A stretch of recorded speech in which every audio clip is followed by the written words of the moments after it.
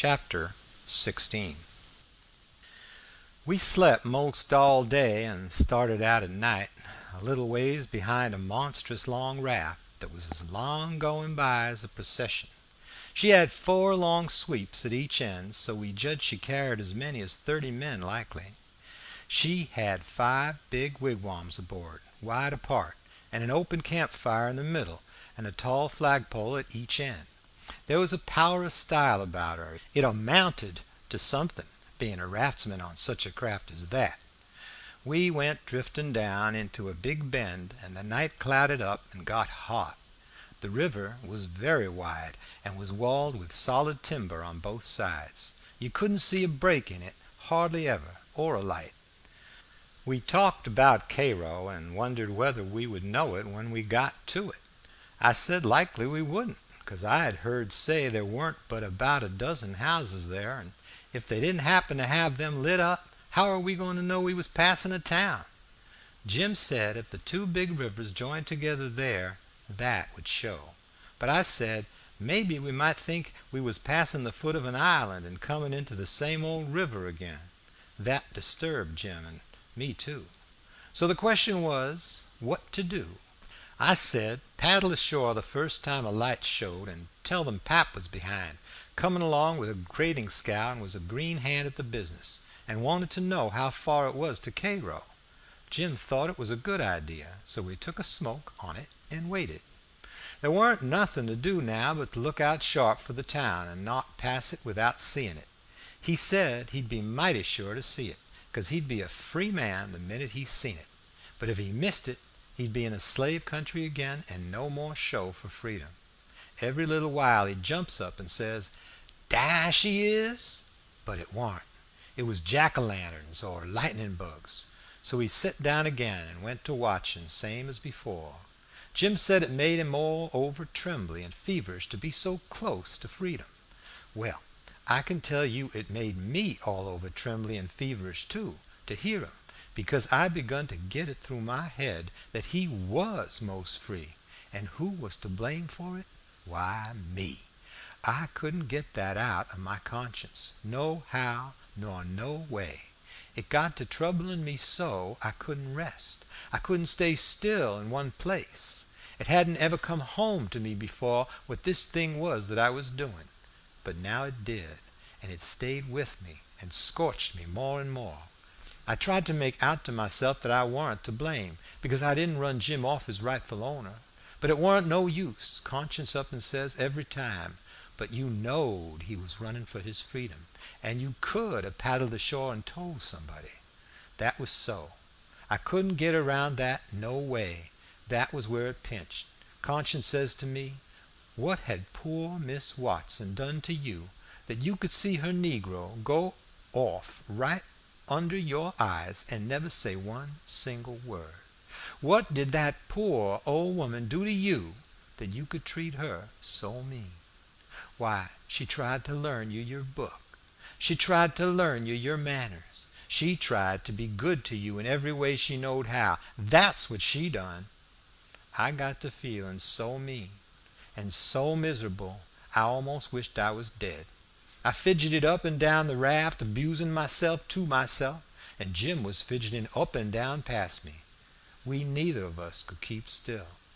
Every time he danced around and said, "Dah's Cairo," it went through me like a shot, and I thought if it was Cairo, I reckon I would die of miserableness. Jim talked out loud all the while I was talking to myself. He was saying how the first thing he would do when he got free, he would go to saving up money and never spend a single cent, and when he got enough, he would buy his wife, which was owned on a farm close to where Miss Watson lived, and then they'd both work to buy the 2 children, and if their master wouldn't sell 'em, they'd get an abolitionist to go and steal 'em. It most froze me to hear such talk. He wouldn't ever dare to talk such talk in his life before. Just see what a difference it made in him the minute he judged he was about free. It was according to the old saying, give a negro an inch and he'll take an ell. Thinks I, this is what comes of my not thinking. Here was a negro which I had as good as helped to run away, coming right out flat-footed, and saying he would steal his children, children that belonged to a man I didn't even know, a man that hadn't ever done me no harm. I was sorry to hear Jim say that. It was such a lowering of him. My conscience got to stirring me up hotter than ever, until at last I says to it, "Let up on me. It ain't too late. I'll paddle ashore at the first light and tell." I felt easy and happy and light as a feather right off. All my troubles was gone. I went to looking out sharp for a light and sort of singing to myself. By and by one showed. Jim sings out, "We safe, Huck. We safe. Jump up and crack your heels. That's the good old Cairo at last. I just knows it." I says, "I'll take the canoe and go see, Jim. It mightn't be, you know." He jumped up and got the canoe ready, and put his old coat in the bottom for me to set on, and give me the paddle, and as I shoved off, he says, "Pooty soon I'll be a shouting for joy, and I'll say it's all on accounts of Huck. I's a free man, and I couldn't ever been free if it hadn't been for Huck. Huck done it. Jim won't ever forget you, Huck. You the best friend Jim's ever had, and you's the only friend old Jim's got now."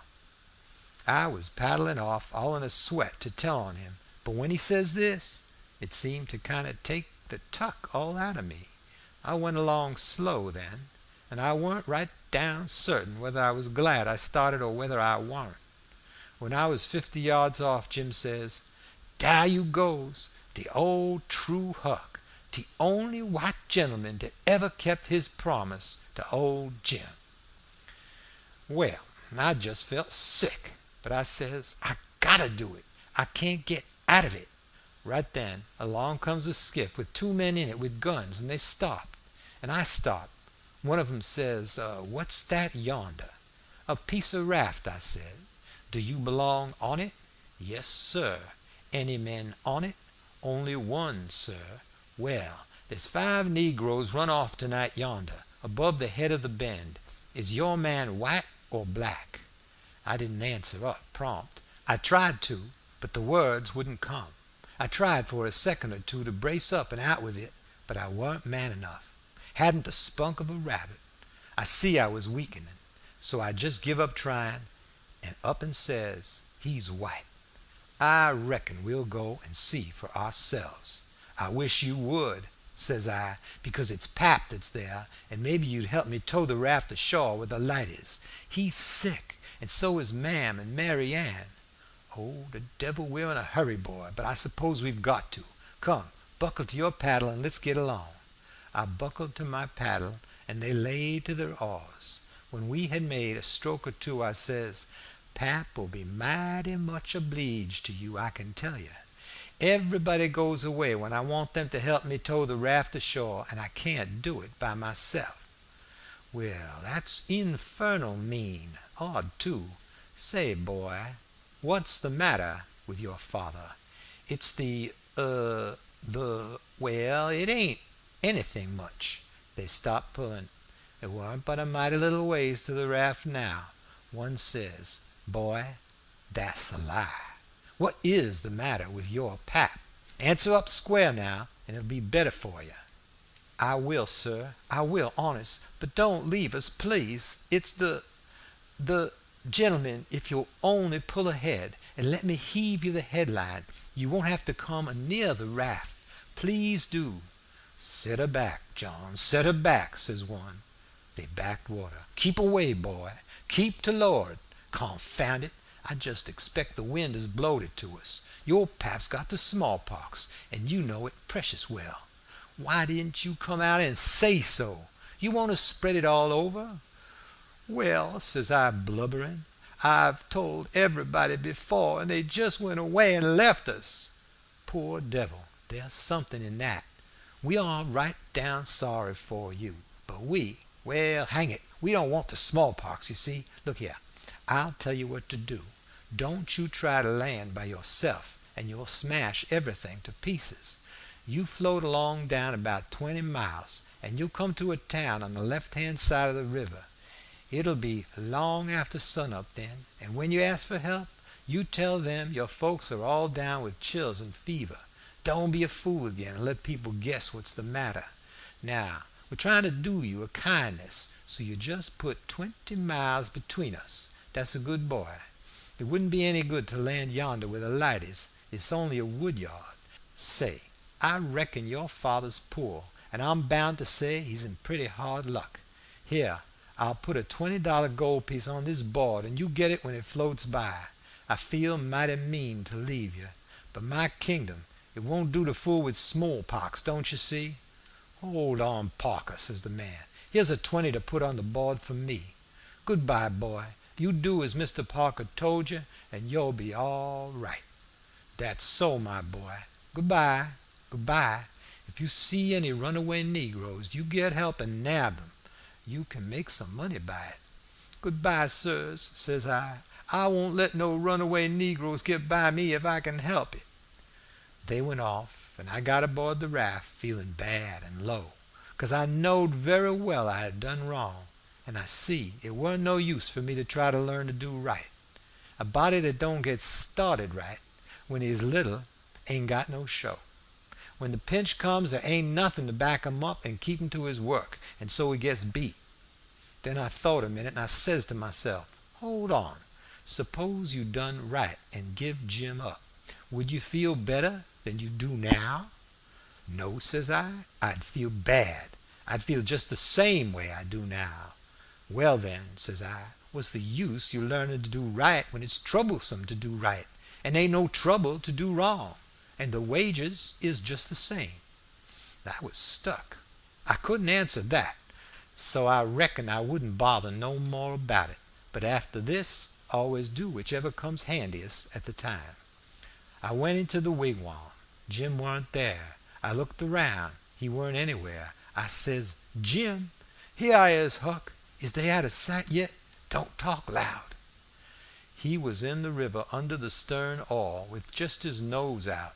I told him they were out of sight, so he come aboard. He says, I was a-listening to all the talk, and I slips into the river and was gwine to shove for shore if they come aboard.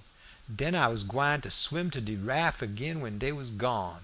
But lawsy, how you did fool 'em, Huck. That was the smartest dodge. I tell you, child, I spec it saved old Jim. Old Jim ain't gonna forget you for dat, honey. Then we talked about the money. It was a pretty good raise, $20 apiece. Jim said we could take deck passage on a steamboat now, and the money would last us as far as we wanted to go in the free states. He said 20 mile more weren't far for the raft to go, but he wished we was already there. Towards daybreak we tied up, and Jim was mighty particular about hiding the raft good. Then he worked all day fixing things in bundles and getting all ready to quit rafting. That night, about 10, we hove in sight of the lights of a town away down in the left-hand bend. I went off in the canoe to ask about it. Pretty soon I found a man out in the river with a skiff, setting a trot line. I ranged up and says, Mister, is that Cairo? Cairo? No, you must be a blame fool. What town is it, mister? If you want to know, go and find out. If you stay here bothering around me about a half a minute longer, you'll get something you won't want.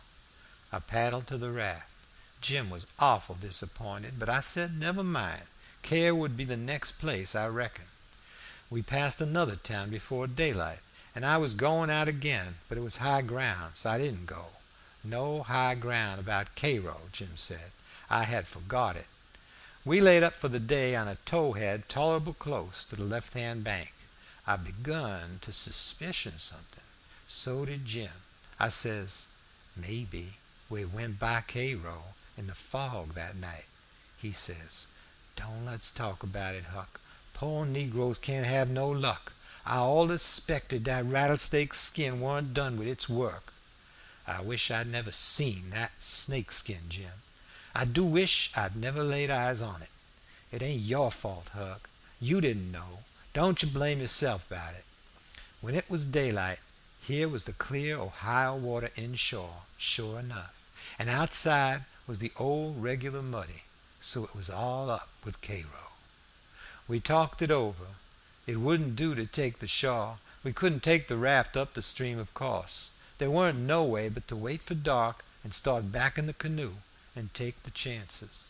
So we slept all day among the cottonwood thicket so as to be fresh for the work, and when we went back to the raft about dark, the canoe was gone. We didn't say a word for a good while. There weren't anything to say. We both knowed well enough it was some more work of the rattlesnake skin, so what was the use of talk about it?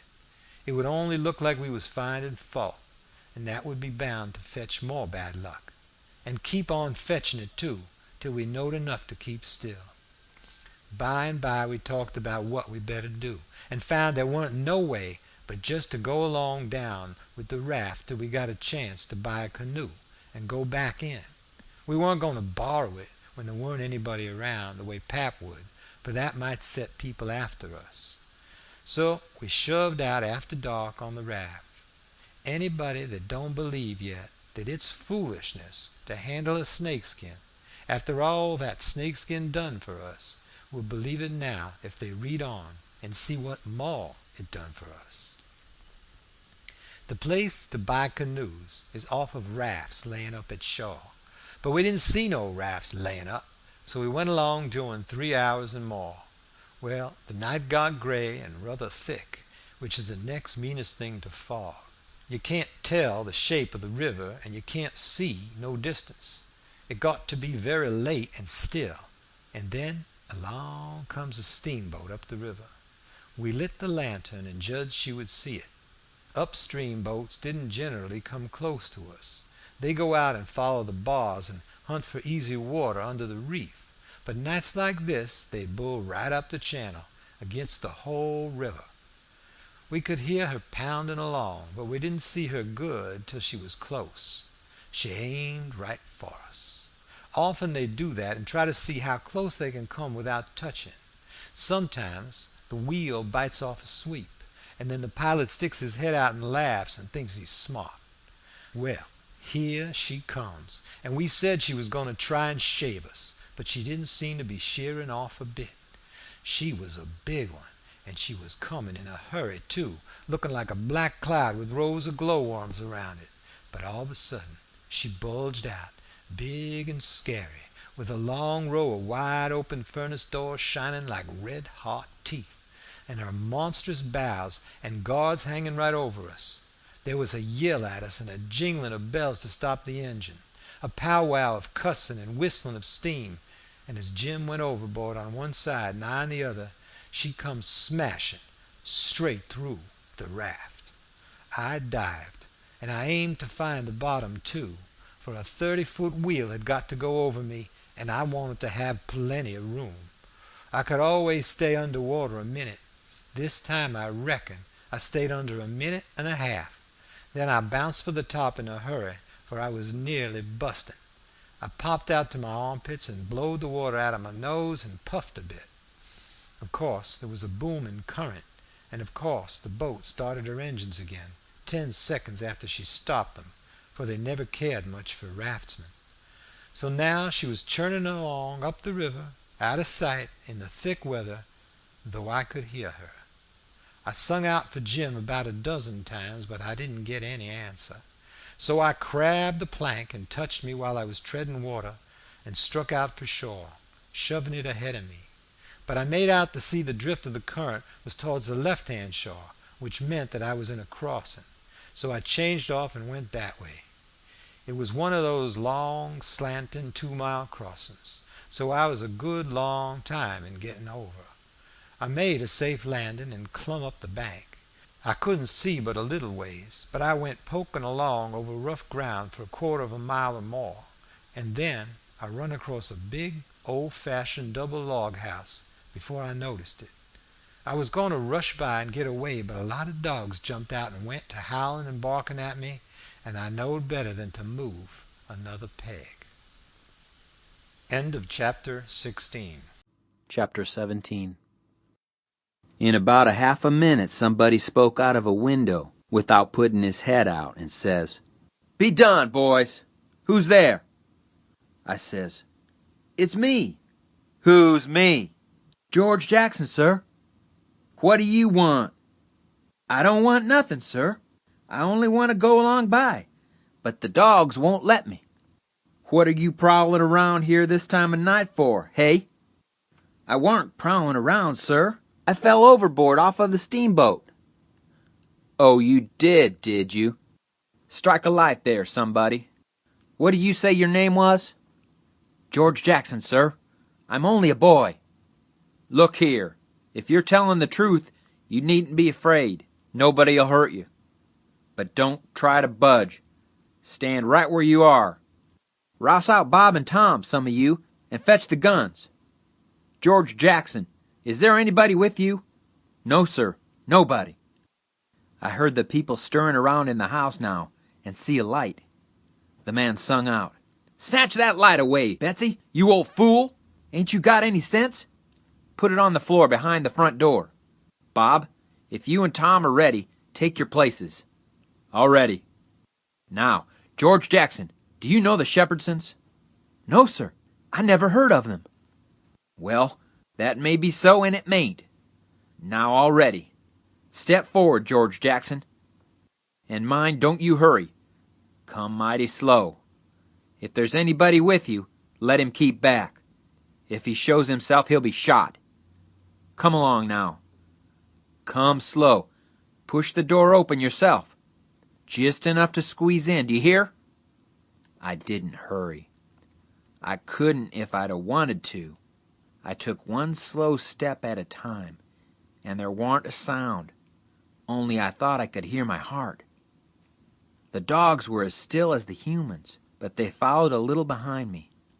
When I got to the 3 log doorsteps, I heard them unlocking and unbarring and unbolting. I put my hand on the door and pushed a little and a little more, till somebody said, There, that's enough. Put your head in. I done it, but I judged they would take it off. The candle was on the floor, and there they all was looking at me, and me at them, for about a quarter of a minute. 3 big men with guns pointed at me, which made me wince, I tell you. The oldest, gray and about 60, the other 2 30 or more, all of them fine and handsome, and the sweetest old gray-headed lady, and back of her 2 young women which I couldn't see right well. The old gentleman says, There, I reckon it's all right, come in. As soon as I was in, the old gentleman, he locked the door and barred it and bolted it, and told the young men to come in with their guns. And they all went in a big parlor that had a new rag carpet on the floor, and got together in a corner that was out of range of the front windows. There warn't none on the side. They held the candle and took a good look at me and all said, Why, he ain't a Shepherdson. No, there ain't any Shepherdson about him. Then the old man said he hoped I wouldn't mind being searched for arms, because he didn't mean no harm by it. It was only to make sure. So he didn't pry into my pockets, but only felt outside with his hands, and said it was all right. He told me to make myself easy and at home, and tell all about myself. But the old lady says, Why, bless you, Saul, the poor thing's as wet as he can be. And don't you reckon it may be he's hungry? True for you, Rachel, I forgot. So the old lady says, Betsy, this was a nigger woman, you fly around and get him something to eat, as quick as you can, poor thing. And one of you girls go and wake up Buck and tell him. Oh, here he is himself. Buck, take this little stranger and get the wet clothes off from him and dress him up in some of yours that's dry. Buck looked about as old as me, 13 or 14 or along there, though he was a little bigger than me. He hadn't on anything but a shirt, and he was very frowsy-headed. He come in gaping and digging one fist into his eyes, and he was dragging a gun along with the other one. He says, Ain't they no Shepherdsons around? They said no, 'twas a false alarm. Well, he says, if they'd have been some, I reckon I'd have got one. They all laughed, and Bob says, Why, Buck, they might have scalped us all. You've been so slow in coming. Well, Nobody come after me, and it ain't right. I'm always kept down. I don't get no show. Never mind, Buck, my boy, says the old man.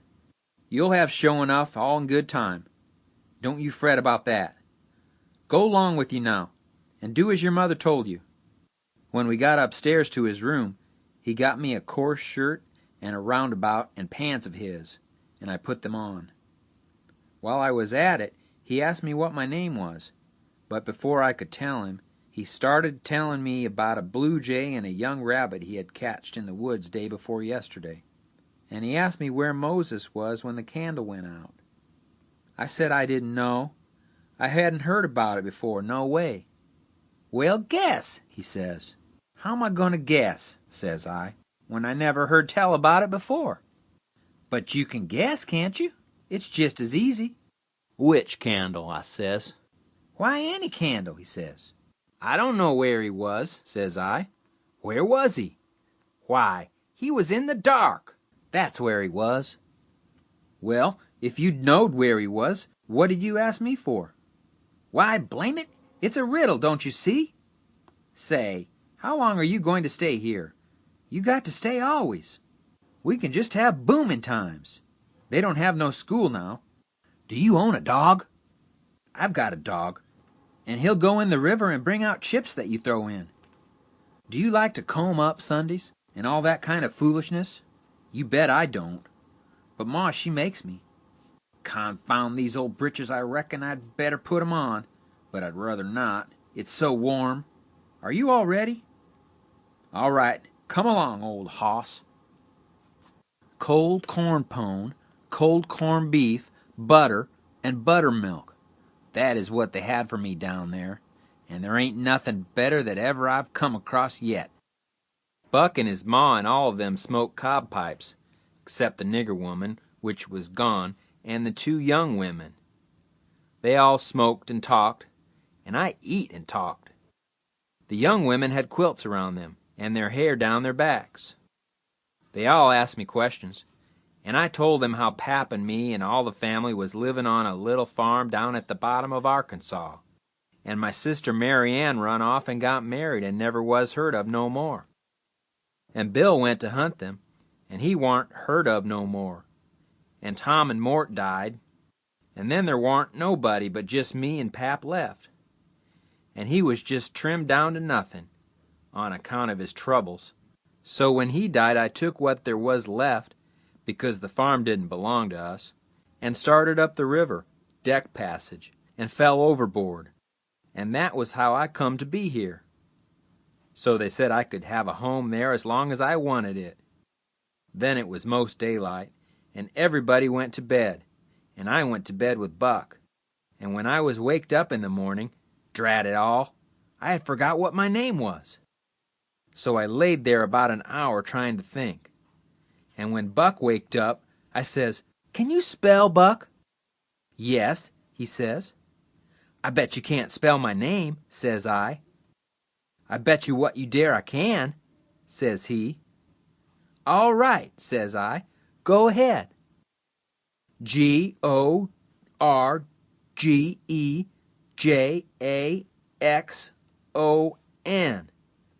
There now, he says. "Well," says I, "you done it, but I didn't think you could. It ain't no slouch of a name to spell right off without studying." I set it down private, because somebody might want me to spell it next, and so I wanted to be handy with it and rattle it off like I was used to it. It was a mighty nice family, and a mighty nice house, too. I hadn't seen no house out in the country before that was so nice and had so much style.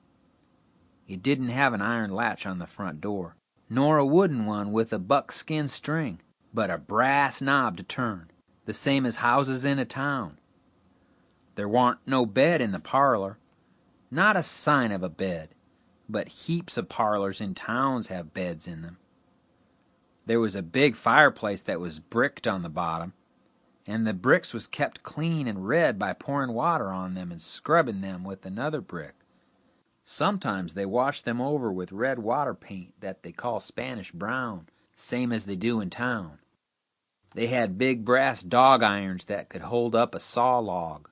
There was a clock on the middle of the mantelpiece with a picture of a town painted on the bottom half of the glass front, and a round place in the middle of it for the sun, and you could see the pendulum swing behind it. It was beautiful to hear that clock tick, and sometimes when one of these peddlers had been along and scoured her up and got her in good shape, she would start in and strike 150 before she got tuckered out. They wouldn't took any money for her. Well, there was a big outlandish parrot on each side of the clock, made out of something like chalk and painted up gaudy. By one of the parrots was a cat made of crockery, and a crockery dog by the other, and when you pressed down on them they squeaked, but didn't open their mouths nor look different nor interested. They squeaked through underneath. There was a couple of big wild turkey wing fans spread out behind those things. On a table in the middle of the room was a kind of a lovely crockery basket that had apples and oranges and peaches and grapes piled up in it, which was much redder and yellower and prettier than real ones is. But they warn't real, because you could see where pieces had got chipped off and showed the white chalk or whatever it was underneath. This table had a cover made out of beautiful oilcloth, with a red and blue spread eagle painted on it, and a painted border all around. It come all the way from Philadelphia, they said. There was some books, too, piled up perfectly exact on each corner of the table. One was a big family Bible, full of pictures. One was Pilgrim's Progress, about a man that left his family. It didn't say why. I read considerable in it now and then. The statements was interesting but tough.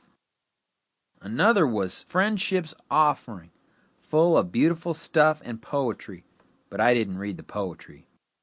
Another was Henry Clay's Speeches, and another was Dr. Gunn's Family Medicine, which told you all about what to do if a body was sick or dead. There was a hymn book and a lot of other books, and there was nice split-bottom chairs, and perfectly sound, too, not bagged down in the middle and busted like an old basket. They had pictures hung on the walls, mainly Washingtons and Lafayettes and Battles and Highland Marys, and one called Signing the Declaration. There was some that they called crayons, which one of the daughters which was dead made her own self when she was only 15 years old. They was different from any pictures I ever seen before, blacker mostly than is common. One was a woman in a slim black dress, belted small under the armpits, with bulges like a cabbage in the middle of the sleeves, and a large black scooped shovel bonnet with a black veil, and white slim ankles crossed about with black tape, and very wee black slippers like a chisel. And she was leaning pensive on a tombstone on her right elbow, under a weeping willow, and her other hand hanging down her side holding a white handkerchief and a reticule. And underneath the picture it said, "Shall I never see thee more, alas?" Another one was a young lady with her hair all combed up straight to the top of her head and knotted there in front of a comb like a chair back, and she was crying into a handkerchief, and had a dead bird laying on its back in her other hand with its heels up, and underneath the picture it said, "I shall never hear thy sweet chirrup more, alas." There was one where a young lady was at a window looking up at the moon, and tears running down her cheeks, and she had an open letter in one hand with black sealing wax showing on one edge of it, and she was mashing a locket with the chain to it against her mouth. And underneath the picture it said, "And art thou gone? Yes, thou art gone, alas."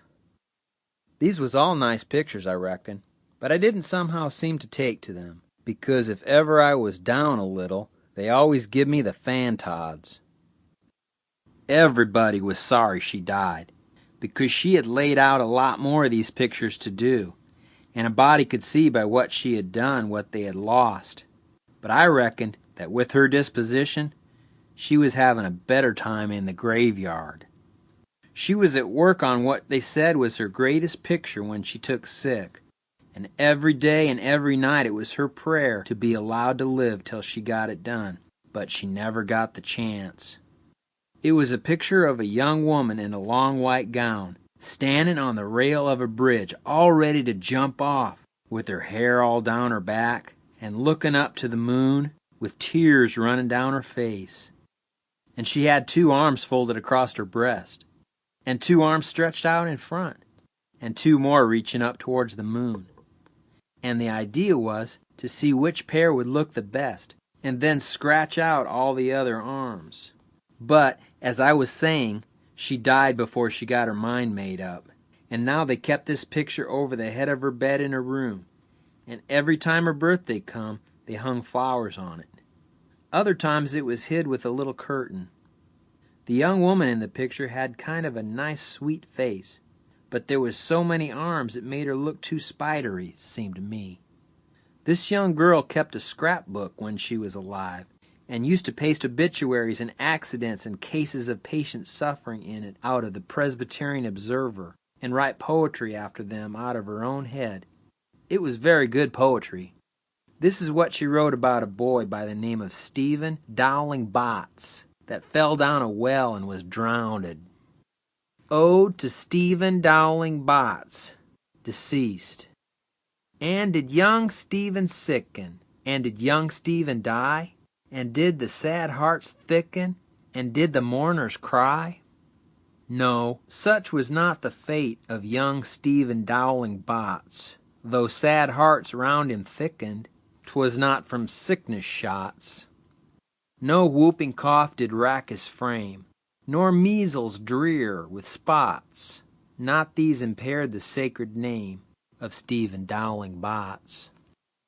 Despised love struck not with woe that head of curly knots, nor stomach troubles laid him low, young Stephen Dowling Botts.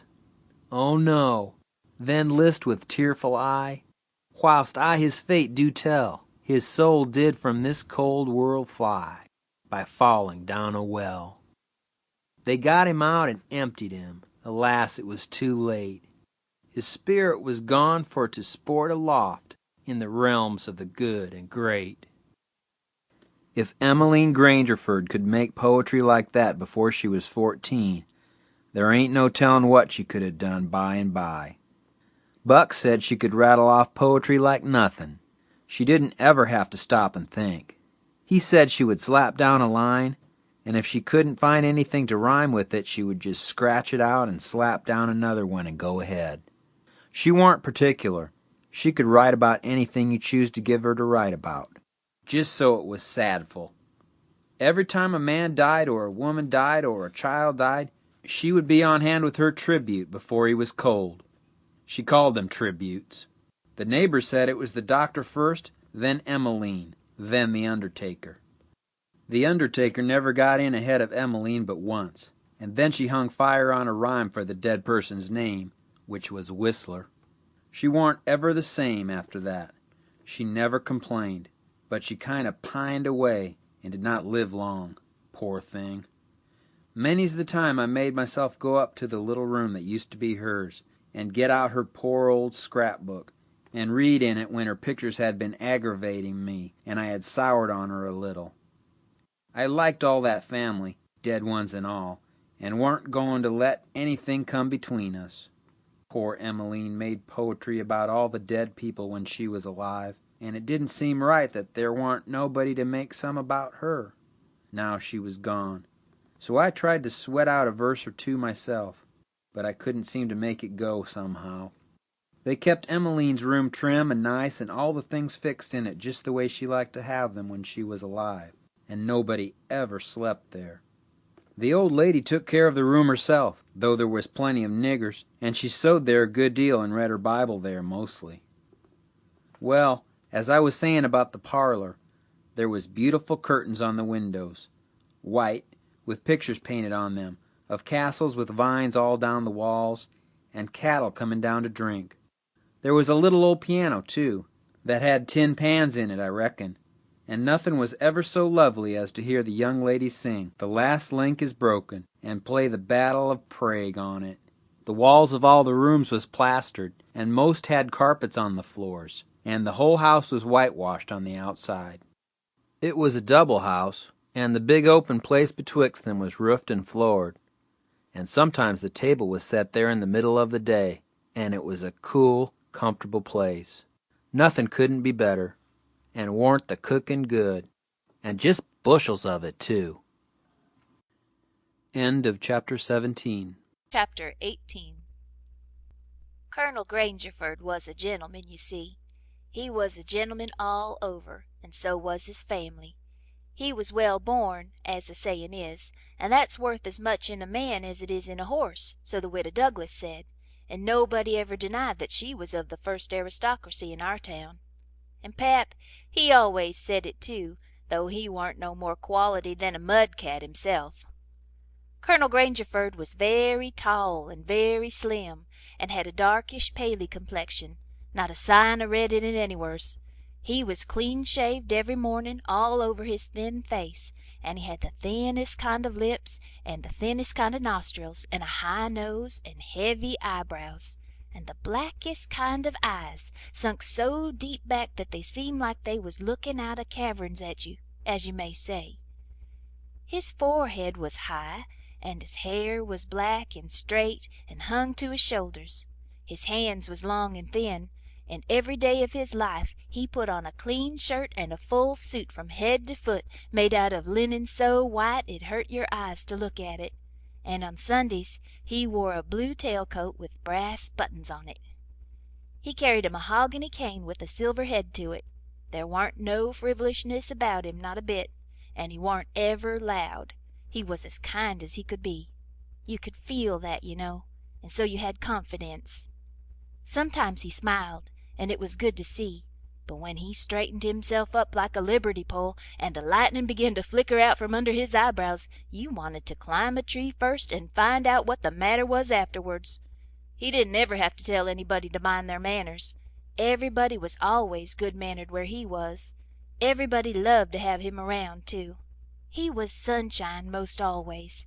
I mean, he made it seem like good weather.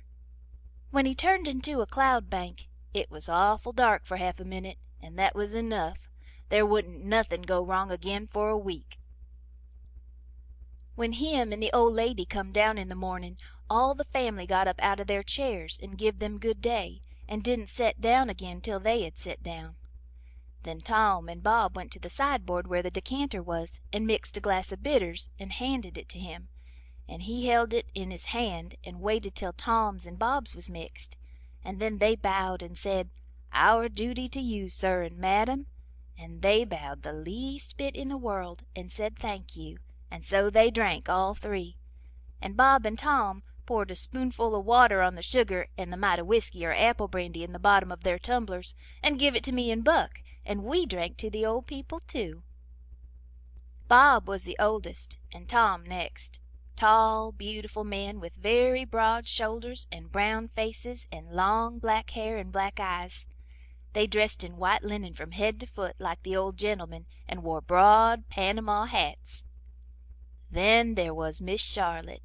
She was 25 and tall and proud and grand, but as good as she could be when she warn't stirred up. But when she was, she had a look that would make you wilt in your tracks, like her father. She was beautiful. So was her sister, Miss Sophia, but it was a different kind. She was gentle and sweet like a dove, and she was only 20. Each person had their own nigger to wait on them, Buck too.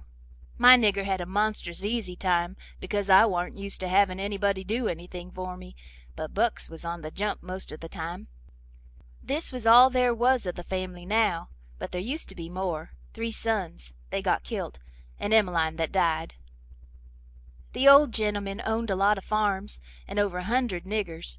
Sometimes a stack of people would come out there horseback, from 10 or 15 mile around, and stay 5 or 6 days, and have such junketings round about and on the river, and dances and picnics in the woods daytimes, and balls at the house nights. These people was mostly kinfolks of the family. The men brought their guns with them. It was a handsome lot of quality, I tell you. There was another clan of aristocracy round there, 5 or 6 families, mostly of the name of Shepherdson. They was as high-toned and well-born and rich and grand as the tribe of Grangerfords. The Shepherdsons and Grangerfords used the same steamboat landing, which was about 2 mile above our house, so sometimes when I went up there with a lot of our folks I used to see a lot of the Shepherdsons there on their fine horses. One day Buck and me was away out in the woods huntin', and heard a horse comin'. We was crossin' the road. Buck says, "Quick, jump for the woods." We done it, and then peeped down the woods through the leaves. Pretty soon a splendid young man come gallopin' down the road, settin' his horse easy and lookin' like a soldier. He had his gun across his pommel. I had seen him before. It was young Harney Shepherdson. I heard Buck's gun go off at my ear, and Harney's hat tumbled off from his head. He grabbed his gun and rode straight to the place where we was hid. But we didn't wait. We started through the woods on a run. The woods warn't thick, so I looked over my shoulder to dodge the bullet, and twice I seen Harney cover Buck with his gun, and then he rode away the way he come, to get his hat I reckon, but I couldn't see. We never stopped running till we got home.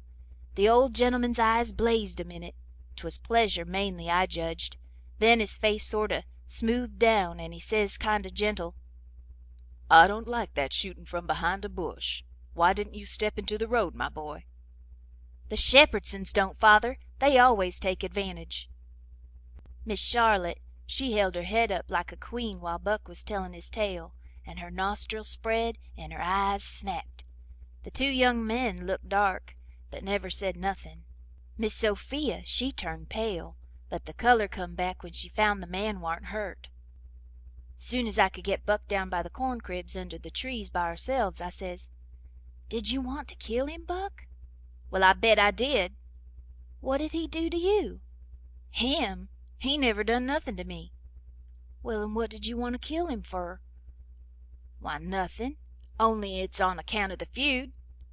"What's a feud?" "Well, where was you raised? Don't you know what a feud is?" "Never heard of it before. Tell me about it." "Well," says Buck, "a feud is this way. A man has a quarrel with another man and kills him. Then that other man's brother kills him. Then the other brothers on both sides goes for one another. Then the cousins chip in, and by everybody's killed off and there ain't no more feud. But it's kind o' slow, and it takes a long time." "Has this one been goin' on long, Buck?" "Well, I should reckon. It started 30 year ago or summers along there. There was trouble 'bout somethin', and then a lawsuit to settle it, and then the suit went agin one of the men, and so he up and shot the man who won the suit, which he would naturally do, of course. Anybody would." "What was the trouble about, Buck? Land?" "I reckon maybe. I don't know." "Well, who done the shootin'? Was it a Grangerford or a Shepherdson?" "Laws, how do I know? It was so long ago." "Don't anybody know?" "Oh, yes, Pa knows, I reckon, and some of the other old people, but they don't know now what the row was about in the first place." "Has there been many killed, Buck?" "Yes, right smart chance of funerals. But they don't always kill. Pa's got a few bucks shot in him, but he don't mind it 'cause he don't weigh much anyway. Bob's been carved up some with a bowie, and Tom's been hurt once or twice." "Has anybody been killed this year, Buck?" "Yes, we got one and they got one. 'Bout 3 months ago my cousin Bud, 14-year-old, was ridin' through the woods on t'other side of the river, and didn't have no weapon with him, which was blame foolishness, and in a lonesome place he hears a horse a-comin' behind him, and sees old Baldy Shepherdson a-linkin' after him with his gun in his hand and his white hair a-flyin' in the wind, and 'stead of jumpin' off and takin' to the brush, Bud 'lowed he could outrun him. So they had it nip and tuck for 5 mile or more, the old man a-gainin' all the time. So at last Bud seen it warn't any use, so he stopped and faced around so as to have the bullet holes in the front, you know, and the old man he rode up and shot him down. But he didn't get much chance to enjoy his luck, for inside of a week our folks laid him out." "I reckon that old man was a coward, Buck." "I reckon he warn't a coward, not by a blame sight. There ain't a coward 'mongst them Shepherdsons, not a one. And there ain't no cowards 'mongst the Grangerfords either.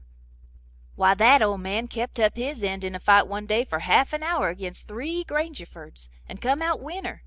They was all a horseback. He lit off his horse and got behind a little woodpile and kep' his horse before him to stop the bullets, but the Grangerfords stayed on their horses and capered around the old man and peppered away at him, and he peppered away at them.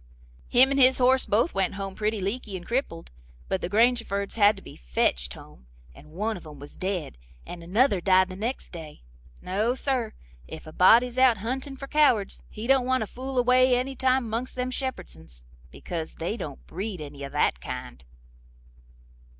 Next Sunday we all went to church, about 3 mile, everybody a horseback.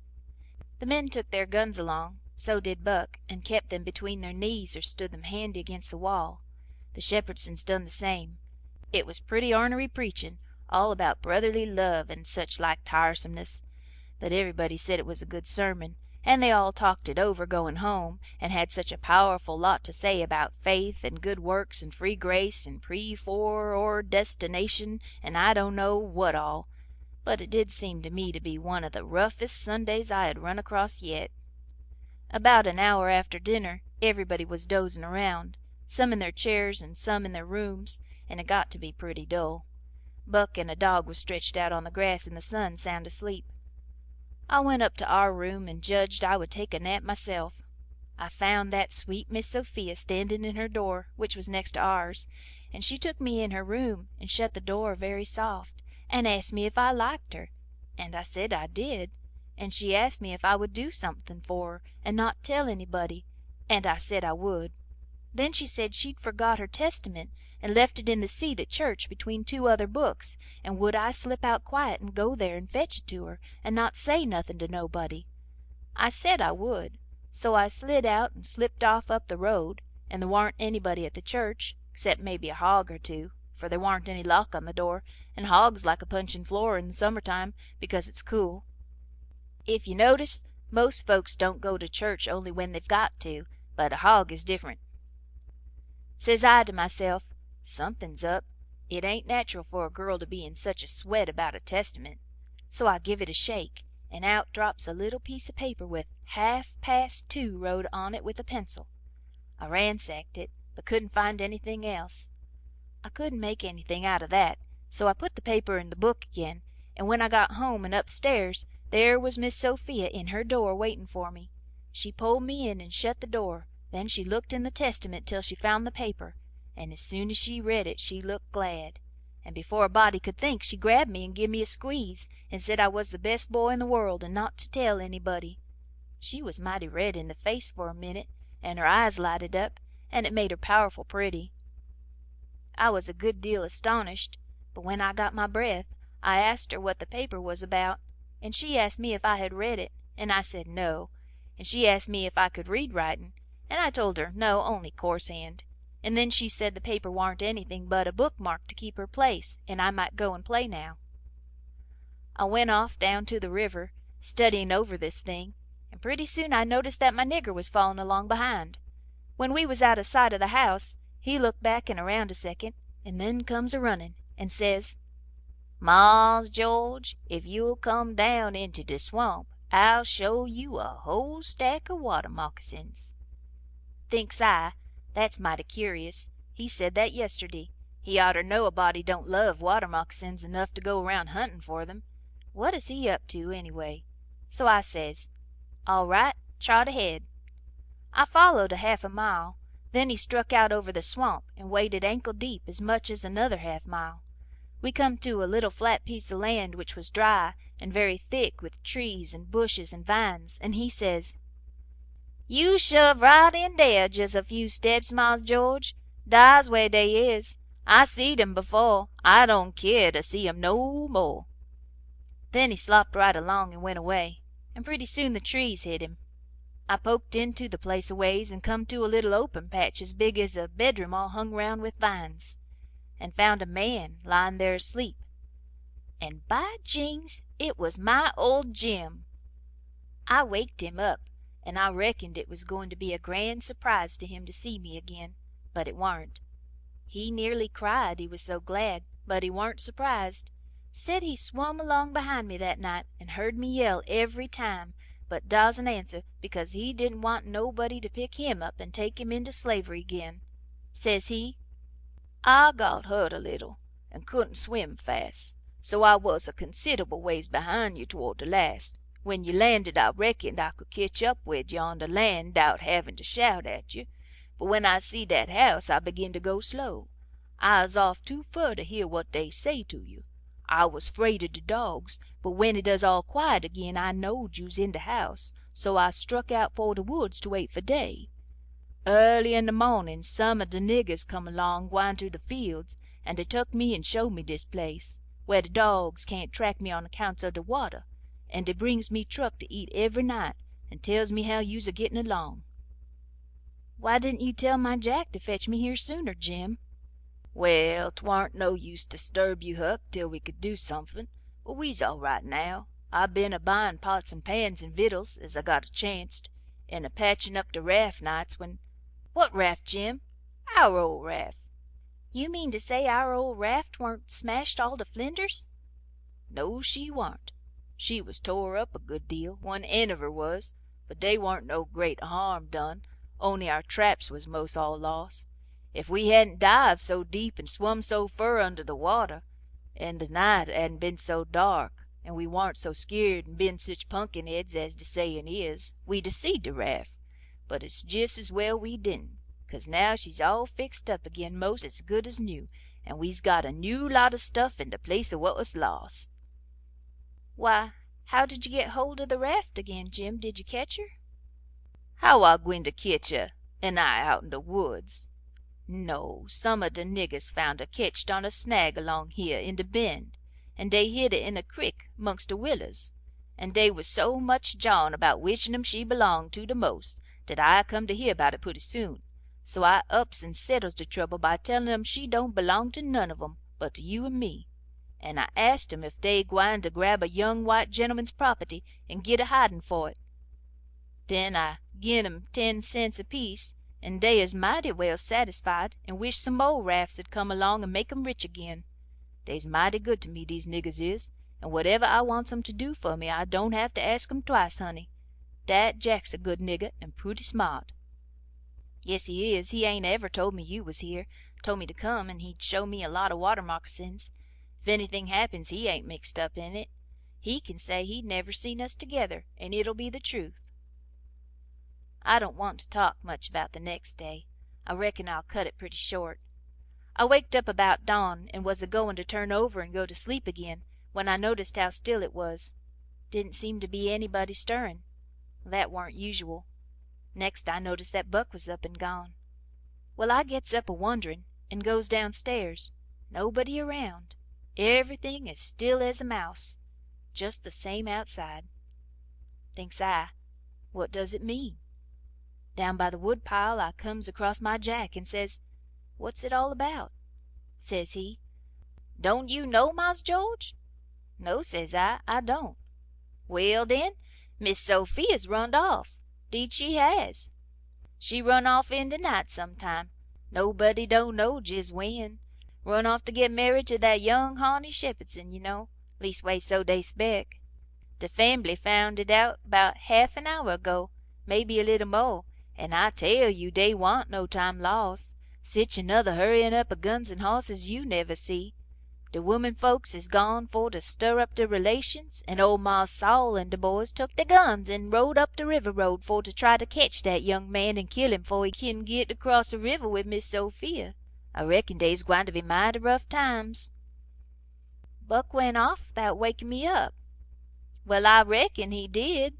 Dey warn't gwine to mix you up in it. Mars Buck he loaded up his gun and 'lowed he's gwine to fetch home a Shepherdson or bust. Well, dere'll be plenty of 'em dere, I reckon, and you bet he'll fetch one ef he gits a chanst." I took up the river road as hard as I could put. By'n by I begin to hear guns a good ways off. When I came in sight of the log store and the woodpile where the steamboats lands, I worked along under the trees and brush till I got to a good place, and then I clumb up into the forks of a cottonwood that was out of reach and watched. There was a wood rank 4 foot high a little ways in front of the tree, and first I was going to hide behind that, but maybe it was luckier I didn't. There was 4 or 5 men cavortin' around on their horses in the open place before the log store, cussin' and yellin', and tryin' to get at a couple o' young chaps that was behind the wood rank alongside of the steamboat landin', but they couldn't come it. Every time one of them showed himself on the river side of the wood pile he got shot at. The two boys was squattin' back to back behind the pile so they could watch both ways. By and by the men stopped cavortin' around and yellin'. They started ridin' towards the store. Then up gets one of the boys, draws a steady bead over the wood rank, and drops one of them out of his saddle. All the men jumped off their horses and grabbed the hurt one and started to carry him to the store, and that minute the two boys started on the run. They got halfway to the tree I was in before the men noticed. Then the men see them and jumped on their horses and took out after them. They gained on the boys, but it didn't do no good. The boys had too good a start. They got to the wood pile that was in front of my tree and slipped in behind it, and so they had the bulge on the men again. One of the boys was Buck, and the other was a slim young chap about 19 years old. The men ripped around a while and then rode away. As soon as they was out of sight I sung out to Buck and told him. He didn't know what to make of my voice comin' out of the tree at first.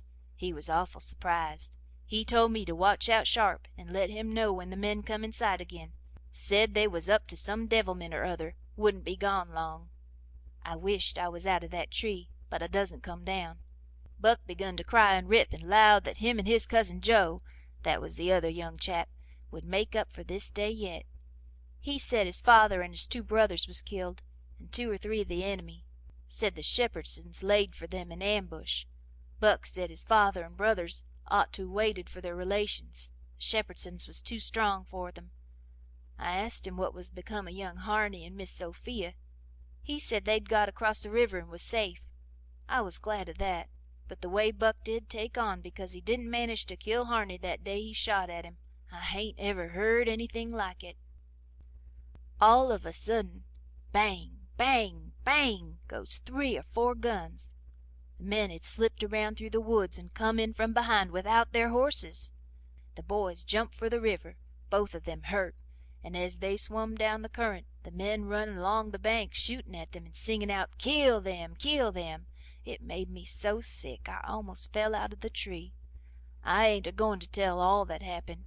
It would make me sick again if I was to do that. I wished I hadn't ever come ashore that night to see such things. I ain't ever going to get shut of 'em. Lots of times I dream about them. I stayed in the tree till it begun to get dark, afraid to come down.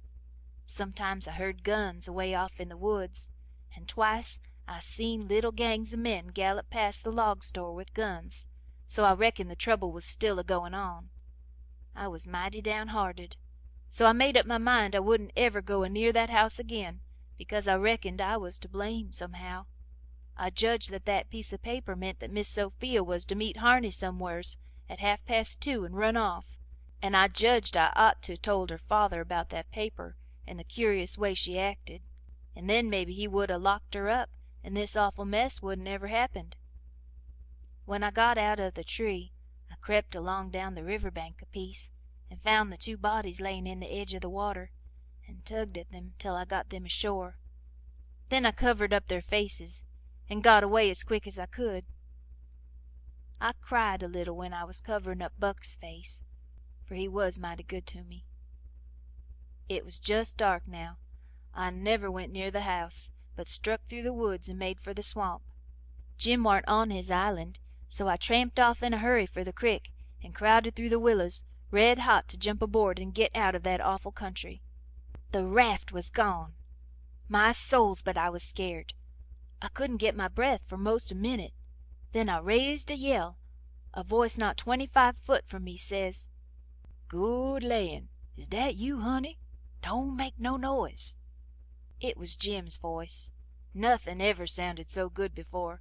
I run along the bank a piece and got aboard, and Jim he grabbed me and hugged me, he was so glad to see me. He says, "Laws bless you, child, I's right down shore you's dead agin. Jack's been here. He say he reckon you's been shot 'cause you didn't come home no more. So I just dis minute a-startin' de raft down towards de mouth of de crick, so's to be all ready for to shove out and leave soon as Jack comes agin and tells me for certain you is dead. "Lawsy, I's mighty glad to git you back again, honey," I says. "All right. That's mighty good. They won't find me, and they'll think I've been killed and floated down the river. There's somethin' up there that'll help 'em think so don't you lose no time, Jim, but just shove off for the big water as fast as ever you can." I never felt easy till the raft was 2 mile below there and out in the middle of the Mississippi. Then we hung up our signal lantern and judged that we was free and safe once more. I hadn't had a bite to eat since yesterday, so Jim he got out some corn dodgers and buttermilk and pork and cabbage and greens. There ain't nothin' in the world so good when it's cooked right, and whilst I eat my supper we talked and had a good time. I was powerful glad to get away from the feuds, and so was Jim to get away from the swamp. We said there warn't no home like a raft after all. Other places do seem so cramped up and smothery, but a raft don't. You feel mighty free and easy and comfortable on a raft. End of chapter 18. Chapter 19. 2 or 3 days and nights went by. I reckon I might say they swum by, they slid along so quiet and smooth and lovely. Here is the way we put in the time. It was a monstrous big river down there, sometimes 1.5 miles wide. We run nights and laid up and hid daytimes. Soon as night was most gone, we stopped navigating and tied up, nearly always in the dead water under a towhead, and then cut young cottonwoods and willows and hid the raft with them. Then we set out the lines. Next we slid into the river and had a swim, so as to freshen up and cool off. Then we sat down on the sandy bottom, where the water was about knee deep, and watched the daylight come. Not a sound anywheres, perfectly still, just like the whole world was asleep, only the bullfrogs a-cluttering maybe. The first thing to see, looking away over the water, was a kind of dull line. That was the woods on t'other side. You couldn't make nothing else out, then a pale place in the sky, then more paleness spreading around, then the river softened up way off, and warn't black any more, but gray. You could see little dark spots drifting along ever so far away, trading scows and such things, and long black streaks, rafts. Sometimes you could hear a sweep squeaking, or jumbled up voices, it was so still, and sounds came so far. And by you could see a streak on the water, which you knew by the look of the streak that there's a snag there in a swift current, which breaks on it and makes that streak look that way. And you see the mist curl up off the water, and the east reddens up, and the river, and you make out a log cabin in the edge of the woods, away on the bank on t'other side of the river, being a wood yard likely, and piled by them cheats, so you can throw a dog through it anywheres. Then the nice breeze springs up, and comes fanning you from over there, so cool and fresh and sweet to smell on account of the woods and the flowers. But sometimes not that way, because they've left dead fish lying around, gars and such, and they do get pretty rank. And next you've got the full day, and everything smiling in the sun, and the song birds just going it. A little smoke couldn't be noticed now, so we would take some fish off of the lines and cook up a hot breakfast. And afterwards we would watch the lonesomeness of the river, and kind of lazy along, and by lazy off to sleep. Wake up by and look to see what done it, and maybe see a steamboat coughing along upstream, so far off towards the other side you couldn't tell nothing about her, only whether she was a stern wheel or side wheel. Then for about an hour there wouldn't be nothing to hear nor nothing to see, just solid lonesomeness. Next you'd see a raft sliding by, away off yonder, and maybe a galoot on it chopping, because they're almost always doing it on a raft. You'd see the axe flash and come down, you don't hear nothing, you see that axe go up again, and by the time it's above the man's head, then you hear the chunk. It had took all that time to come over the water. So we would put in the day, lazing around, listening to the stillness. Once there was a thick fog, and the rafts and things that went by was beating tin pans so the steamboats wouldn't run over them. A scow or a raft went by so close we could hear them talking and cussing and laughing, heard them plain, but we couldn't see no sign of them. It made you feel crawly. It was like spirits carrying on that way in the air. Jim said he believed it was spirits, but I says, "No, spirits wouldn't say, durn the durn fog." Soon as it was night out we shoved. When we got her out into the middle we let her alone, and let her float wherever the current wanted her to. Then we lit the pipes, and dangled our legs in the water, and talked about all kinds of things. We was always naked, day and night, whenever the mosquitoes would let us. The new clothes Buck's folks made for me was too good to be comfortable, and besides I didn't go much on clothes nohow. Sometimes we'd have that whole river all to ourselves for the longest time. Yonder was the banks and the islands across the water, and maybe a spark, which was a candle in a cabin window. And sometimes on the water you could see a spark or two, on a raft or a scow, you know, or maybe you could hear a fiddle or a song coming over from one of them crafts. It's lovely to live on a raft. We had the sky up there, all speckled with stars, and we used to lay on our backs and look up at them, and discuss about whether they was made or only just happened. Jim, he allowed they was made, but I allowed they happened. I judged it would have took too long to make so many. Jim said the moon could a laid them. Well, that looked kind of reasonable, so I didn't say nothing against it, because I've seen a frog lay most as many, so of course it could be done. We used to watch the stars that fell, too, and see them streak down. Jim allowed they'd got spoiled and was hove out of the nest. Once or twice of a night we would see a steamboat slipping along in the dark, and now and then she would belch a whole world of sparks up out of her chimbleys, and they would rain down in the river and look awful pretty. Then she would turn a corner and her lights would wink out and her powwow shut off and leave the river still again. And by her waves would get to us, a long time after she was gone, and joggle the raft a bit, and after that you couldn't hear nothing for you couldn't tell how long, except maybe frogs or something. After midnight the people on shore went to bed, and then for 2 or 3 hours the shores was black. No more sparks in the cabin windows. These sparks was our clock. The first one that showed again meant morning was coming, so we hunted a place to hide and tie up right away. One morning about daybreak I found a canoe and crossed over a chute to the main shore (it was only 200 yards), and paddled about a mile up a crick amongst the cypress woods, to see if I couldn't get some berries. Just as I was passing a place where a kind of a cow path crossed the crick, here comes a couple of men tearing up the path as tight as they could foot it. I thought I was a goner, for whenever anybody was after anybody I judged it was me, or maybe Jim. I was about to dig out from there in a hurry, but they was pretty close to me then, and sung out and begged me to save their lives. Said they hadn't been doing nothing, and was being chased for it. Said there was men and dogs a-coming. They wanted to jump right in, but I says, "Don't you do it. I don't hear the dogs and horses yet. You've got time to crowd through the brush and get up the crick a little ways.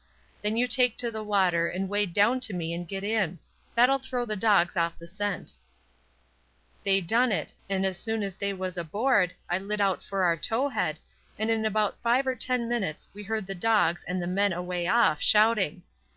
We heard them come along towards the crick, but couldn't see them. They seemed to stop and fool around a while, then as we got further and further away all the time, we couldn't hardly hear them at all.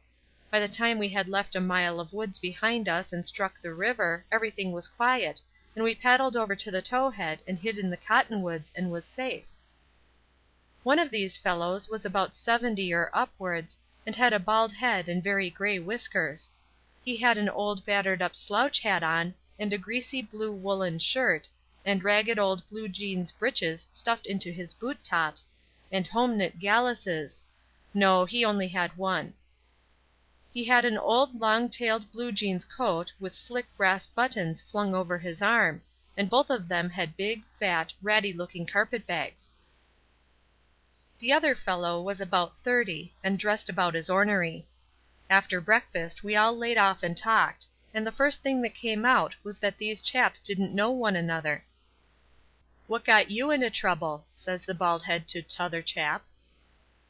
"Well, I'd been selling an article to take the tartar off the teeth, and it does take it off, too, and generally the enamel along with it, but I stayed about one night longer than I ought to, and was just in the act of sliding out when I ran across you on the trail this side of town, and you told me they were coming, and begged me to help you to get off. So I told you I was expecting trouble myself, and would scatter out with you. That's the whole yarn. What's yourn?"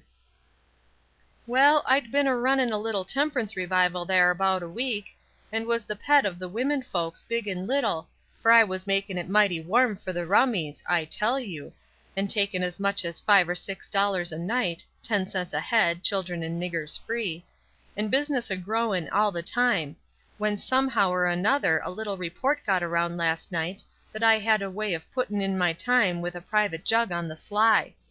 A nigger rousted me out this mornin' and told me the people was gatherin' on the quiet with their dogs and horses, and they'd be along pretty soon and give me about half an hour's start, and then run me down if they could. And if they got me, they'd tar and feather me and ride me on a rail, sure. I didn't wait for no breakfast. I warn't hungry."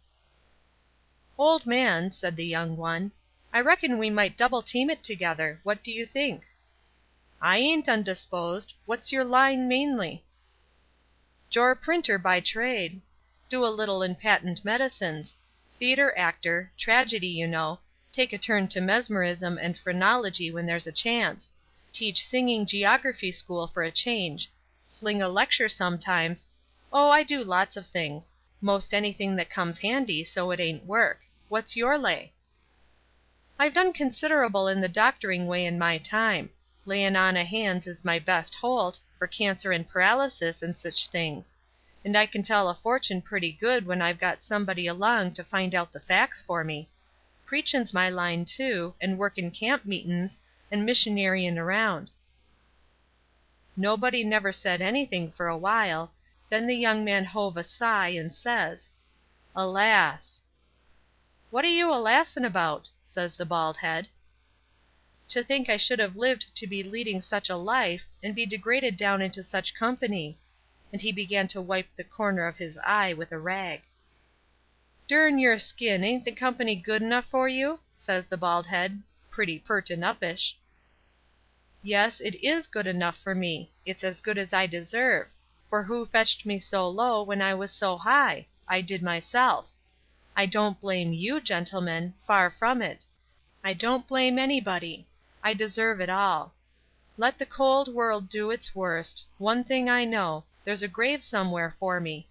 The world may go on just as it's always done, and take everything from me, loved ones, property, everything, but it can't take that. Some day I'll lie down in it and forget it all, and my poor broken heart will be at rest." He went on a-wiping. "Drot your poor broken heart," says the bald head. "What are you heavin' your poor broken heart at us fur? We hain't done nothing." "No, I know you haven't. I ain't blaming you, gentlemen. I brought myself down. Yes, I did it myself. It's right I should suffer, perfectly right. I don't make any moan." "Brought you down from whar? Where was you brought down from?" "Ah, you would not believe me. The world never believes. Let it pass. 'Tis no matter. The secret of my birth—" "The secret of your birth? Do you mean to say—" "Gentlemen," says the young man very solemn, "I will reveal it to you, for I feel I may have confidence in you. By rights I am a duke." Jim's eyes bugged out when he heard that, and I reckon mine did too. Then the bald head says, "No, you can't mean it?"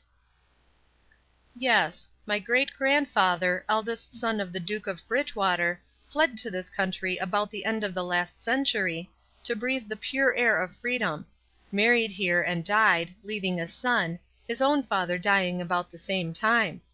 The second son of the late Duke seized the titles and estates, the infant real Duke was ignored. I am the lineal descendant of that infant. I am the rightful Duke of Bridgewater, and here am I, forlorn, torn from my high estate, hunted of men, despised by the cold world, ragged, worn, heartbroken, and degraded to the companionship of felons on a raft."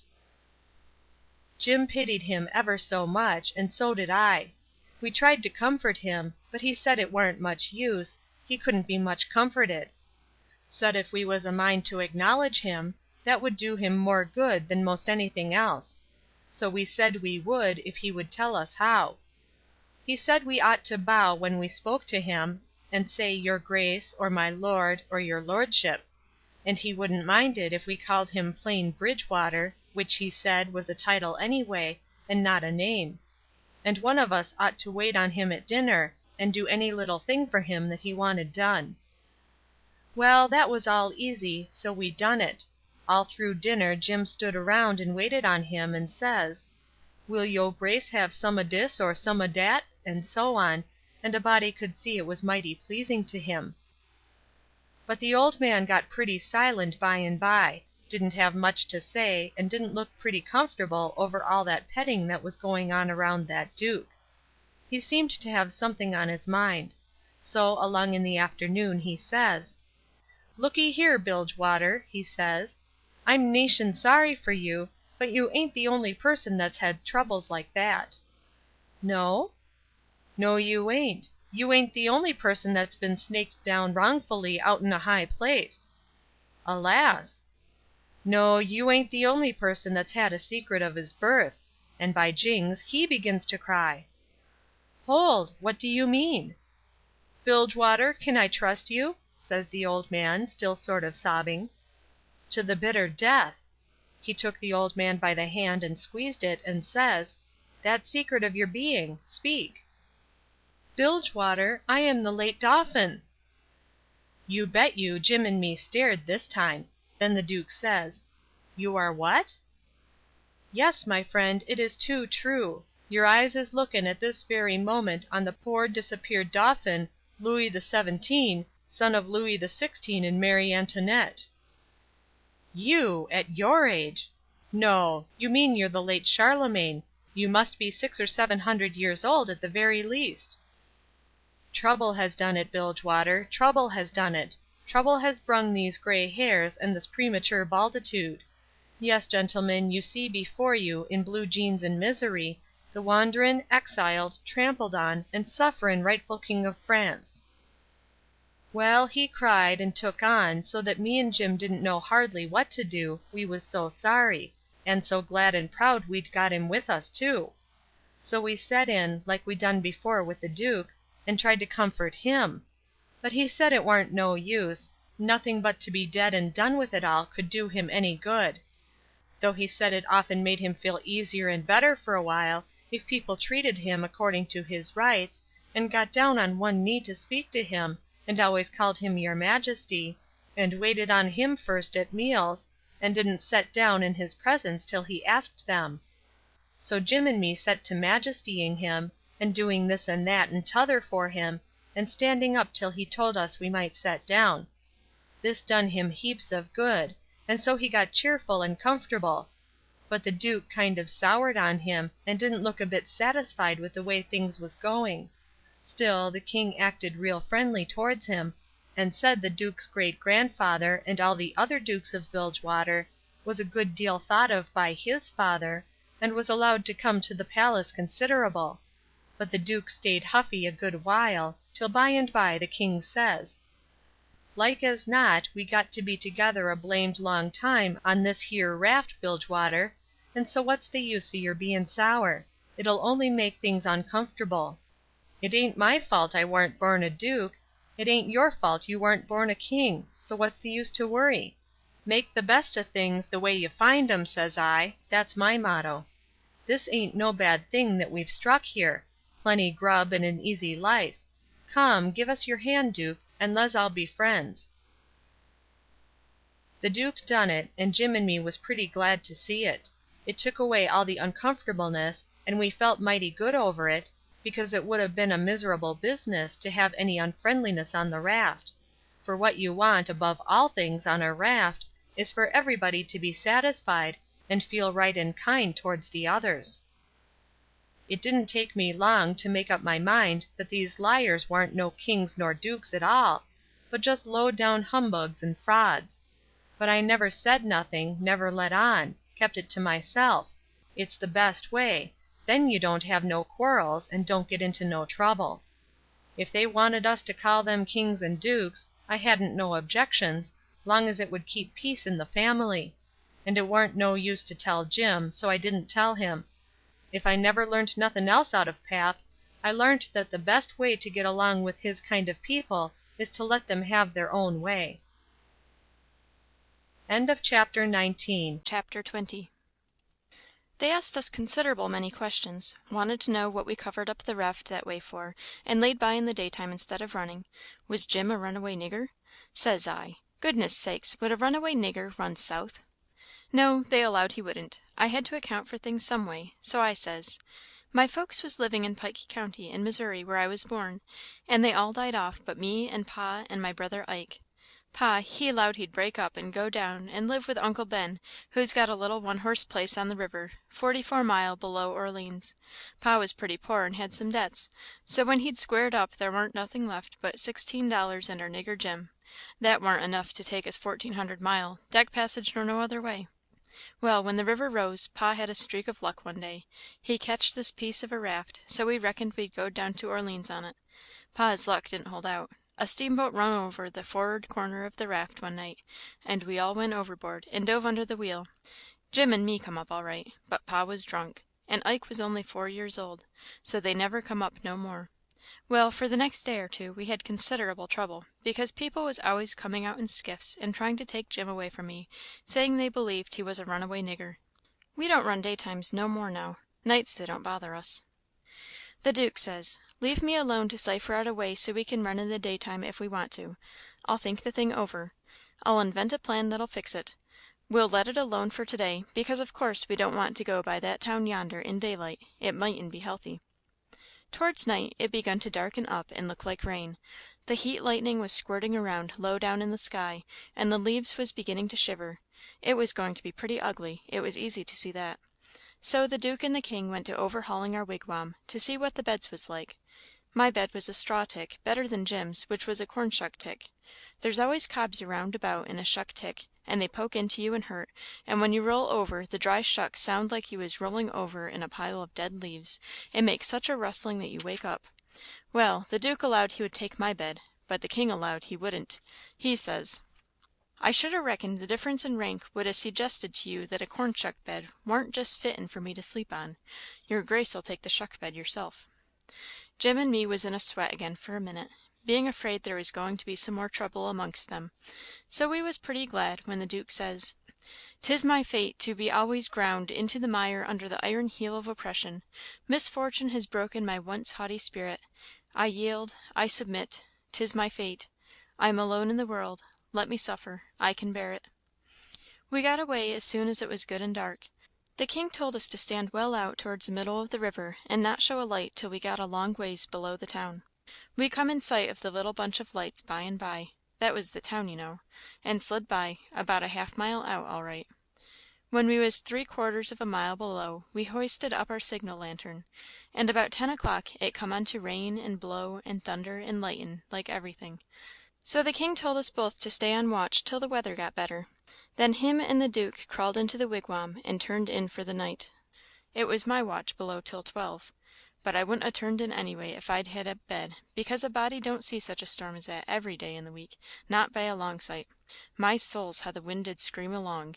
And every second or two there'd come a glare that lit up the whitecaps for a half a mile around, and you'd see the islands looking dusty through the rain, and the trees thrashing around in the wind. Then comes a whack!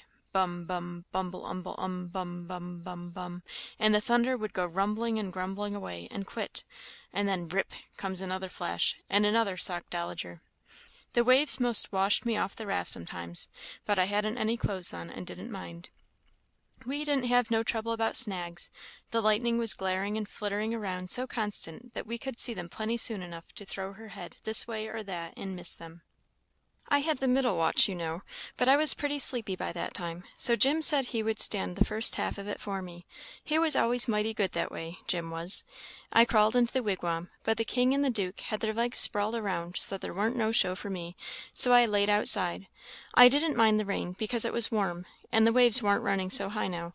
About 2 they come up again, though, and Jim was going to call me, but he changed his mind, because he reckoned they warn't high enough yet to do any harm. But he was mistaken about that, for pretty soon, all of a sudden, along comes a regular ripper and washed me overboard. It most killed Jim a laughing. He was the easiest nigger to laugh that ever was, anyway. I took the watch, and Jim he laid down and snored away; but by and by the storm let up for good and all, and the first cabin light that showed I rousted him out, and we slid the raft into hiding quarters for the day. The King got out an old ratty deck of cards after breakfast, and him and the Duke played 7 up a while, 5 cents a game; then they got tired of it, and allowed they would "lay out a campaign," as they called it. The Duke went down into his carpet bag and fetched up a lot of little printed bills, and read them out loud. One bill said, "The celebrated Dr. Armand de Montalban, of Paris, would lecture on the science of phrenology, at such and such a place, on the day of , at 10 cents admission, and furnish charts of character at 25 cents apiece." The Duke said that was him. In another bill, he was the world renowned Shakespearean tragedian, Garrick the Younger, of Drury Lane, London. In other bills, he had a lot of other names, and done other wonderful things, like finding water, and gold, with a divining rod, dissipating witch spells, and so on. By and by he says "But the histrionic muse is the darling. Have you ever trod the boards, royalty?" "No," says the King. "You shall then, before you're 3 days older, fallen grandeur," says the Duke. "The first good town we come to, we'll hire a hall and do the sword fight in Richard III., and the balcony scene in Romeo and Juliet. How does that strike you?" "I'm in, up to the hub, for anything that will pay, Bilgewater; but, you see, I don't know nothing about play actin', and han't ever seen much of it. I was too small when Pap used to have 'em at the palace. Do you reckon you can learn me?" "Easy." "All right. I'm just a freezin' for something fresh, anyway. Le's commence right away." So the Duke he told him all about who Romeo was, and who Juliet was, and said he was used to being Romeo, so the King could be Juliet. "But if Juliet's such a young gal, Duke, my peeled head and my white whiskers is goin' to look uncommon odd on her, maybe." "No, don't you worry. These country jakes won't ever think of that. Besides, you know, you'll be in costume, and that makes all the difference in the world. Juliet's in a balcony, enjoying the moonlight before she goes to bed, and she's got on her nightgown and her ruffled nightcap. Here are the costumes for the parts." He got out 2 or 3 curtain calico suits, which he said was medieval armour for Richard III. and t'other chap, and a long white cotton nightshirt and a ruffled nightcap to match. The King was satisfied, so the Duke got out his book and read the parts over in the most splendid spread eagle way, prancing around and acting at the same time, to show how it had got to be done; then he give the book to the King, and told him to get his part by heart. There was a little one horse town about 3 mile down the bend, and after dinner the Duke said he had ciphered out his idea about how to run in daylight without it being dangerous for Jim; so he allowed he would go to the town and fix that thing. The King allowed he would go too, and see if he couldn't strike something. We was out of coffee, so Jim said I better go along with them in the canoe and get some. When we got there warn't nobody stirring; streets empty, and perfectly dead and still, like Sunday. We found a sick nigger sunning himself in a back yard, and he said everybody that warn't too young, or too sick, or too old, was gone to camp meeting, about 2 mile back in the woods. The King got the directions, and allowed he'd go and work that camp meeting for all it was worth, and I might go too. The Duke said what he was after was a printing office. We found it, a little bit of a concern, up over a carpenter's shop; carpenters and printers all gone to the meeting, and no doors locked. It was a dirty, littered up place, and had ink marks, and handbills with pictures of horses and runaway niggers on them, all over the walls. The Duke shed his coat, and said he was all right now; so me and the King lit out for camp meeting. We got there in about half an hour fairly dripping, for it was a most awful hot day. There was as much as 1,000 people there from 20 mile around.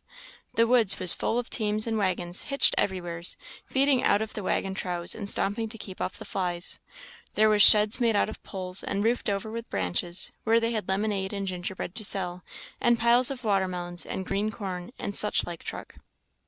The preaching was going on under the same kinds of sheds, only they was bigger and held crowds of people. The benches was made out of outside slabs of logs, with holes bored in the round side to drive sticks into for legs. They didn't have no backs.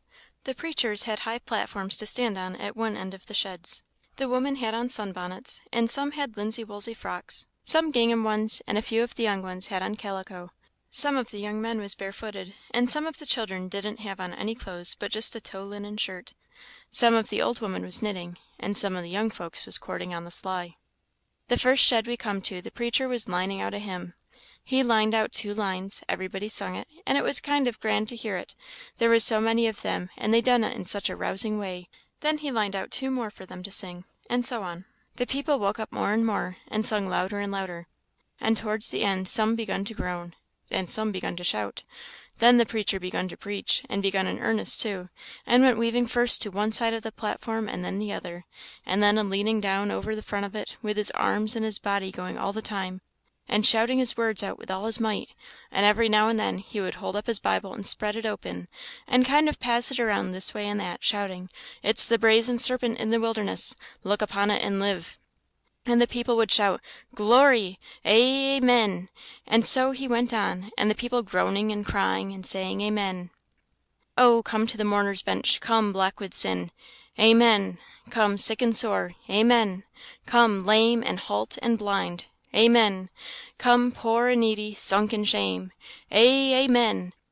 Come, all that's worn and soiled and suffering, come with a broken spirit, come with a contrite heart, come in your rags and sin and dirt, the waters that cleanse is free, the door of heaven stands open, oh, enter in and be at rest. Amen! Glory, glory, hallelujah!" And so on. You couldn't make out what the preacher said any more on account of the shouting and crying.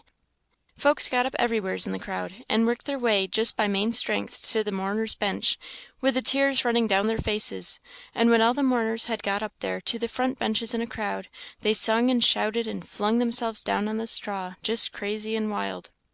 Well, the first I knowed, the king got a going, and you could hear him over everybody; and next he went a charging up onto the platform, and the preacher he begged him to speak to the people, and he done it.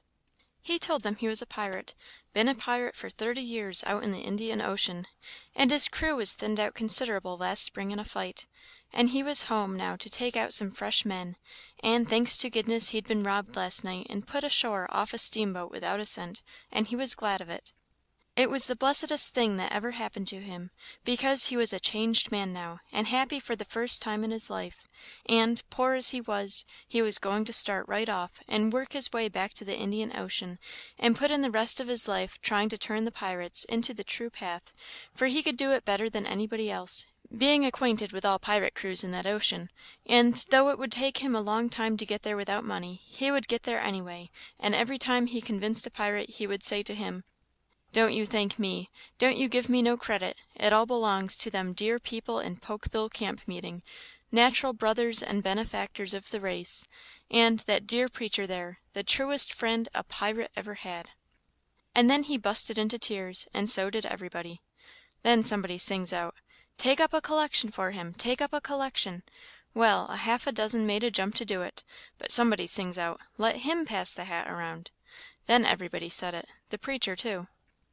So the king went all through the crowd with his hat swabbing his eyes, and blessing the people, and praising them and thanking them for being so good to the poor pirates away off there; and every little while the prettiest kind of girls, with the tears running down their cheeks, would up and ask him would he let them kiss him for to remember him by; and he always done it; and some of them he hugged and kissed as many as 5 or 6 times; and he was invited to stay a week, and everybody wanted him to live in their houses, and said they'd think it was an honour. But he said as this was the last day of the camp meeting he couldn't do no good, and besides, he was in a sweat to get to the Indian Ocean right off and go to work on the pirates.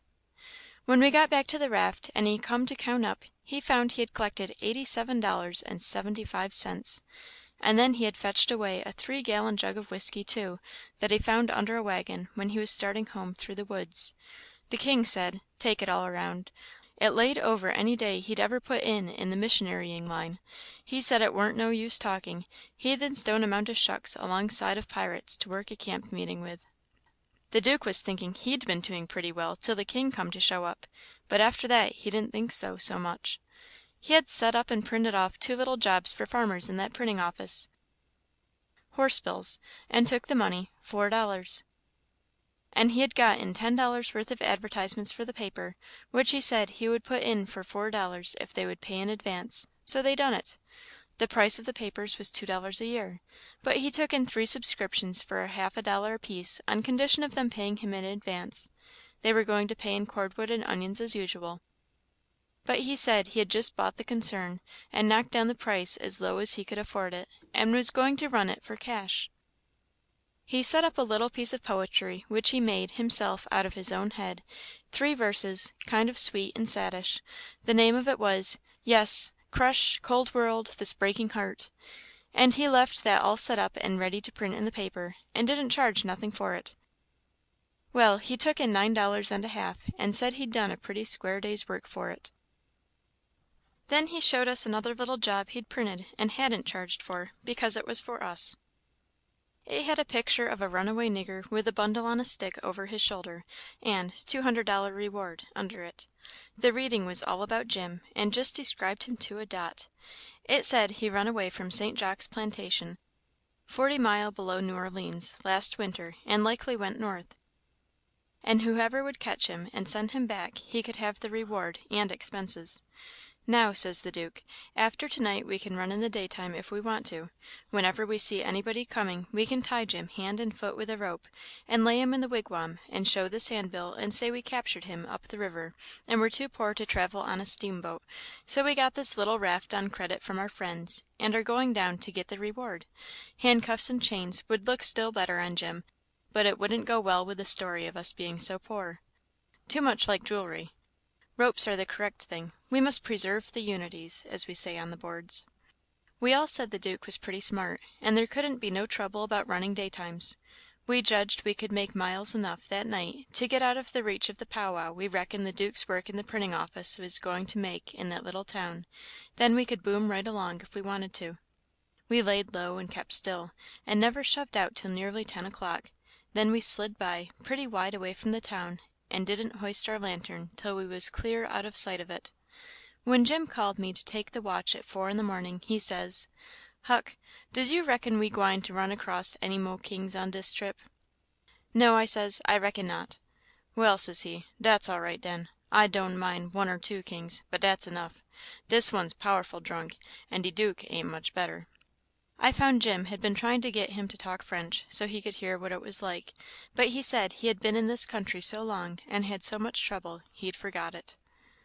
Chapter 21. It was after sun-up now, but we went right on and didn't tie up. The king and the Duke turned out by and by looking pretty rusty, but after they'd jumped overboard and took a swim, it chippered them up a good deal.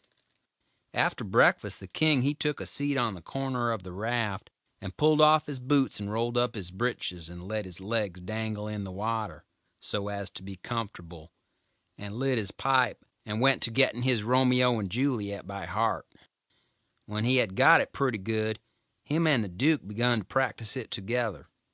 The Duke had to learn him over and over again how to say every speech, and he made him sigh and put his hand on his heart, and after a while he said he done it pretty well. "Only," he says, "you mustn't bellow out, 'Romeo,' that way like a bull. You must say it soft and sick and languishy, so, 'Romeo.' That is the idea, for Juliet's a dear, sweet, mere child of a girl, you know, and she don't bray like a jackass." Well, next they got out a couple of long swords that the Duke made out of oak laths, and begun to practice the sword fight. The Duke called himself Richard III, and the way they laid on and pranced around the raft was grand to see. But by and by the king tripped and fell overboard, and after that they took a rest, and had to talk about all kinds of adventures they'd had in other times along the river. After dinner the Duke says, "Well, Capet, we'll want to make this a first-class show, you know, so I guess we'll add a little more to it. We want a little something to answer encores with, anyway." "What's encores, Bilgewater?" The Duke told him, and then says, "I'll answer by doing a Highland fling, or the sailor's hornpipe. And you, well, let me see. Oh, I've got it. You can do Hamlet's soliloquy." "Hamlet's which?" "Hamlet's soliloquy, you know, the most celebrated thing in Shakespeare." "Ah, it's sublime." "Sublime! always fetches the house. I haven't got it in the book. I've only got one volume, but I reckon I can piece it out from memory. I'll just walk up and down a minute and see if I can call it back from recollection's vaults. So he went to marching up and down, thinking and frowning horrible every now and then. Then he would hoist up his eyebrows. Next he would squeeze his hand on his forehead and stagger back and kind of moan. Next he would sigh, and next he'd let on to drop a tear. It was beautiful to see. By and by he got it. He told us to give attention. Then he strikes a most noble attitude, with one leg shoved forwards, and his arms stretched away up, and his head tilted back, looking up at the sky, and then he begins to rip and rave and grit his teeth, and after that, all through his speech he howled and spread around and swelled up his chest, and just knocked the spots out of any acting ever I see before. This is the speech. I learned it easy enough while he was learning it to the king. To be or not to be, that is the bare bodkin that makes calamity of so long life. For who would fardels bear till Burnham Wood do come to Dunsinane? But that the fear of something after death murders the innocent sleep, great nature's second course, and makes us rather sling the arrows of outrageous fortune than fly to others that we know not of. There's the respect must give us pause. Wake Duncan with thy knocking. I would thou couldst. For who would bear the whips and scorns of time, the oppressor's wrong, the proud man's contumely, the law's delay, and the quietus which his pangs might take, in the dead waste and middle of the night, when churchyards yawn in customary suits of solemn black? But that the undiscovered country from whose bourne no traveller returns breathes forth contagion on the world, and thus the native hue of resolution, like the poor catty the adage, is sicklied o'er with care, and all the clouds that lowered o'er our housetops with this regard their currents turn awry, and lose the name of action. 'Tis a consummation devoutly to be wished. But soft you, the fair Ophelia, ope not thy ponderous and marble jaws, but get thee to a nunnery. Go. Well, the old man he liked that speech, and he mighty soon got it so he could do it first rate. It seemed like he was just born for it, and when he had his hand in and was excited, it was perfectly lovely the way he would rip and tear and rear up behind when he was getting it off. The first chance we got, the Dukey had some show bills printed, and after that, for 2 or 3 days as we floated along, the raft was a most uncommon lively place, for there warn't nothing but sword fighting and rehearsing, as the Duke called it, going on all the time. One morning, when we was pretty well down the state of Arkansas, we come inside of a little one-horse town in a big bend. So we tied up about 3/4 of a mile above it, in the mouth of a crick which was shut in like a tunnel by the cypress trees, and all of us but Jim took the canoe and went down there to see if there was any chance in that place for our show. We struck it mighty lucky. There was going to be a circus there that afternoon, and the country people was already beginning to come in all kinds of old shackly wagons and on horses. The circus would leave before night, so our show would have a pretty good chance. The Duke he hired the courthouse, and we went around and stuck up our bills. They read like this: Shakespearean Revival, wonderful attraction, for one night only. The world-renowned tragedians, David Garrick the Younger of Drury Lane Theatre, London, and Edmund Kean the Elder of the Royal Haymarket Theatre, Whitechapel, Pudding Lane, Piccadilly, London, and the Royal Continental Theatres in their sublime Shakespearean spectacle entitled The Balcony Scene in Romeo and Juliet. Romeo, Mr. Garrick. Juliet, Mr. Keene. Assisted by the whole strength of the company. New costumes, new scenery, new appointments. Also, the thrilling, masterly, and blood-curdling broadsword conflict in Richard III. Richard III, Mr. Garrick. Richmond, Mr. Keene. Also, by special request, Hamlet's immortal soliloquy by the illustrious Keene, done by him 300 consecutive nights in Paris, for one night only, on account of imperative European engagements. Admission, 25 cents. Children and servants, 10 cents. Then we went loafing around the town. The stores and houses was most all old shackly dried-up frame concerns that hadn't ever been painted. They was set up 3 or 4 foot above ground on stilts, so as to be out of reach of the water when the river was overflowed. The houses had little gardens around them, but they didn't seem to raise hardly anything in them but gypsum weeds and sunflowers and ash piles and old curled-up boots and shoes and pieces of bottles and rags and played-out tinware. The fences was made of different kinds of boards, nailed on at different times and leaned every which way, and had gates that didn't generally have but one hinge, a leather one.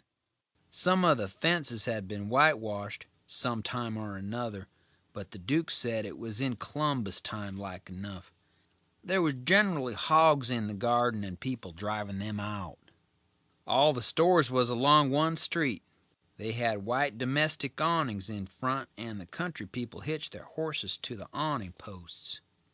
There was empty dry goods boxes under the awnings, and loafers roosting on them all day long, whittling them with their barlow knives and chawing tobacco, and gaping and yawning and stretching, a mighty ornery lot.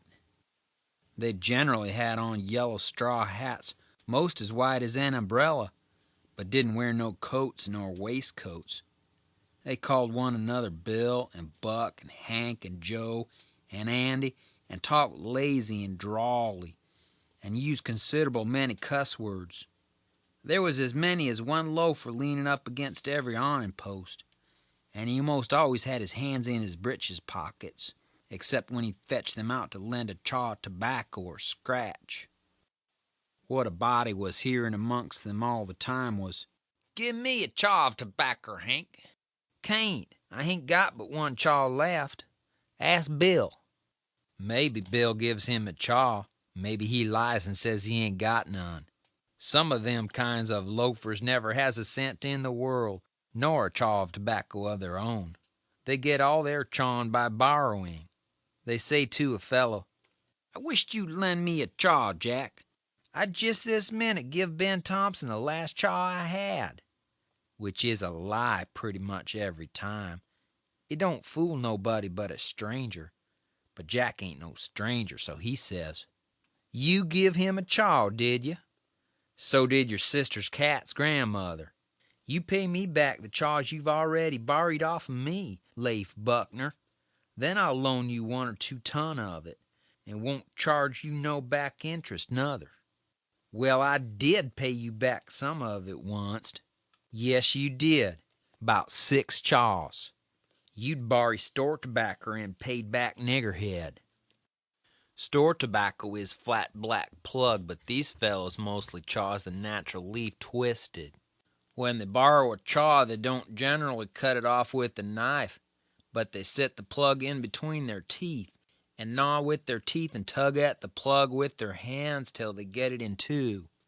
Then sometimes the one that owns the tobacco looks mournful at it when it's handed back and says, sarcastic, "Here, give me the chaw, and you take the plug." All the streets and lanes was just mud, and they warn't nothing else but mud. Mud as black as tar and nigh about a foot deep in some places, and 2 or 3 inches deep in all the places. The hogs loafed and grunted around everywheres. You'd see a muddy sow and a litter of pigs come lazying along the street and wallop herself right down in the way where folks had to walk around her, and she'd stretch out and shut her eyes and wave her ears whilst the pigs was milking her, and look as happy as if she was on salary. And pretty soon you'd hear a loafer sing out, "Hi, so boy, sick him, Tig!" And away the sow would go, squealing most horrible, with the dog or two swinging to each ear, and 3 or 4 dozen more a-coming. And then you would see all the loafers get up and watch the thing out of sight, and laugh at the fun and look grateful for the noise. Then they'd settle back again till there was a dog fight. There couldn't anything wake them up all over and make them happy all over like a dog fight, unless it might be putting turpentine on a stray dog and setting fire to him, or tying a tin pan to his tail and see him run himself to death. On the riverfront, some of the houses was sticking out over the bank, and they was bowed and bent and about ready to tumble in. The people had moved out of them. The bank was caved away under one corner of some others, and that corner was hanging over. People lived in them yet, but it was dangersome, because sometimes a strip of land as wide as a house caves in at a time. Sometimes a belt of land 1/4 of a mile deep will start in and cave along till it all caves into the river one summer. Such a town as that has to be always moving back and back and back, because the river's always gnawing at it. The nearer it got to noon that day, the thicker and thicker was the wagons and horses in the streets, and more coming all the time. Families fetched their dinners with them from the country and eat them in the wagons. There was considerable whiskey drinking going on, and I seen 3 fights. By and by, somebody sings out, "Here comes old Boggs, in from the country for his little old monthly drunk. Here he comes, boys." All the loafers looked glad. I reckon they was used to having fun out of Boggs. One of them says, "Wonder who he's gwine to chaw up this time. If he'd a chawed up all the men he's been a-gwine to chaw up in the last 20 year, he'd have considerable reputation now." Another one says, "I wished old Boggs had threatened me, 'cause then I'd know I warn't gwine to die for 1,000 year." Boggs comes a-tearing along on his horse, whooping and yelling like an Injun and singing out, "Clear the track thar! I'm on the warpath, and the price of coffins is gwine to raise." He was drunk and weaving about in his saddle. He was over 50-year-old and had a very red face. Everybody yelled at him and laughed at him and sassed him, and he sassed back. Said he'd attend to them and lay them out in their regular turns. But he couldn't wait now, because he'd come to town to kill old Colonel Sherburne, and his motto was, "Meat first, and spoon victuals to top off on."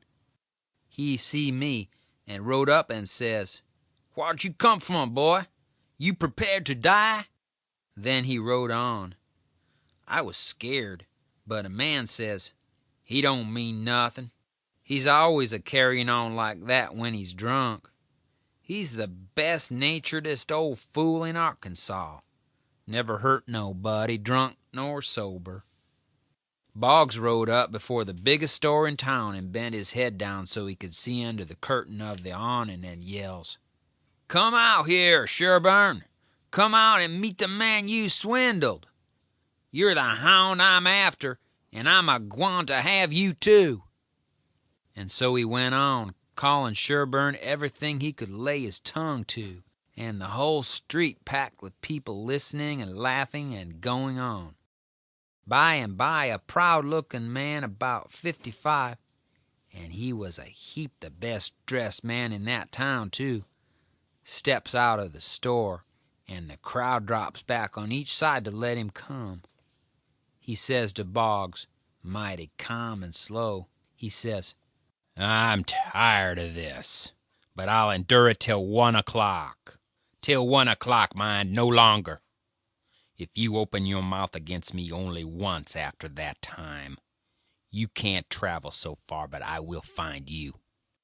Then he turns and goes in. The crowd looked mighty sober. Nobody stirred, and there warn't no more laughing. Boggs rode off blackguarding Sherburne as loud as he could yell, all down the street, and pretty soon back he comes and stops before the store, still keeping it up.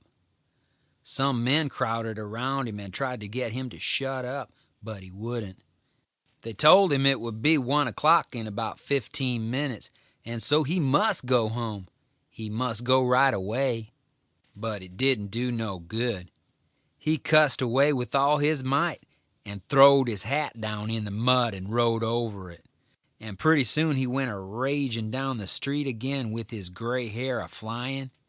Everybody that could get a chance at him tried their best to coax him off of his horse so they could lock him up and get him sober. But it warn't no use. Up the street he would tear again and give Sherburne another cussing. By and by somebody says, "Go for his daughter! Quick, go for his daughter! Sometimes he'll listen to her. If anybody can persuade him, she can." So somebody started on a run. I walked down street a ways and stopped. In about 5 or 10 minutes, here comes Boggs again, but not on his horse. He was a-reeling across the street towards me, bareheaded, with a friend on both sides of him a-holt of his arms and hurrying him along. He was quiet and looked uneasy, and he warn't hanging back any, but was doing some of the hurrying himself. Somebody sings out, "Boggs!" I looked over there to see who it was, and it was that Colonel Sherburne. He was standing perfectly still in the street and had a pistol raised in his right hand, not aiming it, but holding it out with the barrel tilted up towards the sky. The same second I see a young girl coming on the run, and 2 men with her. Boggs and the men turned round to see who called him, and when they see the pistol, the men jumped to one side, and the pistol barrel come down slow and steady to a level, both barrels cocked. Boggs throws up both of his hands and says, "Oh, Lord, don't shoot!" Bang goes the first shot, and he staggers back, clawing at the air. Bang goes the second one, and he tumbles backwards onto the ground, heavy and solid with his arms spread out. That young girl screamed out and comes rushing, and down she throws herself on her father, crying and saying, "Oh, he's killed him, he's killed him." The crowd closed up around them and shouldered and jammed one another with their necks stretched, trying to see, and people on the inside trying to shove them back and shouting, "Back, back, give him air, give him air." Colonel Sherburne, he tossed his pistol onto the ground and turned around on his heels and walked off. They took Boggs to a little drugstore, the crowd pressing around just the same, and the whole town following, and I rushed and got a good place at the window where I was close to him and could see in. They laid him on the floor and put one large Bible under his head and opened another one and spread it on his breast. But they tore open his shirt first, and I seen where one of the bullets went in. He made about a dozen long gasps, his breast lifting the Bible up when he drawed in his breath, and letting it down again when he breathed it out. And after that he laid still. He was dead. Then they pulled his daughter away from him, screaming and crying, and took her off. She was about 16 and very sweet and gentle looking, but awful pale and scared. Well, pretty soon the whole town was there, squirming and scrooging and pushing and shoving to get at the window and have a look. But people that had the places wouldn't give them up, and folks behind them was saying all the time, "Say now, you looked enough, you fellows. 'Tain't right and 'tain't fair for you to stay thar all the time and never give nobody a chance. Other folks has their rights as well as you." There was considerable jawing back, so I slid out, thinking maybe there was going to be trouble. The streets was full, and everybody was excited. Everybody that seen the shooting was telling how it happened, and there was a big crowd packed around each one of these fellows, stretching their necks and listening. One long, lanky man with long hair and a big white fur stovepipe hat on the back of his head and a crooked-handled cane marked out the places on the ground where Boggs stood and where Sherburne stood, and the people following him around from one place to t'other and watching everything he'd done, and bobbing their heads to show they understood, and stooping a little and resting their hands on their thighs to watch him mark the places on the ground with his cane. And then he stood up straight and stiff where Sherburne had stood, frowning and having his hat brimmed down over his eyes, and sung out, "Boggs!" and then fetched his cane down slow to a level, and says, "Bang!" Staggered backwards, says, "Bang!" again, and fell down flat on his back. The people that had seen the thing said he done it perfect, said it was just exactly the way it all happened. Then as much as a dozen people got out their bottles and treated him. Well, by and by somebody said Sherburne ought to be lynched. In about a minute everybody was saying it. So away they went, mad and yelling, and snatching down every clothesline that come to do the hanging with. End of chapter 21. Chapter 22.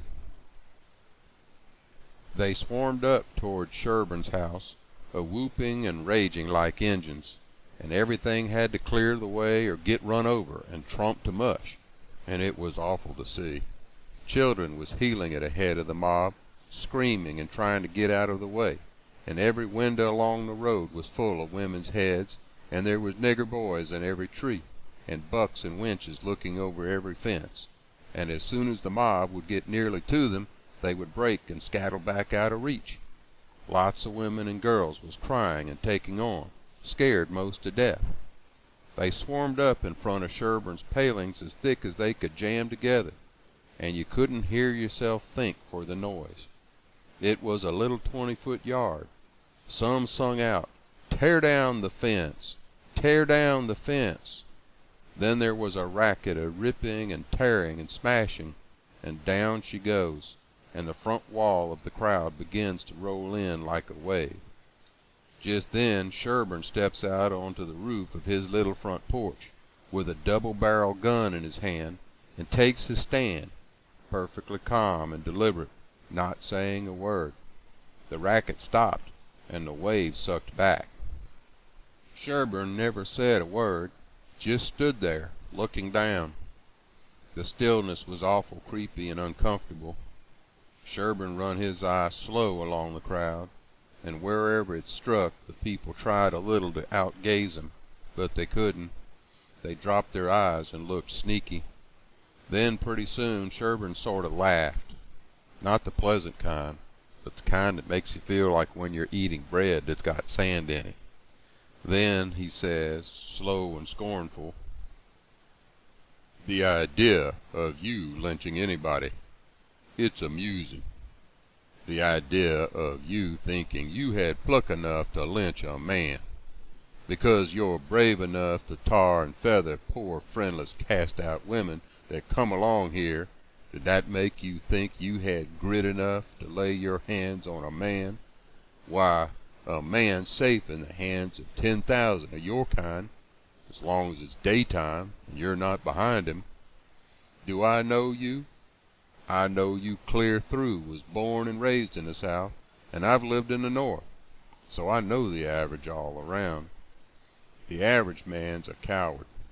In the North he lets anybody walk over him that wants to, and goes home and prays for a humble spirit to bear it. In the South, one man all by himself stopped a stage full of men in the daytime and robbed the lot. Your newspapers call you a brave people, so much that you think you are braver than any other people, whereas you're just as brave, and no braver. Why don't your juries hang murderers? Because they're afraid the man's friends will shoot them in the back in the dark, and it's just what they would do.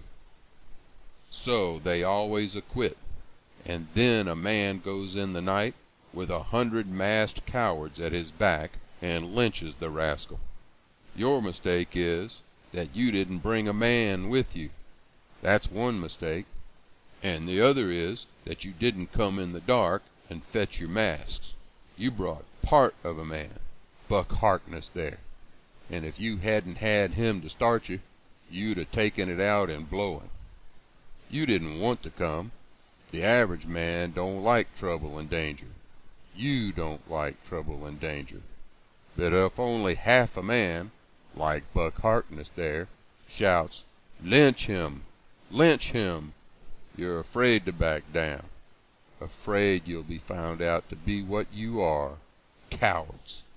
And so you raise a yell and hang yourselves on to that half a man's coattail and come raging up here, swearing what big things you're going to do. The pitifulest thing out is a mob. That's what an army is, a mob. They don't fight with courage that's born in them, but with courage that's borrowed from their mass and from their officers. But a mob without any man at the head of it is beneath pitifulness. Now, the thing for you to do is to droop your tails and go home and crawl in a hole. If any real lynching's going to be done, it will be done in the dark, Southern fashion.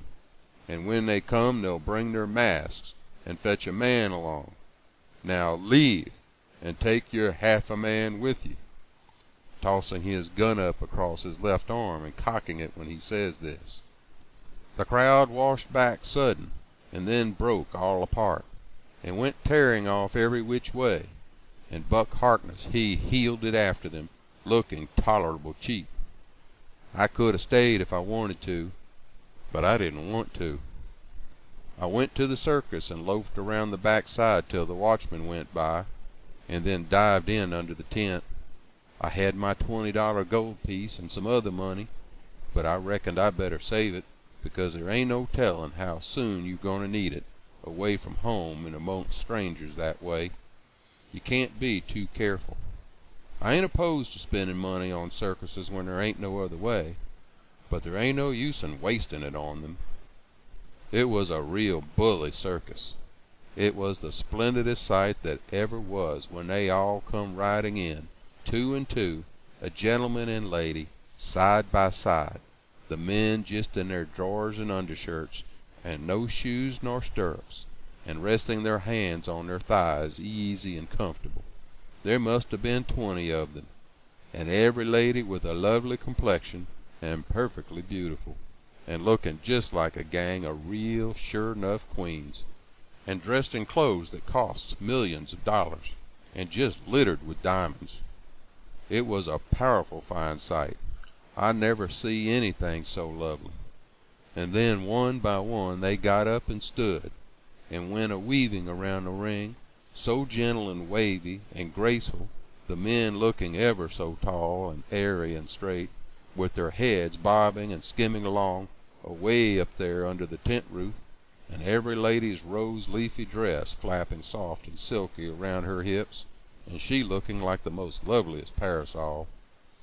And then, faster and faster they went, all of them dancing, first one foot out in the air and then the other, the horses leaning more and more, and the ringmaster going around and round the center pole, cracking his whip and shouting, "Hi! Hi!" and the clown cracking jokes behind him. And by all hands dropped the reins, and every lady put her knuckles on her hips, and every gentleman folded his arms. And then how the horses did lean over and hump themselves.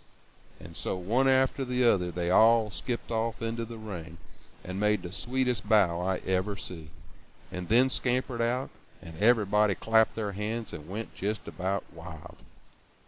Well, all through the circus they'd done the most astonishing things, and all the time that clown carried on so it most killed the people. The ringmaster couldn't ever say a word to him, but he was back at him quick as a wink with the funniest things a body ever said, and how he ever could think of so many of them, and so sudden and so pat, was what I couldn't no way understand. Why, I couldn't have thought of them in a year. And by a drunk man tried to get into the ring, said he wanted to ride, said he could ride as well as anybody that ever was. They argued and tried to keep him out, But he wouldn't listen, and the whole show come to a standstill. Then the people began to holler at him and make fun of him, and that made him mad, and he begun to rip and tear. So that stirred up the people, and a lot of men began to pile down off of the benches and swarm towards the ring, saying, "Knock him down! Throw him out!" And one or two women began to scream. So then the ringmaster, he made a little speech, and said he hoped there wouldn't be no disturbance, and if the man would promise he wouldn't make no more trouble, he would let him ride if he thought he could stay on the horse. So everybody laughed and said all right, and the man got on. The minute he was on, the horse began to rip and tear, and jump and cavort around, with two circus men hanging onto his bridle trying to hold him, and the drunk man hanging onto his neck, and his heels flying in the air every jump, and the whole crowd of people standing up, shouting and laughing till tears rolled down. And at last, sure enough, all the circus men could do, the horse broke loose, and away he went like the very nation, round and round the ring, with that sot laying down on him and hanging to his neck, with first one leg hanging most to the ground on one side, and then t'other on one on the t'other side, and the people just crazy. It warn't funny to me, though. I was all of a tremble to see his danger. But pretty soon he struggled up a straddle and grabbed the bridle, a-reeling this way and that, and the next minute he sprung up and dropped the bridle and stood, and the horse a-going like a house afire too. He just stood up there, a-sailing around as easy and comfortable as if he warn't ever drunk in his life. And then he began to pull off his clothes and sling them. He shed them so thick they kind of clogged up the air, and altogether he shed 17 suits. And then there he was, slim and handsome, and dressed the gaudiest and prettiest you ever saw. And he lit into that horse with his whip and made him fairly hum, and finally skipped off and made his bow and danced off to the dressing room, and everybody just a-howling with pleasure and astonishment. Then the ringmaster, he see how he had been fooled, and he was the sickest ringmaster you ever see, I reckon. Why, it was one of his own men. He had got up that joke all out of his own head and never let on to nobody. Well, I felt sheepish enough to be took in so, but I wouldn't have been in the ringmaster's place, not for $1,000. I don't know, there may be bullier circuses than what that one was, but I never struck them yet. Anyways, it was plenty good enough for me, and wherever I run across it, it can have all of my custom every time. Well, that night we had our show, but there weren't only about 12 people there, just enough to pay expenses. And they laughed all the time, and that made the Duke mad, and everybody left. Anyway, before the show was over, but one boy which was asleep. So the Duke said these Arkansas lunkheads couldn't come up to Shakespeare. What they wanted was low comedy, and maybe something rather worse than low comedy, he reckoned. He said he could size their style. So, next morning, he got some big sheets of wrapping paper and some black paint and drawed off some handbills and stuck them up all over the village. The bill said, "At the courthouse, for 3 nights only, the world-renowned tragedians, David Garrick the Younger and Edmund Kean the Elder, of the London and Continental theaters, in their thrilling tragedy of the King's Camelopards, or the Royal Nonsuch, admission 50 cents. Then, at the bottom was the biggest line of all, which said, "Ladies and children not admitted." There, says he, if that line don't fetch 'em, I don't know Arkansas. End of chapter 22. Chapter 23. Well, all day him and the king was hard at it, rigging up a stage and a curtain and a row of candles for footlights. And that night the house was jam full of men in no time. When the place couldn't hold no more, the Duke, he quit tending door and went around the back way and came on to the stage and stood up before the curtain and made a little speech and praised up this tragedy and said it was the most thrillingest one that ever was. And so he went on a-bragging about the tragedy, and about Edmund Kean the elder, which was to play the main principal part in it. And at last, when he'd got everybody's expectations up high enough, he rolled up the curtain, and the next minute the king come a-prancing out on all fours, naked, and he was painted all over, ring-streaked and striped, all sorts of colors, as splendid as a rainbow. But never mind the rest of his outfit. It was just wild, but it was awful funny. The people most killed themselves laughing, and when the king got done capering and capered off behind the scenes, they roared and clapped and stormed and haw-hawed till he come back and done it over again, and after that they made him do it another time. Well, it would make a cow laugh to see the shines that old idiot cut. Then the Duke he lets the curtain down and bows to the people and says the great tragedy will be performed only 2 nights more, on accounts of pressing London engagements where the seats is all sold already for it in Drury Lane, and then he makes them another bow and says if he has succeeded in pleasing them and instructing them, he will be deeply obliged if they will mention it to their friends and get them to come and see it. 20 people sings out, "What? Is it over? Is that all?" The Duke says yes. Then there was a fine time. Everybody sings out, "Sold!" and rose up mad. It was a-going for the stage and them tragedians. But a big, fine-looking man jumps up on a bench and shouts, "Hold on, just a word, gentlemen." They stop to listen. "We are sold, mighty badly sold. But we don't want to be the laughing stock of this whole town, I reckon, and never hear the last of this thing as long as we live. No, what we want is to go out of here quiet and talk this show up and sell the rest of the town. Then we'll all be in the same boat. Ain't that sensible?" "You bet it is. The judge is right," everybody sings out. "All right then. Not a word about any sell. Go along home and advise everybody to come and see the tragedy." Next day you couldn't hear nothing around that town but how splendid that show was.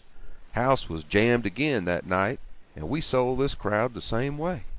When me and the king and the Duke got home to the raft, we all had a supper, and by, about midnight, they made Jim and me back her out and float her down the middle of the river and fetch her in and hide her about 2 miles below town. The third night the house was crammed again, and there weren't newcomers this time, but people that was at the show the other 2 nights. I stood by the Duke at the door, and I see that every man that went in had his pockets bulging, or something muffled up under his coat, and I see it warn't no perfumery either, not by a long sight. I smelt sickly eggs by the barrel, and rotten cabbages and such things, and if I know the signs of a dead cat being around, and I bet I do, there was 64 of them went in. I shoved in there for a minute, but it was too various for me. I couldn't stand it. Well, when the place couldn't hold no more people, the Duke, he gave a fellow a quarter and told him to tend door for him a minute, and then he started around for the stage door, I after him. But the minute we turned the corner and was in the dark, he says, "Walk fast now till you get away from the houses, and then shin for the raft like the Dickens was after you." I done it, and he done the same. We struck the raft at the same time, and in less than 2 seconds we was gliding downstream, all dark and still, and edging towards the middle of the river, nobody saying a word. I reckon the poor king was in for a gaudy time of it with the audience, but nothing of the sort. Pretty soon he crawls out from under the wigwam and says, "Well, how'd the old thing pan out this time, Duke?" He hadn't been uptown at all. We never showed a light till we was about 10 miles below the village. Then we lit up and had a supper, and the king and the Duke fairly laughed their bones loose over the way they served them people. The Duke says, "Greenhorns, flatheads." I knew the first house would keep mum and let the rest of the town get roped in, and I knew they'd lay for us the third night, consider it was their turn now. Well, it is their turn, and I'd give something to know how much they'd take for it. I would just like to know how they're putting in their opportunity. They can turn it into a picnic if they want to, They brought plenty provisions. Them rapscallions took in $465 in that 3 nights. I never seen money hauled in by the wagon load like that before.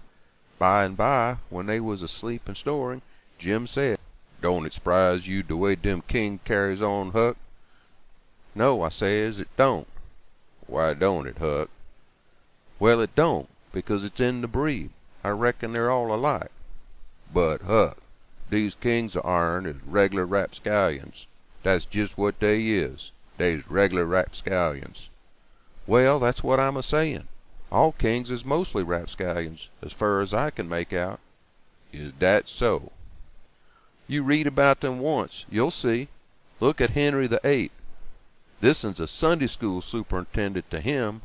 And look at Charles II, and Louis XIV, and Louis XV, and James II, and Edward II, and Richard III, and 40 more, besides all them Saxon heptarchies that used to rip around so in old times and raise Cain. My, you ought to seen old Henry the Eighth when he was in bloom. He was a blossom. He used to marry a new wife every day and chop off her head next morning. And he would do it just as indifferent as if he was ordering up eggs. 'Fetch up Nell Gwynn,' he says. They fetch her up. Next morning, chop off her head. And they chop it off. 'Fetch up Jane Shore,' he says, and up she comes. Next morning, chop off her head. And they chop it off. 'Ring up Fair Rosamond.' Fair Rosamond answers the bell. Next morning, chop off her head. And he made every one of them tell him a tale every night, and he kept that up till he had hogged 1,001 tales that way, and then he put them all in a book, and called it the Domesday Book, which was a good name and stated the case. You don't know kings, Jim, but I know them, and this old rip of ourn is one of the cleanest I've struck in history. Well, Henry, he takes a notion he wants to get up some trouble with this country. How does he go at it? Give notice? Give the country a show? No. All of a sudden he heaves all the tea in Boston Harbor overboard and whacks out a Declaration of Independence and dares them to come on. That was his style. He never give anybody a chance. He had suspicions of his father, the Duke of Wellington. Well, what did he do? Ask him to show up? No. Drowned him in a butt of Mamsie, like a cat. Suppose people left money laying around where he was. What did he do? He collared it. Suppose he contracted to do a thing, and you paid him, and didn't set down there and see that he done it. What did he do? He always done the other thing. Suppose he opened his mouth. What then? If he didn't shut it up powerful quick, he'd lose a lie every time.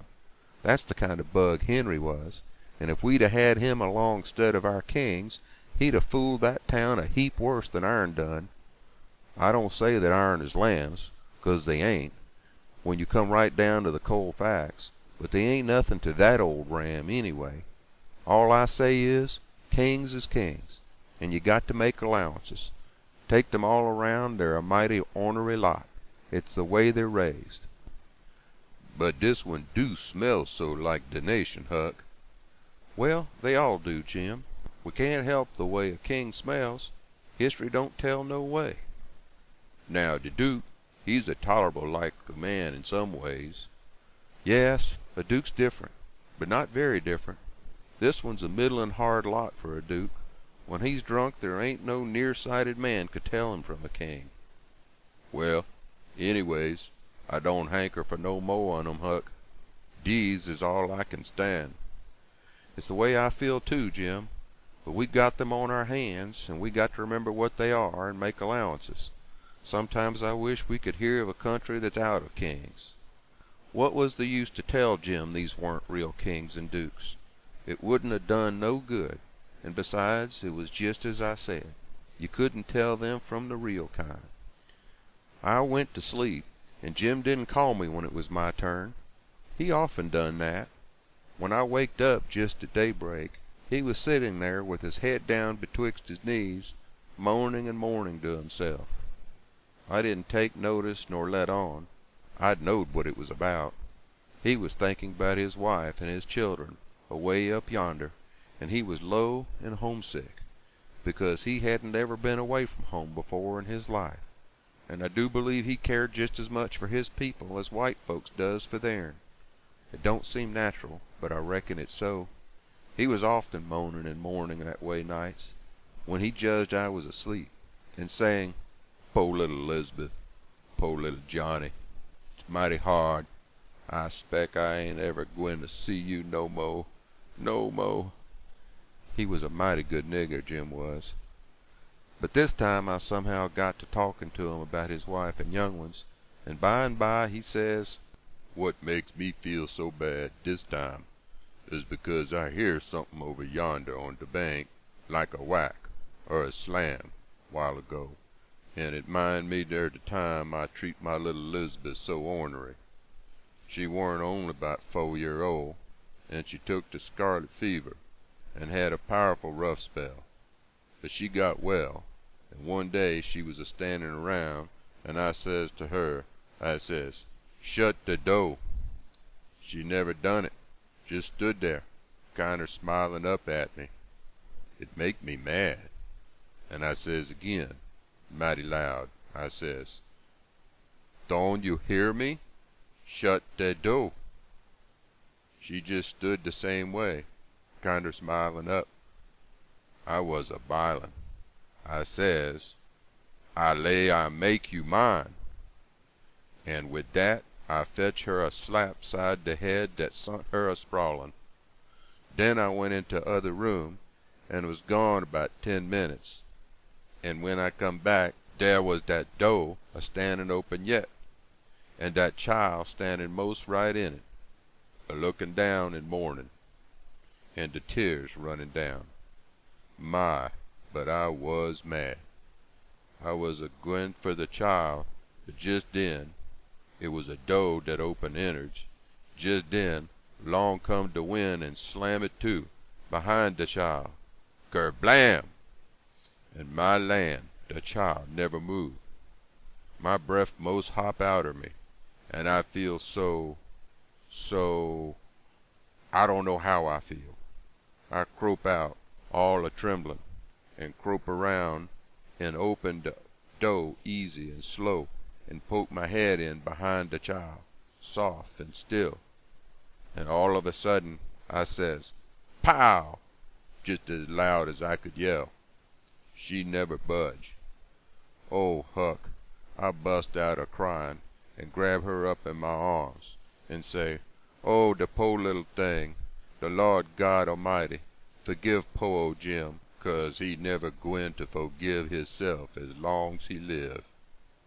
Oh, she was plumb deef and dumb, Huck, plumb deef and dumb, and I'd been a-treatin' her so. End of chapter 23. Chapter 24. Next day, towards night, we laid up under a little willow towhead out in the middle, where there was a village on each side of the river, and the Duke and the King begun to lay out a plan for working them towns. Jim, he spoke to the Duke, and said he hoped it wouldn't take but a few hours, because it got mighty heavy and tiresome to him when he had to lay all day in the wigwam tied with the rope. You see, when we left him all alone, we had to tie him, because if anybody happened on to him all by himself, and not tied, it would look much like he was a runaway nigger, you know. So the Duke said it was kind of hard to have to lay roped all day, and he'd cipher out some way to get around it. He was uncommon bright, the Duke was, and he soon struck it. He dressed Jim up in King Lear's outfit. It was a long curtained calico gown, and a white horsehair wig and whiskers, and then he took his theater paint and painted Jim's face and hands and ears and neck all over a dead, dull, solid blue, like a man that's been drownded 9 days. Blamed if he weren't the harmless looking outrage I ever see. Then the Duke took and wrote out a sign on a shingle, so, "Sick Arab, but harmless when not out of his head." And he nailed that shingle to a lathe, and stood the lathe up 4 or 5 foot in front of the wigwam. Jim was satisfied. He said it was a sight better than lying tied a couple of years every day, and trembling all over every time there was a sound. The Duke told him to make himself free and easy, and if anybody ever come meddling around, he must hop out of the wigwam and carry on a little and fetch a howl or two like a wild beast, and he reckoned they would light out and leave him alone. Which was sound enough judgment, but you take the average man, and he wouldn't wait for him to howl. Why, he didn't only look like he was dead, he looked considerable more than that. These rapscallions wanted to try the Nonesuch again, because there was so much money in it, but they judged it wouldn't be safe, because maybe the news might have worked along down by this time. They couldn't hit no project that suited exactly, so at last the Duke said he reckoned he'd lay off and work his brains an hour or two and see if he couldn't put up something on the Arkansas village. And the king he allowed he would drop over to other village without any plan, but just trust in Providence to lead him the profitable way, meaning the devil, I reckon. We had all bought store clothes where we stopped last, and now the king put his'n on and told me to put mine on. I done it, of course. The king's duds was all black, and he did look real swell and starchy. I never knowed how clothes could change a body before. Why, before, he looked like the orneriest old rip that ever was. But now, when he'd take off his new white beaver and make a bow and do a smile, he looked that grand and good and pious that you'd say he'd walked right out of the ark, and maybe was old Leviticus himself. Jim cleaned up the canoe, and I got my paddle ready. There was a big steamboat laying up at the shore way up under the point, about 3 mile above the town. Been there a couple of hours, taking on freight. Says the king, "Seeing how I'm dressed, I reckon maybe I better arrive down from St. Louis or Cincinnati or some other big place. Go for the steamboat, Huckleberry. We'll come down to the village on her." I didn't have to be ordered twice to go and take a steamboat ride. I fetched the shore about a half-mile above the village, and then went scooting along the bluff bank in the easy water. Pretty soon we came to a nice, innocent-looking young country Jake sitting on a log swabbing the sweat off of his face, for it was powerful warm weather, and he had a couple of big carpet bags by him. "Run her nose inshore," Says the king. I done it. "Where are you bound for, young man?" For the steamboat, going to Orleans. "Get aboard," Says the king. "Hold on a minute. My servant'll help you with them bags. Jump out and help the gentleman, Adolphus." Meaning me, I see. I done so, and then we all three started on again. The young chap was mighty thankful, said it was tough work toting his baggage such weather. He asked the king where he was going, and the king told him he'd come down the river and landed at the other village this morning, and now he was going up a few mile to see an old friend on a farm up there. The young fellow says, "When I first see you, I says to myself, it's Mr. Wilkes, sure, and he come mighty near getting here in time. But then I says again, no, I reckon it ain't him, or else he wouldn't be paddling up the river. You ain't him, are you?" "No, my name's Blodgett, Alexander Blodgett. Reverend Alexander Blodgett, I suppose I must say, as I'm one of the Lord's poor servants. But still I'm just as able to be sorry for Mr. Wilkes for not arriving in time, all the same, if he's missed anything by it, which I hope he hasn't." "Well, he don't miss any property by it, because he'll get that all right. But he's missed seeing his brother Peter die, which he mayn't mind. Nobody can tell as to that, but his brother would have give anything in his world to see him before he died. Never talked about nothing else all these 3 weeks. Hadn't seen him since they was boys together, and hadn't ever seen his brother William at all. That's the deef and dumb one. William ain't more than 30 or 35. Peter and George were the only ones that come out here. George was the married brother. Him and his wife both died last year. Harvey and William's the only ones that's left now, and, as I was saying, they haven't got here in time." "Did anybody send 'em word?" "Oh, yes, a month or 2 ago, when Peter first took. Because Peter said then that he sort of felt like he weren't going to get well this time. You see, he was pretty old, and George's girls was too young to be much company for him, except Mary Jane, the red-headed one. and so he was kinder lonesome after George and his wife died, and didn't seem to care much to live. He most desperately wanted to see Harvey, and William too, for that matter, because he was one of them kind that can't bear to make a will. He left a letter behind for Harvey, and said he'd told in it where his money was hid, and how he wanted the rest of the property divided up so George's girls would be all right, for George didn't leave nothing, and that letter was all they could get him to put a pen to. Why do you reckon Harvey didn't come? Where does he live? Oh, he lives in England, Sheffield, preaches there, hasn't ever been in this country. He hasn't had any too much time, and besides he mightn't have got the letter at all, you know. Too bad he couldn't have lived to see his brothers, poor soul. You going to Orleans, you say? Yes, but that ain't only a part of it. I'm going in a ship next Wednesday for Rio Janeiro, where my uncle is. It's a pretty long journey, but it'll be lovely. Wished I was a-going. Is Mary Jane the oldest? How old is the others? Mary Jane's 19, Susan's 15, and Joanna's about 14. That's the one that gives herself to good works and has a hare lip. Poor things, to be left alone in the cold world so. Well, they could be worse off. Old Peter had friends, and they ain't going to let them come to no harm. There's Hobson, the Baptist preacher, and Deacon Lot Hovey, and Ben Rucker, and Abner Shackelford, and Levi Bell the lawyer, and Dr. Robinson, and their wives, and the widow Bartley, and, well, there's a lot of them, but these are the ones that Peter was thickest with, and used to write about sometimes when he rode home, so Harvey'll know where to look for friends when he gets here. Well, the old man went on asking questions till he just fairly emptied that young fella. Blamed if he didn't inquire about everybody and everything in that blessed town, and all about the Wilkses, and about Peter's business, which was a tanner, and about George's, which was a carpenter, and about Harvey's, which was a dissentering minister, and so on and so on. Then he says, What did you want to walk all the way up to the steamboat for? Because she's a big Orleans boat, and I was afeard she mightn't stop there. When they're deep, they won't stop for a hail.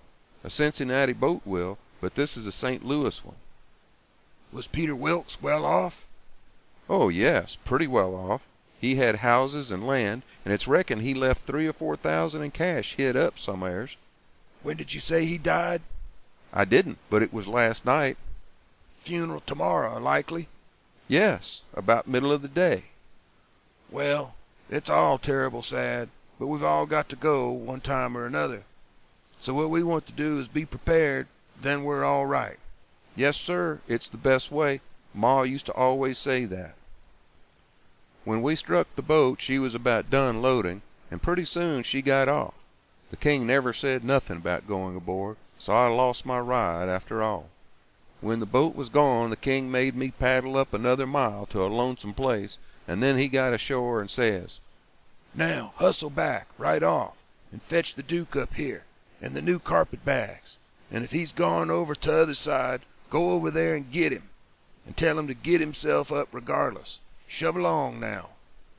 I see what he was up to, but I never said nothing, of course.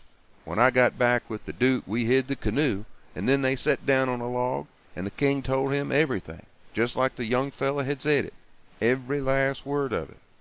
And all the time he was doing it, he tried to talk like an Englishman, and he done it pretty well, too, for a slouch.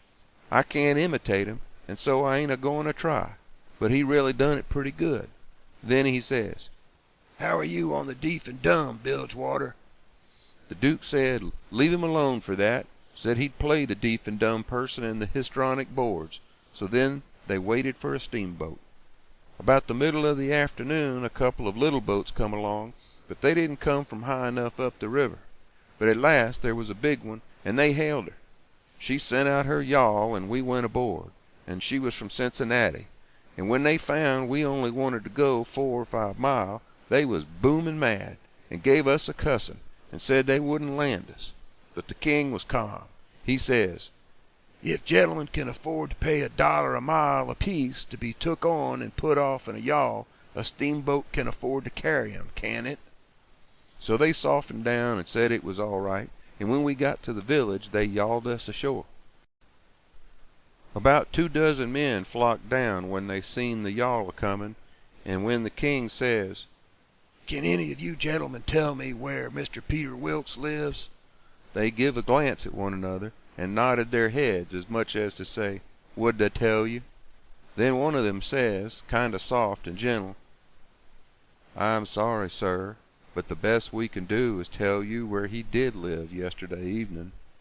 Sudden as winking, the ornery old creature went in to smash, and fell up against the man, and put his chin on his shoulder, and cried down his back, and says, "Alas, alas, our poor brother, gone, and we never got to see him. Oh, it's too hard." Then he turns around, blubbering, and makes a lot of idiotic signs to the Duke on his hands, and blamed if he didn't drop a carpet bag and bust out a-crying. If they weren't the beatin'est lot, them two frauds, that ever I struck.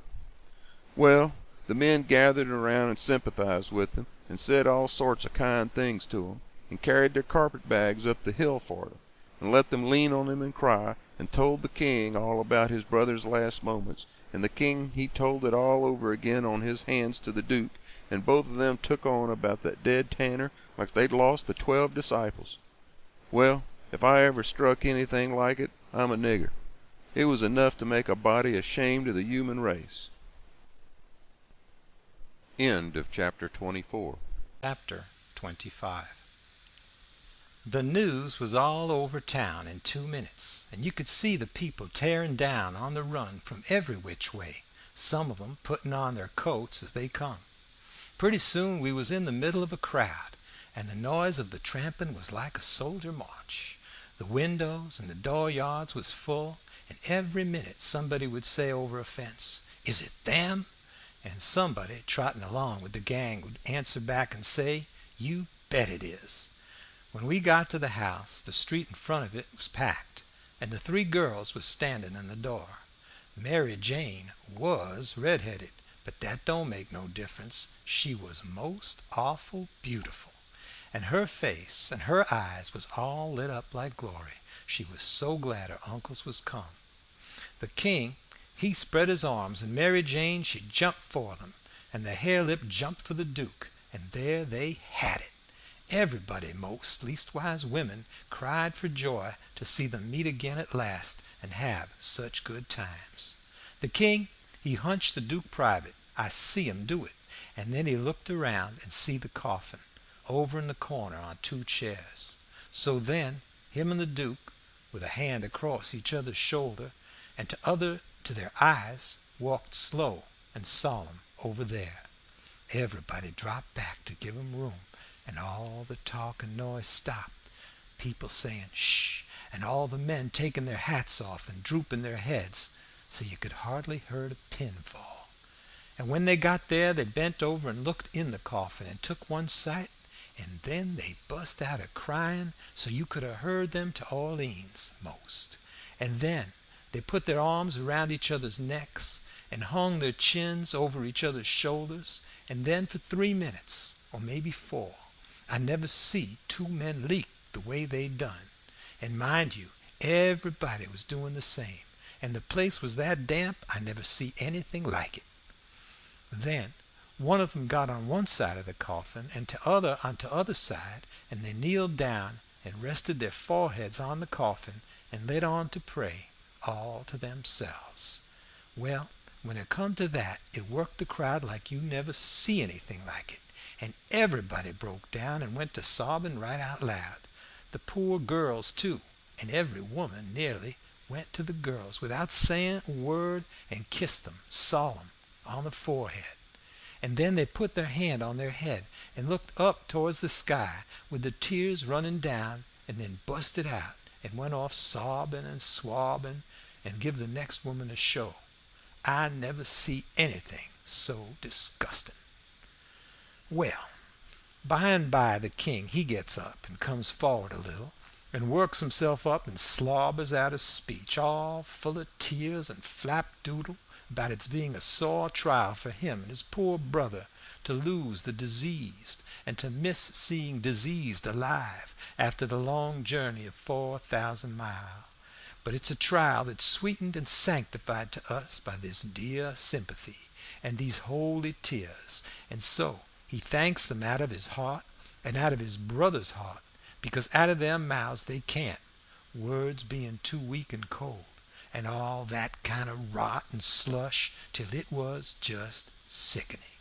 And then he blubbers out a pious goody-goody amen, and turns himself loose and goes to crying fit to bust.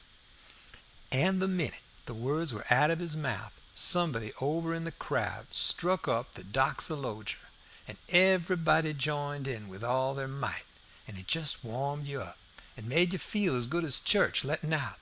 Music is a good thing, and after all that soul butter and hogwash, I never see it freshen up things so, and sound so honest and bully. Then the king begins to work his jaw again, and says how him and his nieces would be glad if a few of the main principal friends of the family would take supper here with them this evening, and help set up the ashes of the deceased, and says if his poor brother laying yonder could speak, he knows who he would name, for they was names that was very dear to him, and mentioned often in his letters, and so he will name the same, to wit, as follows, viz. Reverend Mr. Hobson, and Deacon Lot Hovey, and Mr. Ben Rucker, and Abner Shackelford, and Levi Bell, and Dr. Robinson, and their wives, and the widow Bartley. Reverend Hobson and Dr. Robinson was down to the end of the town a hunting together. That is, the doctor was shipping a sick man to the other world, and the preacher was pitting 'em right. Lawyer Bell was away up to Louisville on business, but the rest was on hand, and so they all come and shook hands with the king and thanked him and talked to him, and then they shook hands with the duke and didn't say nothing, but just kept a smiling and bobbing their heads like a passel of sapheads, whilst he made all sorts of signs with his hands and says goo goo, goo goo goo all the time, like a baby that can't talk.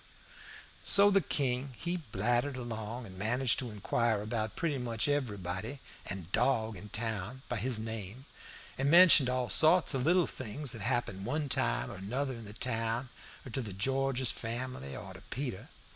And he always let on that Peter wrote him things, but that was a lie. He got every blessed one of them out of that young flathead that we canoed up to the steamboat. Then Mary Jane she fetched the letter her father left behind, and the king he read it out loud and cried over it. It give the dwelling house and $3,000 gold to the girls, and it give the tan yard, which was doing a good business, along with some other house and land worth about $7,000, and $3,000 in gold to Harvey and William, and told where the $6,000 cash was hid down the cellar. So these two frauds say they'd go and fetch it up, and have everything square and above board, and told me to come with a candle. We shut the cellar door behind us, and when they found the bag, they spilt it out on the floor, and it was a lovely sight, all them yaller boys. By the way, the king's eyes did shine.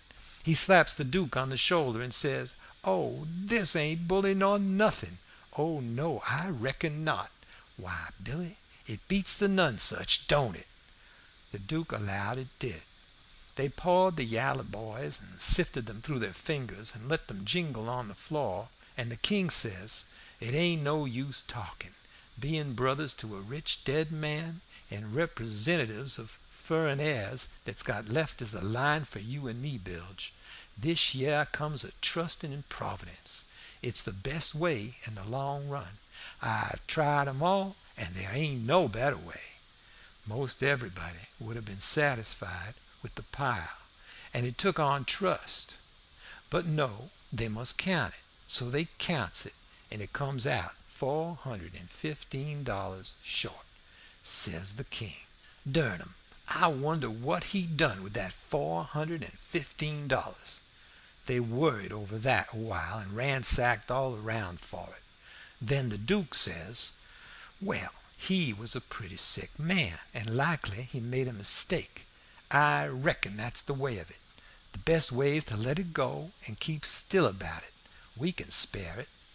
Oh, shucks! Yes, we can spare it, and don't care nothing about it. It's the count I'm thinking about. We want to be awful square and open and above board here, you know. We want to lug this yah money upstairs and count it before everybody. Then there ain't nothing suspicious. But when the dead man says there's $6,000, you know, we don't want to hold on, says the Duke. Let me make up the deficit. And he begun to yawl out yaller boys out of his pocket. It's a most amazing good idea, Duke. You have got a rattling clever head on you, says the king.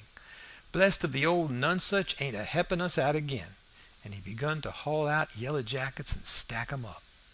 It most busted them, but they made up the 6,000 clean and clear. Say, says the Duke, I got another idea. Let's go upstairs and count this money, and then take and give it to the girls. Good land, Duke, let me hug you. It's the most dazzling idea 'at ever a man struck. You have certainly got the most astonishing head I ever see. Oh, this is the boss dodge. There ain't no mistake about it. Let 'em fetch along their suspicions now if they want to. This'll lay 'em out. When we got upstairs, everybody gathered round the table, and the king he counted it and stacked it up, $300 in a pile, 20 elegant little piles.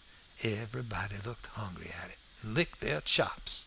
Then they raked it into the bag again, and I see the king begin to swell himself up for another speech.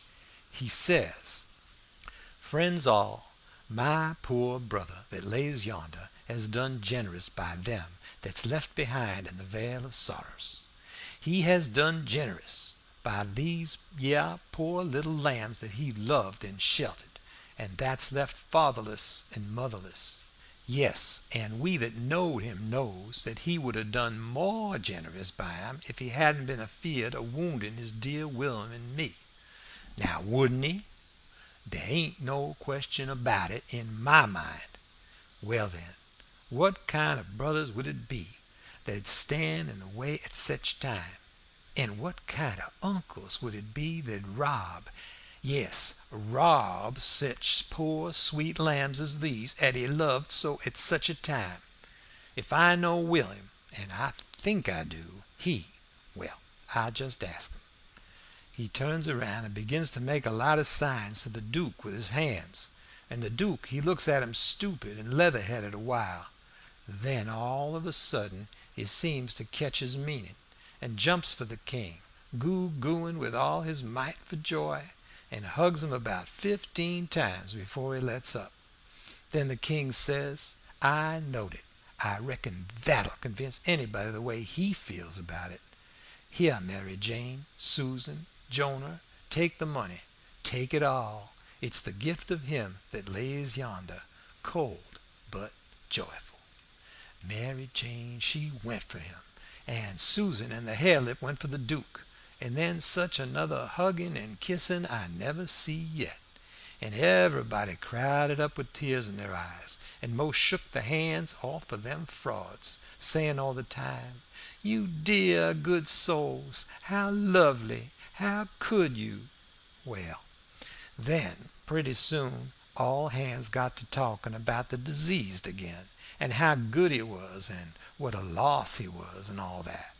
Before long a big iron-jawed man worked himself in there from outside, and stood a-listening and looking, and not saying anything, and nobody saying anything to him either, because the king was talking, and they was all busy listening.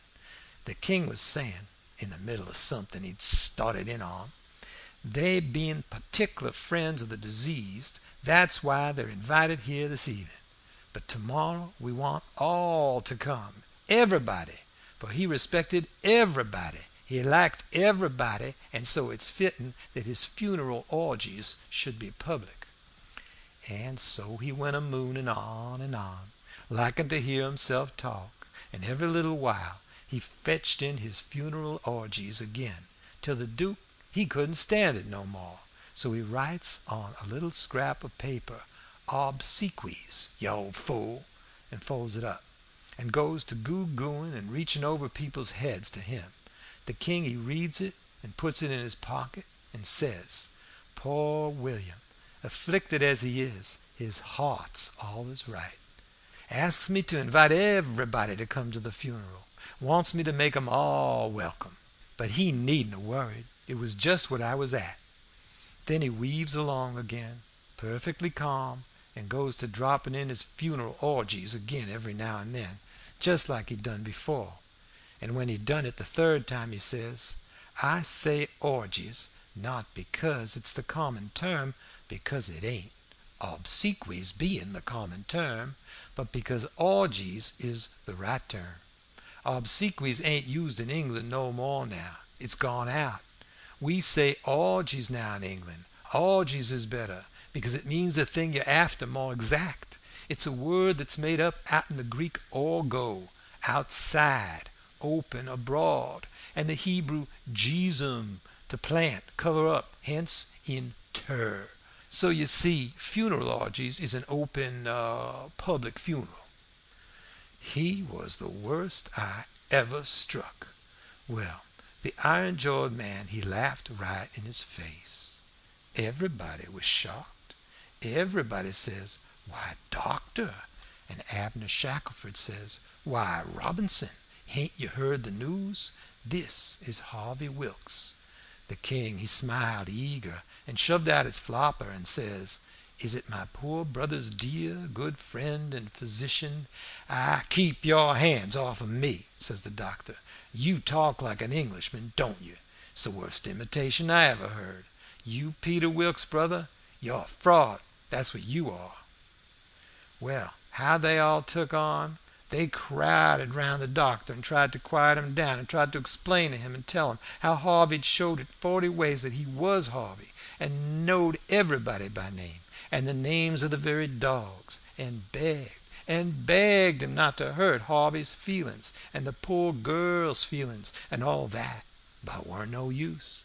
He stormed right along, and said any man that pretended to be an Englishman and couldn't imitate the lingo no better than what he did was a fraud and a liar. The poor girls was hanging to the king and crying, and all of a sudden the doctor up and turns on them. He says, "I was your father's friend, and I'm your friend, and I warn you as a friend, and an honest one that wants to protect you and keep you out of harm and trouble, to turn your backs on that scoundrel and have nothing to do with him, that ignorant tramp with his idiotic Greek and Hebrew, as he calls it. He is the thinnest kind of an impostor, has come here with a lot of empty names and facts which he picked up somewheres, and you take them for proofs, and are helped to fool yourselves by these foolish friends here, who ought to know better.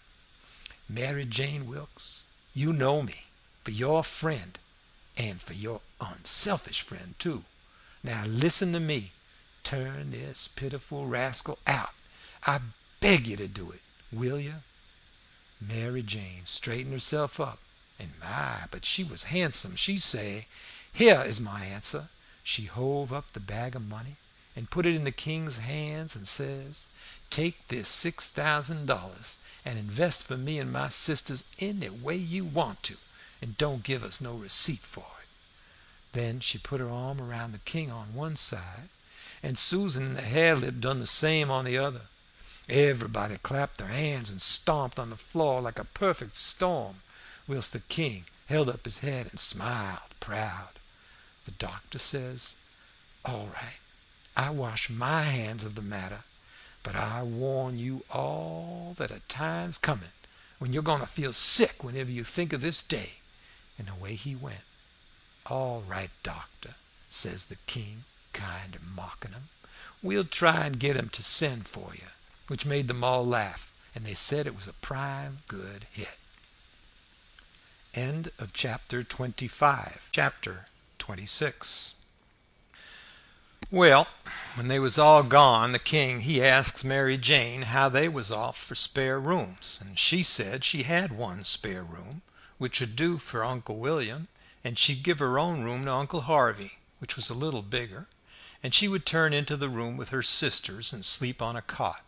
And up garret was a little cubby with a pallet in it. The king said the cubby would do for his valley, meaning me. So Mary Jane took us up, and she showed them their rooms, which was plain but nice. She said she'd have her frocks and a lot of other traps took out of her room if they was in Uncle Harvey's way, but he said they weren't. The frocks was hung along the wall, and before them was a curtain made out of calico that hung down to the floor. There was an old hair trunk in one corner and a cadar box in another, and all sorts of little knick-knacks and gimcracks around, like girls brisking up a room with. The king said it was all the more homely and more pleasanter for these fixin's, and so don't disturb 'em. The duke's room was pretty small, but plenty good enough, and so was my cubby. That night they had a big supper, and all them men and women was there. I stood behind the king and the duke's chairs and waited on 'em, and the negroes waited on the rest. Mary Jane, she sat at the head of the table with Susan alongside of her, and said how bad the biscuits was, and how mean the preserves was, and how ornery and tough the fried chickens was, and all that kind of rot, the way women always do for to force out compliments. And the people all knowed everything was tip-top, and said so. Said, how do you get biscuits to brown so nice? And where, for the land's sakes, did you get these amazing pickles? And all that kind of humbug talky-talk, just the way people always does at a supper, you know. And when it was all done, me and the harelip had supper in the kitchen off of the leavings, whilst the others was helping the negroes clean up things. The harelip, she got to pumping me about England, and blessed if I didn't think the ice was getting mighty thin sometimes. She says, did you ever see the king? Who, William IV? Well, I bet I have. He goes to our church. I knowed he was dead years ago, but I never let on. So when I says he goes to our church, she says, what, regular? Yes, regular. His pew's right over opposite ourn, on t'other side the pulpit. I thought he lived in London. Well, he does. Where would he live? But I thought you lived in Sheffield. I see I was up a stump. I had to let on to get choked with a chicken bone, so as to get time to think how to get down again. Then I says, I mean he goes to our church regular when he's in Sheffield. That's only in the summer time when he comes there to take the sea baths. Why, how you talk! Sheffield ain't on the sea. Well, who said it was? Why, you did. I didn't, nuther. You did. I didn't. You did. I never said nothing of the kind. Well, what did you say then? Said he come to take the sea baths. That's what I said. Well, then, how's he going to take the sea baths if it ain't on the sea? Looky here, I says, did you ever see any Congress water? Yes. Well, did you have to go to Congress to get it? Why, no. Well, neither does William IV have to go to the sea to get a sea bath. How does he get it then? Gets it the way people down here gets Congress water, in barrels.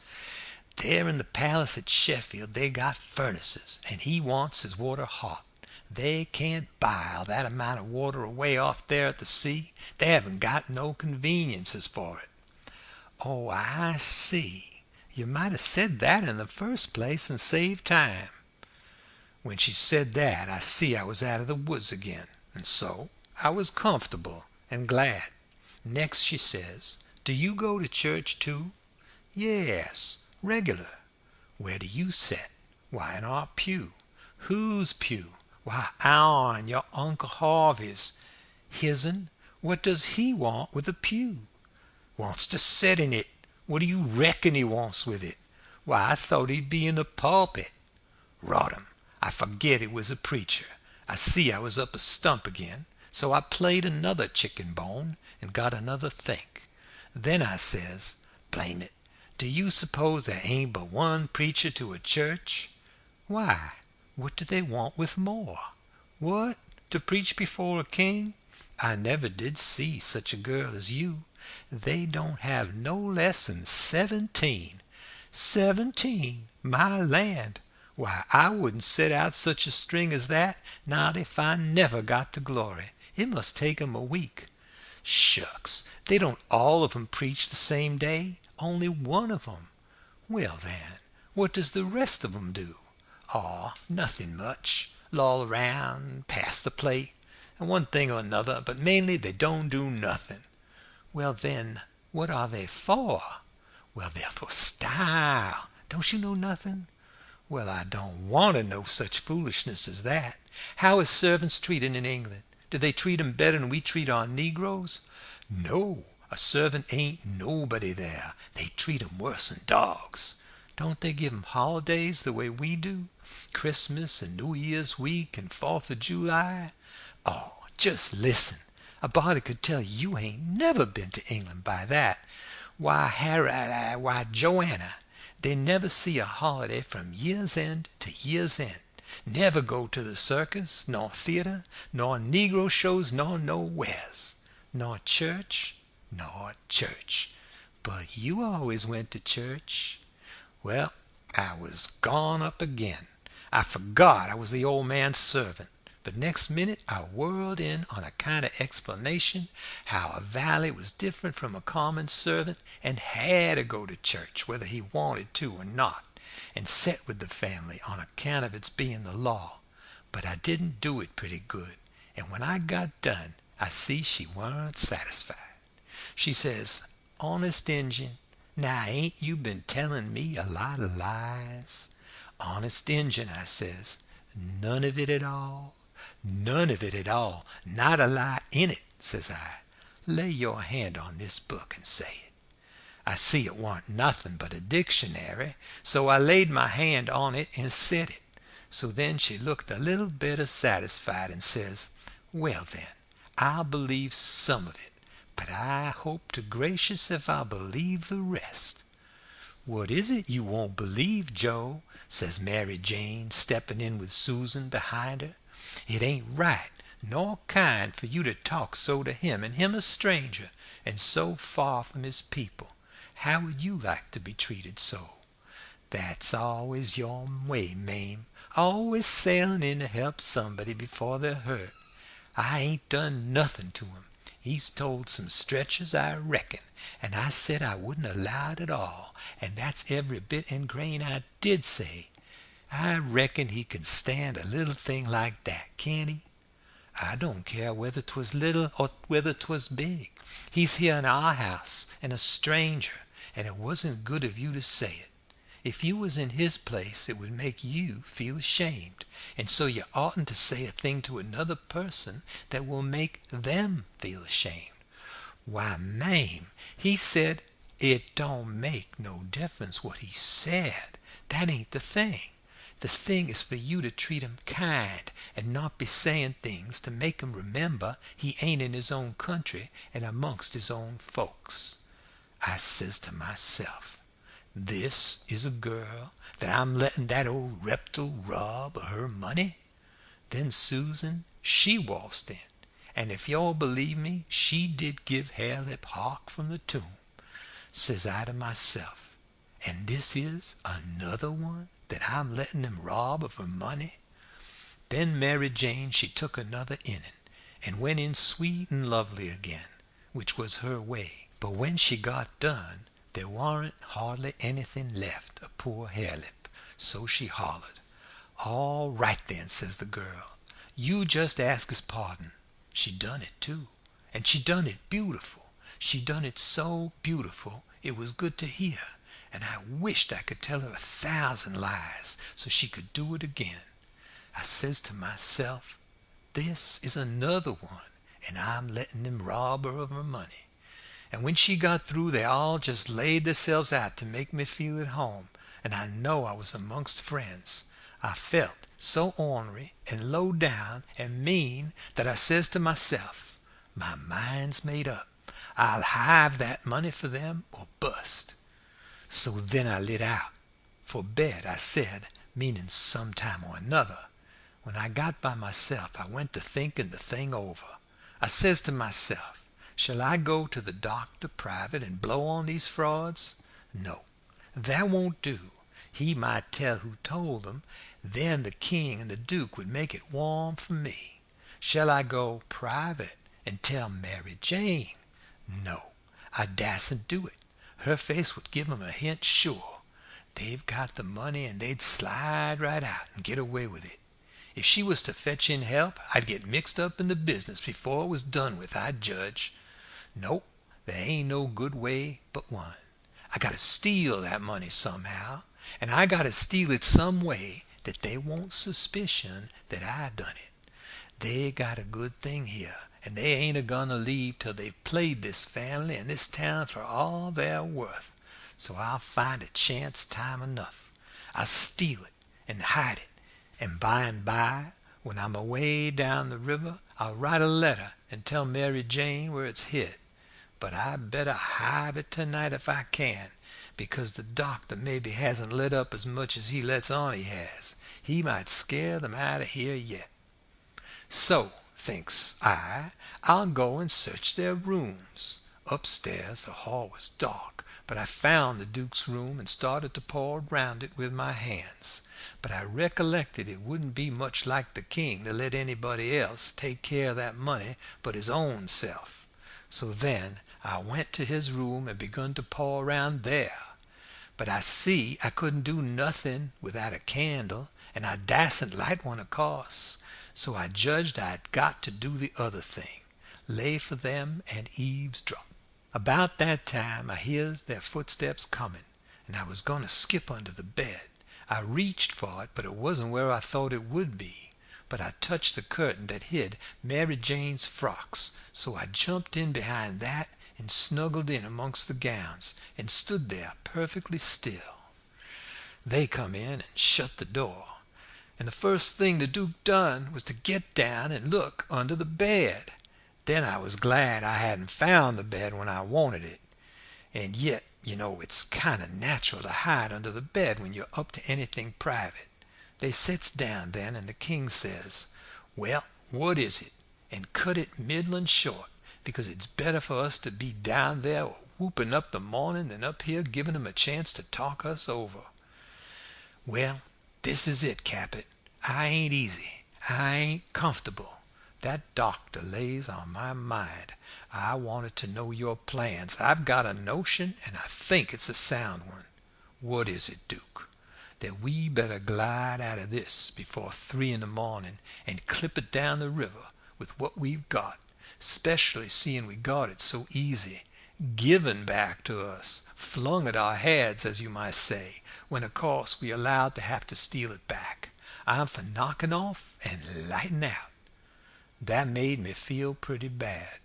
About an hour or two ago it would have been a little different, but now it made me feel bad and disappointed. The king rips out and says, "What? And not sell out the rest of the property? March off like a parcel of fools and leave $8,000 or $9,000 worth of property laying around just suffering to be scooped in? And all good, saleable stuff, too." The Duke, he grumbled, said the bag of gold was enough, and he didn't want to go no deeper, didn't want to rob a lot of orphans of everything they had. "Why, how you talk," says the king. "We shan't rob 'em of nothing at all but just this money. The people that buys the property is the sufferers, because as soon as it's found out that we didn't own it, which won't be long after we've slid, the sale won't be valid, and it's all go back to the estate. These here orphans''ll get their house back, and that's enough for them. They're young and spry and can easy earn a living. They ain't going to suffer. Why, just think. There's thousands and thousands that ain't nigh so well off. Bless you, they ain't got nothing to complain of." Well, the king, he talked them blind, so at last he give in, and said all right, but said he believed it was blamed foolishness to stay and the doctor hanging over him. But the king says, "Cuss the doctor. What do we care for him? Hain't we got all the fools in town on our side, and ain't that a big enough majority in any town?" So they got ready to go downstairs again. The Duke says, "I don't think we put the money in a good place." That cheered me up. I'd begun to think I wasn't going to get a hint of no kind to help me. The King says, "Why?" "Because Mary Jane'll be in mourning from this out, and at first you know the Negro that does up the rooms will get an order to box these duds up and put 'em away. And do you reckon a Negro can run across money and not borrow some of it?" "Your head's level again, Duke," says the King, and he comes a fumbling under the curtain, 2 or 3 foot from where I was. I stuck tight to the wall and kept mighty still, though quivery, and I wondered what them fellers 'd say to me if they ketched me, and I tried to think what I'd better do if they did ketch me. But the King, he got the bag before I could think more than about a half thought, and he never suspicioned I was around. They took and shoved the bag through a rip in the straw tick that was under the feather bed, and crammed it in about a foot or 2 amongst the straw, and said it was all right now, because a Negro only makes up the feather bed and don't turn over the straw tick only about twice a year, and so it warn't in no danger of getting stole now. But I knowed better. I had it out of there before they was halfway downstairs. I groped along up to my cubby and hid it there till I could get a chance to do better. I judged I'd better hide it outside the house somewheres, 'cause if they missed it they'd give the house a good ransacking. I knowed that very well. Then I turned in, with my clothes all on, but I couldn't have gone to sleep if I'd have wanted to. I was in such a sweat to get through with the business. By and by I heard the King and the Duke come up, so I rolled off my pallet and laid with my chin at the top of my ladder and waited to see if anything was going to happen, but nothing did. So I held on till all the late sounds had quit and the early ones hadn't begun yet, and then I slipped down the ladder. End of chapter 26. Chapter 27. I crept to their doors and listened. They was snoring, so I tiptoed along and got downstairs all right. There weren't a sound anywheres. I peeped through a crack of the dining-room door and see the men that was watching the corpse all sound asleep on their chairs. The door was open into the parlor where the corpse was laying, and there was a candle in both rooms. I passed along, and the parlor door was open, but I see there weren't nobody in there but the remainders of Peter, so I shoved on by. But the front door was locked, and the key wasn't there. Just then I heard somebody coming down the stairs back behind me. I ran in the parlor and took a swift look around, and the only place I see to hide the bag was in the coffin. The lid was shoved along about a foot, showing a dead man's face down in there, with a wet cloth over it and his shroud on. I tucked the money bag in under the lid, just down beyond where his hands was crossed, which made me creep, they was so cold. Then I ran back across the room and in behind the door. The person coming was Mary Jane. She went to the coffin, very soft, and kneeled down and looked in. She put up her handkerchief, and I see she begun to cry, though I couldn't hear her, and her back was to me. I slid out, and as I passed the dining room I thought I'd make sure them watchers hadn't seen me. So I looked through the crack, and everything was all right. They hadn't stirred. I slipped up to bed, feeling rather blue, on accounts of the thing playing out that way after I had took so much trouble and run so much risk about it. Says I, if it could stay where it is, all right, because when we get down the river 100 mile or 2, I could write back to Mary Jane, and she could dig 'em up again and get it. But that ain't the thing that's going to happen. The thing that's going to happen is the money'll be found when they come to screw on the lid. Then the King'll get it again, and it'll be a long day before he gives anybody another chance to smouch it from him. Of course I wanted to slide down and get it out of there, but I dasn't try it. Every minute it was getting earlier now, and pretty soon some of them watchers would begin to stir, and I might get ketched with $6,000 in my hands that nobody hadn't hired me to take care of. I don't wish to be mixed up in no such business as that, says I to myself. When I got downstairs in the morning, the parlor was shut up and the watchers was gone. There warn't nobody around but the family and the widow Bartley and our tribe. I watched their faces to see if anything been happening, but I couldn't tell. Towards the middle of the day the undertaker come with his man, and they set the coffin in the middle of the room on a couple of chairs, and then they set all our chairs in rows, and borrowed more from the neighbors till the hall and the parlor and the dining room was filled. I see the coffin lid was the way it was before, but I dasn't go to look in under it with folks around.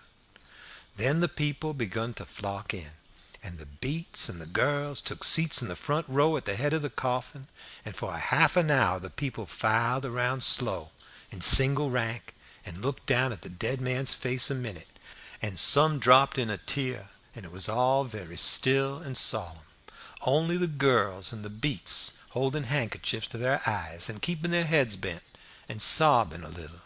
There weren't no other sound but the scraping of the feet on the floor and blowing noses, because the people always blows them more at a funeral than they do at other places, 'cept church.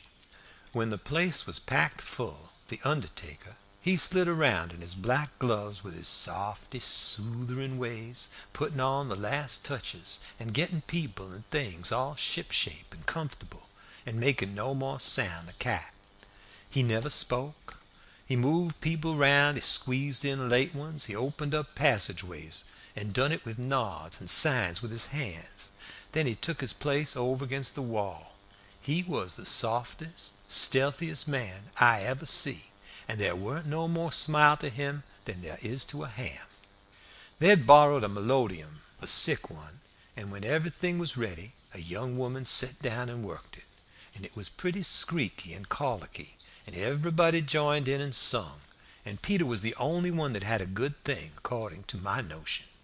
Then the Reverend Hobson opened up, slow and solemn, and begun to talk, and straight off the most outrageous row busted out in the cellar a body ever heard. It was only one dog, but he made a most powerful racket, and he kept it up right along. The parson, he had to stand there over the coffin and wait. You couldn't hear yourself think. It was right down awkward, and nobody didn't seem to know what to do. But pretty soon they see that long-legged undertaker make a sign to the preacher, as much as to say, "Don't you worry, just depend on me." Then he stooped down and begun to glide along the wall, just his shoulders showing above the people's heads. So he glided along, and the powwow and racket getting more and more outrageous all the time, and at last, when he had gone around two sides of the room, he disappears down the cellar. Then in about 2 seconds we heard a whack, and the dog he finished up with a most amazing howl or two, and then everything was dead still, and the parson begun his solemn talk where he left off. In a minute or two here comes this undertaker's back and shoulders gliding along the wall again, and so he glided and glided around 3 sides of the room, and then rose up and shaded his mouth with his hands, and stretched his neck out towards the preacher over the people's heads, and says in a kind of coarse whisper, "He had a rat." Then he drooped down and gliding along the wall again to his place. You could see it was a great satisfaction to the people, 'cause naturally they wanted to know. A little thing like that don't cost nothing, and it's just the little things that makes a man to be looked up to and like. There weren't no more popular man in town than that undertaker was. Well, the funeral sermon was very good, but p'ising long and tiresome, and then the king, he shoved in and got off some of his usual rubbage, and at last the job was through, and the undertaker begun to sneak up on the coffin with his screwdriver. I was in a sweat then, and watched him pretty keen, but he never meddled at all, just slid the lid along as soft as mush, and screwed it down tight and fast. So there I was. I didn't know whether money was in there or not. So, says I, Suppose somebody has hogged that bag on the sly. Now how do I know whether to write to Mary Jane or not? Suppose she dug 'em up and didn't find nothing. What would she think of me? Blame it, I says, I may get hunted up and jailed. I'd better lay low and keep dark and not write at all. The thing's awful mixed up now. Trying to better it, I've worsened it 100 times, and I wish to goodness I'd just let it alone. Dad fetch the whole business. They buried him, and we come back home, and I went to watching faces again. I couldn't help it, and I couldn't rest easy, but nothing come of it. The faces didn't tell me nothing. The king he visited round in the evening and sweetened everybody up, and made himself ever so friendly, and he give out the idea that his congregation over in England would be in a sweat about him, so he must hurry and settle up the estate right away and leave for home. He was very sorry. He was so pushed, and so was everybody. They wished he could stay longer, but they said they could see it couldn't be done. And he said of course him and William would take the girls home with them, and that pleased everybody too, because then the girls would be well fixed in amongst their own relations. And it pleased the girls too, tickled them so they clean forgot they ever had a trouble in the world, and told him to sell out as quickly as he wanted to. They'd be ready. Them poor things was that glad and happy it made my heart ache to see them getting fooled and lied to so. But I didn't see no safe way for me to chip in and change the general tune. Well, blamed if the king didn't build the house and the negroes and all the property for auction straight off. Sale 2 days after the funeral, but nobody could buy private before if they wanted to. So the next day after the funeral, along about noontime, the girls' joy got the first jolt. A couple of negro traders come along, and the king sold them the negroes reasonable, for 3-day drafts as they called it, and away they went, the 2 sons up the river to Memphis, and their mother down the river to Orleans. I thought them poor girls and them negroes would break their hearts for grief. They cried around each other and took on so it most made me down sick to see it. The girls said they hadn't never dreamed of seeing the families separated or sold away from the town. I can't ever get it out of my memory, the sight of them poor miserable girls and the negroes hanging round each other's necks and crying. And I reckon I couldn't have stood it all, but would have had to bust out and telling our gang if I hadn't knowed the sale wa'n't no account, and the negroes would be back home in a week or 2. The thing made a big stir in the town, too, and a good many came out flat-footed and said it was scandalous to separate the mother and the children that way. It injured the fraud some, but the old fool, he bulled right along, spite of all the Duke could say or do, and I tell you the Duke was powerful uneasy. Next day was auction day. About broad day in the morning the king and the Duke come up in the garret and woke me up, and I see by their look that there was trouble. The king says, "Was you in my room night before last?" "No, your majesty," which was the way I always called him when nobody but our gang wa'n't around. "Was you in there yesterday or last night?" "No, your majesty." "Honor bright now, no lies." "Honor bright, your majesty, I'm telling you the truth. I ain't been a near your room since Miss Mary Jane took you and the Duke and showed it to you." The Duke says, "Have you seen anybody else go in there?" "No, your grace, not as I remember, I believe." "Stop and think." I studied a while, and I see my chance. Then I says, "Well, I see the negroes go in there several times." Both of 'em gave a little jump and looked like they hadn't ever expected it, and then like they had. Then the Duke says, "What, all of 'em?" "No, leastwise not all at once. That is, I don't think I ever see them all come out at once, but just one time." "Hell, when was that?" "It was the day we had the funeral, in the morning. It warn't early, 'cause I overslept. I was just starting down the ladder, and I see 'em. Well, go on, go on. What did they do? How did they act? They didn't do nothing, and they didn't act anyway much as far as I could see. They tiptoed away, so I seen easy enough that they'd shoved in there to do up your Majesty's room or something, supposing you was up, and found you warn't up, and so they was hoping to slide out the way of trouble without waking you up, if they hadn't already waked you up. Great guns, this is a go, says the king, and both of 'em looked pretty sick and tolerable silly. They stood there a-thinking and a-scratching their heads a minute, and the Duke, he bust into a kind of little raspy chuckle and says, "It does beat all how neat the negroes played their hand. They let on to be sorry that they was going out of this region, and I believe they was sorry, and so did you, and so did everybody. Don't ever tell me any more that a negro ain't got histrionic talent. Why, the way they played that thing, it'd fool anybody. In my opinion, there's a fortune in 'em. If I had capital and a theater, I wouldn't want a better layout than that. And here we've gone and sold 'em for a song. Yes, and ain't privileged to sing the song yet.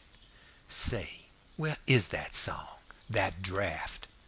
In the bank, for to be collected. Where would it be? Well, that's all right then, thank goodness. Says I, kind of timid like, is there something wrong? The king whirls on me and rips out, none of your business. You keep your head shut and you mind your own affairs, if you got any. Long as you're in this town, don't you forget that, you hear? Then he says to the Duke, we got to just swallow it and say nothing. Mum's the word for us. As they started down the ladder, the Duke chuckles again and says, quick sales and small profits. It's a good business, yes. The king snarls around on him and says, I was trying to do for the best in selling them out so quick. If the profits has turned out to be none, lacking considerable, and none to carry, is it my fault any more'n yourn? Well, they'd be in this house yet, and we wouldn't if I could have got my advice listened to. The king sassed back as much as was safe for him, and then swapped around and lit into me again. He give me down the banks for not coming and telling him I see the negroes come out of his room acting that way. Said any fool would have knowed something was up, and then waltzed in and cussed himself a while, and said it all come of him not laying late and taking his natural rest that morning, and he'd be blamed if he'd ever do it again. So they went off a-jawing, and I felt dreadful glad I'd worked it off onto the negroes, and yet hadn't done the negroes no harm by it. End of chapter 27. Chapter 28. By and by it was getting up time, so I come down the ladder and started for downstairs, but as I come to the girls' room the door was open, and I see Mary Jane setting by her old hair trunk, which was open and she'd been packing things in it, getting ready to go to England.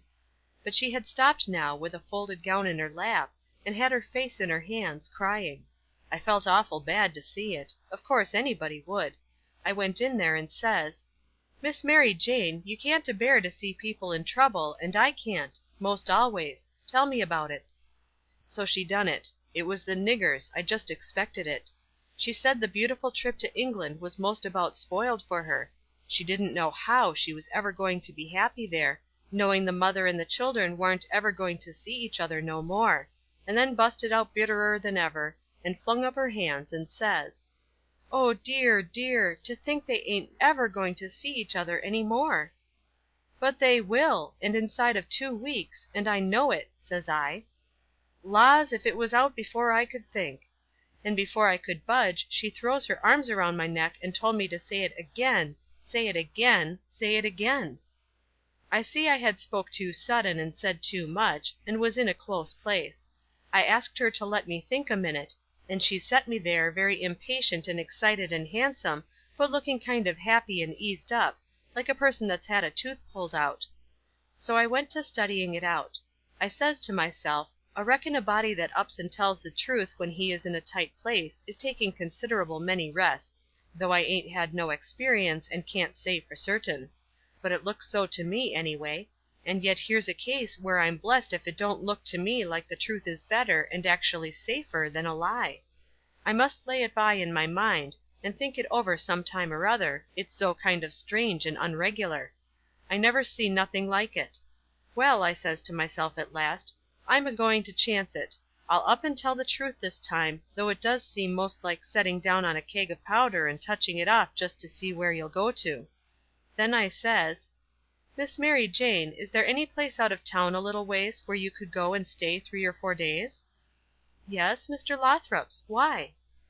Never mind why yet. If I'll tell you how I know the niggers will see each other again inside of 2 weeks, here in this house, and prove how I know it, will you go to Mr. Lothrop's and stay 4 days? 4 days, she says. I'll stay a year. All right, I says, but I don't want nothing more out of you than just your word. I'd druther have it than another man's kiss the Bible. She smiled and reddened up very sweet, and I says, if you don't mind it, I'll shut the door and bolt it. Then I came back and set down again and says, don't you holler, just set still and take it like a man. I got to tell the truth, and you want to brace up, Miss Mary, because it's a bad kind and going to be hard to take, but there ain't no help for it. These uncles of yourn ain't no uncles at all. They're a couple of frauds, regular deadbeats. There, now we're over the worst of it. You can stand the rest middling easy. It jolted her up like everything, of course, but I was over the shoal water now, so I went right along, her eyes a-blazing higher and higher all the time, and told her every blame thing, from where we first struck that young fool going up to the steamboat, clear through to where she flung herself onto the king's breast at the front door, and he kissed her 16 or 17 times, and then up she jumps with her face afire like sunset, and says, the brute! Come, don't waste a minute, not a second. We'll have them tarred and feathered and flung in the river. Says I, certainly, but do you mean before you go to Mr. Lothrop's, or... Oh, she says, what am I thinking about, she says, and set right down again. Don't mind what I said, please don't. You won't now, will you? Laying her silky hand on mine in that kind of a way that I said I would die first. I never thought I was so stirred up, she says. Now go on. I won't do so any more. You tell me what to do, and whatever you say, I'll do it. Well, I says, it's a rough gang, them 2 frauds, and I'm fixed so I got to travel with them a while longer, whether I want to or not. I'd druther not tell you why. And if you was to blow on them, this town would get me out of their claws, and I'd be all right. But there'd be another person that you don't know about who'd be in big trouble. Well, we got to save him, hain't we? Of course. Well then, we won't blow on them. Saying them words put a good idea in my head. I see how maybe I could get me and Jim rid of the frauds, get them jailed here, and then leave. But I didn't want to run the raft in the daytime without anybody aboard to answer questions but me, so I didn't want the plan to begin working till pretty late tonight. I says, Miss Mary Jane, I'll tell you what we'll do, and you won't have to stay at Mr. Lothrop's so long nother. How fur is it? A little short of 4 miles, right out in the country, back here. Well, that'll answer. Now you go along out there, and lay low till 9 or half past tonight. I'll then get them to fetch you home again, tell them you've thought of something. If you get here before 11, put a candle in this window, and if I don't turn up, wait till 11, and then if I don't turn up, it means I'm gone, and out of the way, and safe. Then you come out and spread the news around, and get these beats jailed.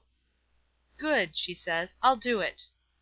And if it just happens so that I don't get away, but get took up along with them, you must up and say I told you the whole thing beforehand, and you must stand by me all you can. Stand by you? Indeed I will. They shan't touch a hair of your head, she says, and I see her nostrils spread and her eyes snap when she said it, too. If I get away I shan't be here, I says, to prove these rapscallions ain't your uncles, and I couldn't do it if I was here. I could swear they was beats and bummers, that's all, though that's worth something. Well, there's others can do that better than I can, and they're people that ain't going to be doubted as quick as I'd be. I'll tell you how to find them. Give me a pencil and a piece of paper. There, Royal Nonsuch, Bricksville. Put it away and don't lose it. When the court wants to find out something about these 2, let them send up to Bricksville and say they've got the men that played the Royal Nonsuch, and ask for some witnesses. Why, you'll have that entire town down here before you can hardly wink, Miss Mary, and they'll come a-biling, too. I judged we had got everything fixed right about now, so I says: "Just let the auction go right along, and don't worry. Nobody don't have to pay for the things they buy till a whole day after the auction on accounts of the short notice, and they ain't going out of this till they get that money, and the way we've fixed it the sale ain't going to count, and they ain't going to get no money. It's just like the way it was with the niggers. It warn't no sale, and the niggers will be back before long. Why, they can't collect the money for the niggers yet. They're in the worst kind of a fix, Miss Mary." "Well," she says, "I'll run down to breakfast now, and then I'll start straight for Mr. Lothrop's." "'Deed, that ain't the ticket, Miss Mary Jane," I says. "By no manner of means. Go before breakfast." "Why?" "What did you reckon I wanted you to go at all for, Miss Mary?" "Well, I never thought and, come to think, I don't know. What was it?" "Why, it's because you ain't one of these leather-face people. I don't want no better book than what your face is. A body can set down and read it off like coarse print. Do you reckon you can go and face your uncles when they come to kiss you good morning, and never there, don't. Yes, I'll go before breakfast. I'll be glad to. And leave my sisters with them?" "Yes, never mind about them. They've got to stand it yet a while. They might suspicion something if all of you was to go. I don't want you to see them, nor your sisters, nor nobody in this town. If a neighbor was to ask how is your uncles this morning, your face would tell something. No, you go right along, Miss Mary Jane, and I'll fix it with all of them. I'll tell Miss Susan to give your love to your uncles, and say you've went away for a few hours for to get a little rest and change, or to see a friend, and you'll be back tonight or early in the morning." "Gone to see a friend is all right, but I won't have my love given to them." "Well, then, it shan't be." It was well enough to tell her so, no harm in it. It was only a little thing to do, and no trouble. And it's the little things that smooths people's roads the most, down here below. It would make Mary Jane comfortable, and it wouldn't cost nothing. Then I says: "There's one more thing, that bag of money."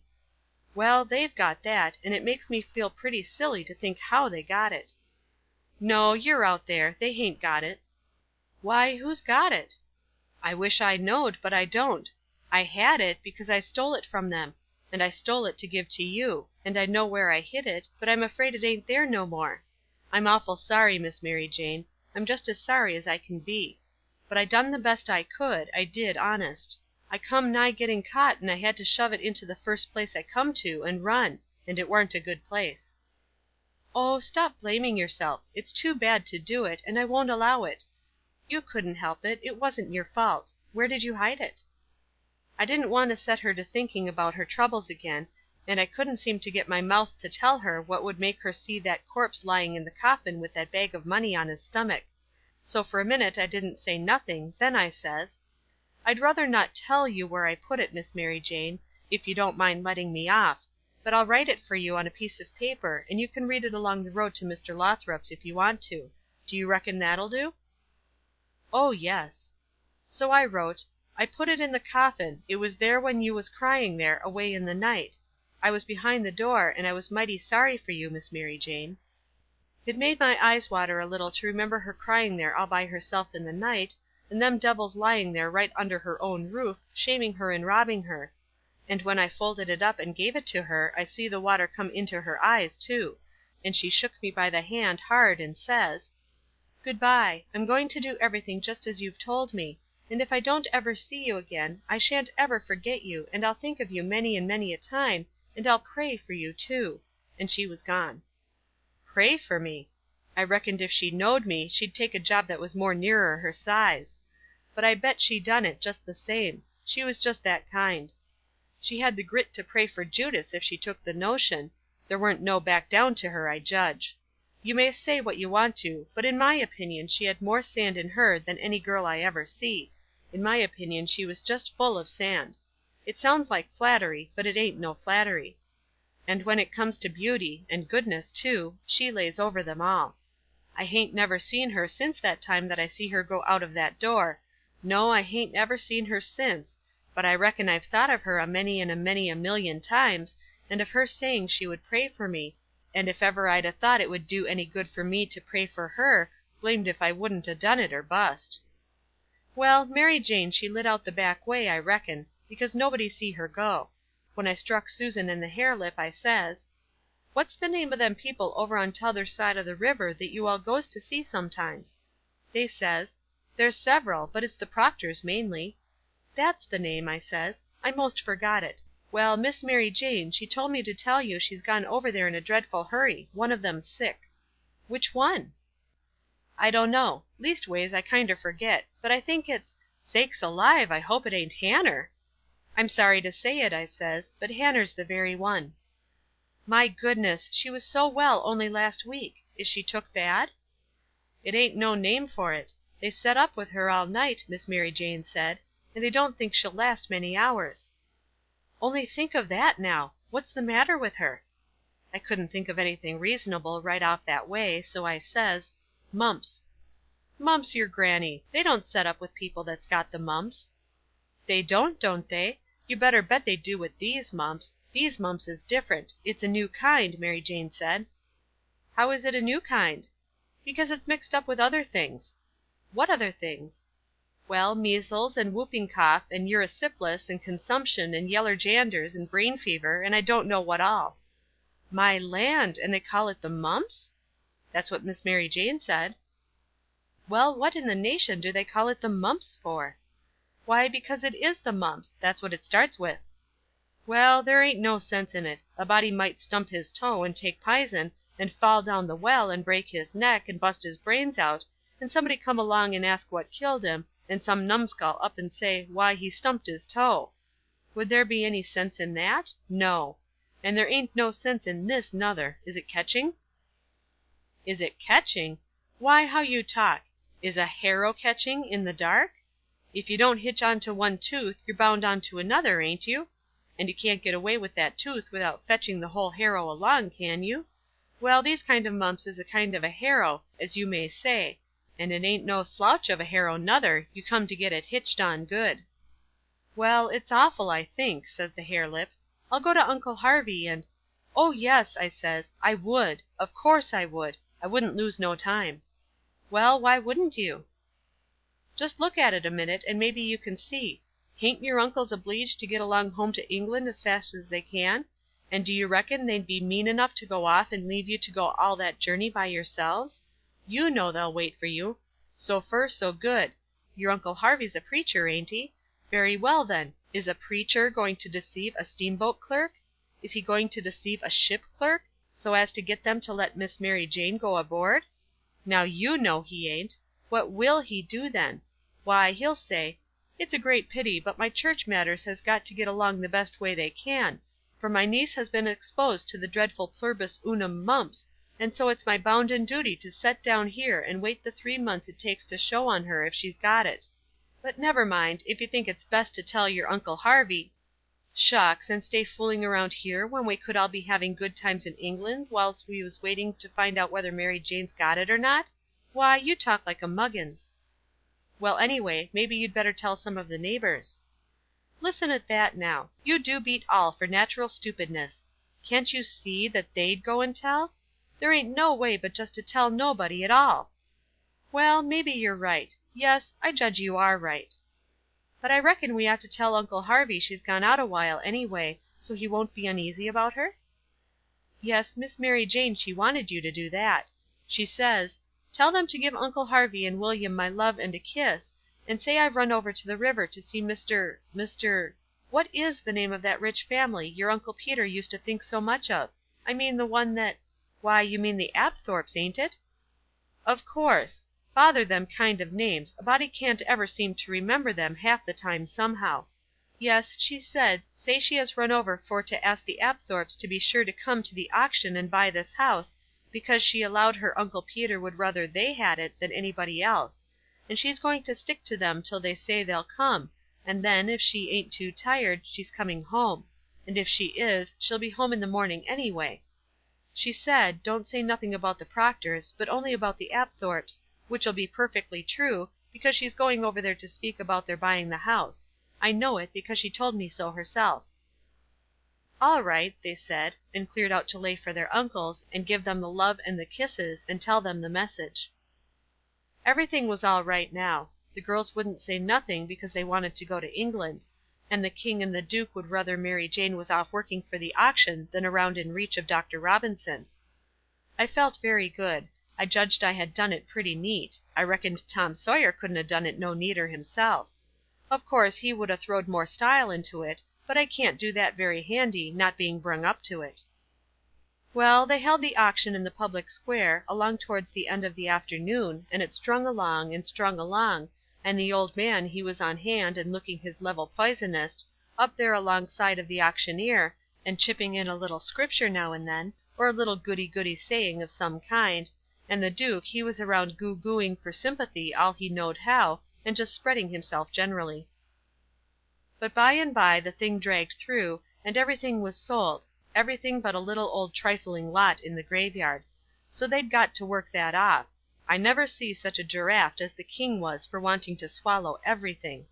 Well, whilst they was at it a steamboat landed, and in about 2 minutes up comes a crowd a whooping and yelling and laughing and carrying on, and singing out, "Here's your opposition line, here's your 2 sets of heirs to old Peter Wilkes, and you pays your money and you takes your choice."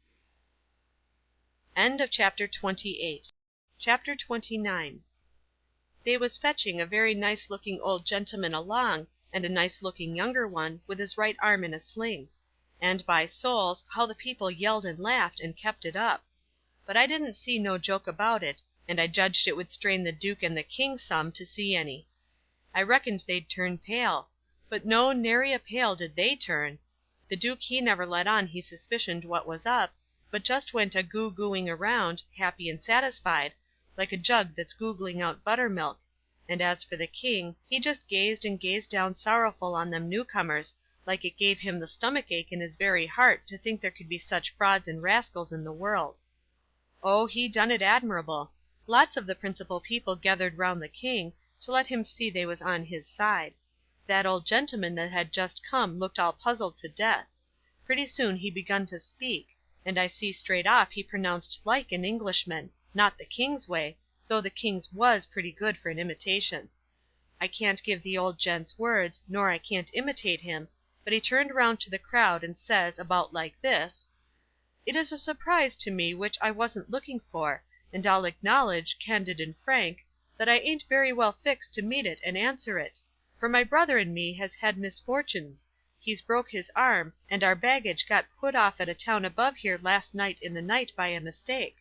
I am Peter Wilkes's brother Harvey, and this is his brother William, which can't hear nor speak, and can't even make signs to amount to much, now't he's only got one hand to work them with.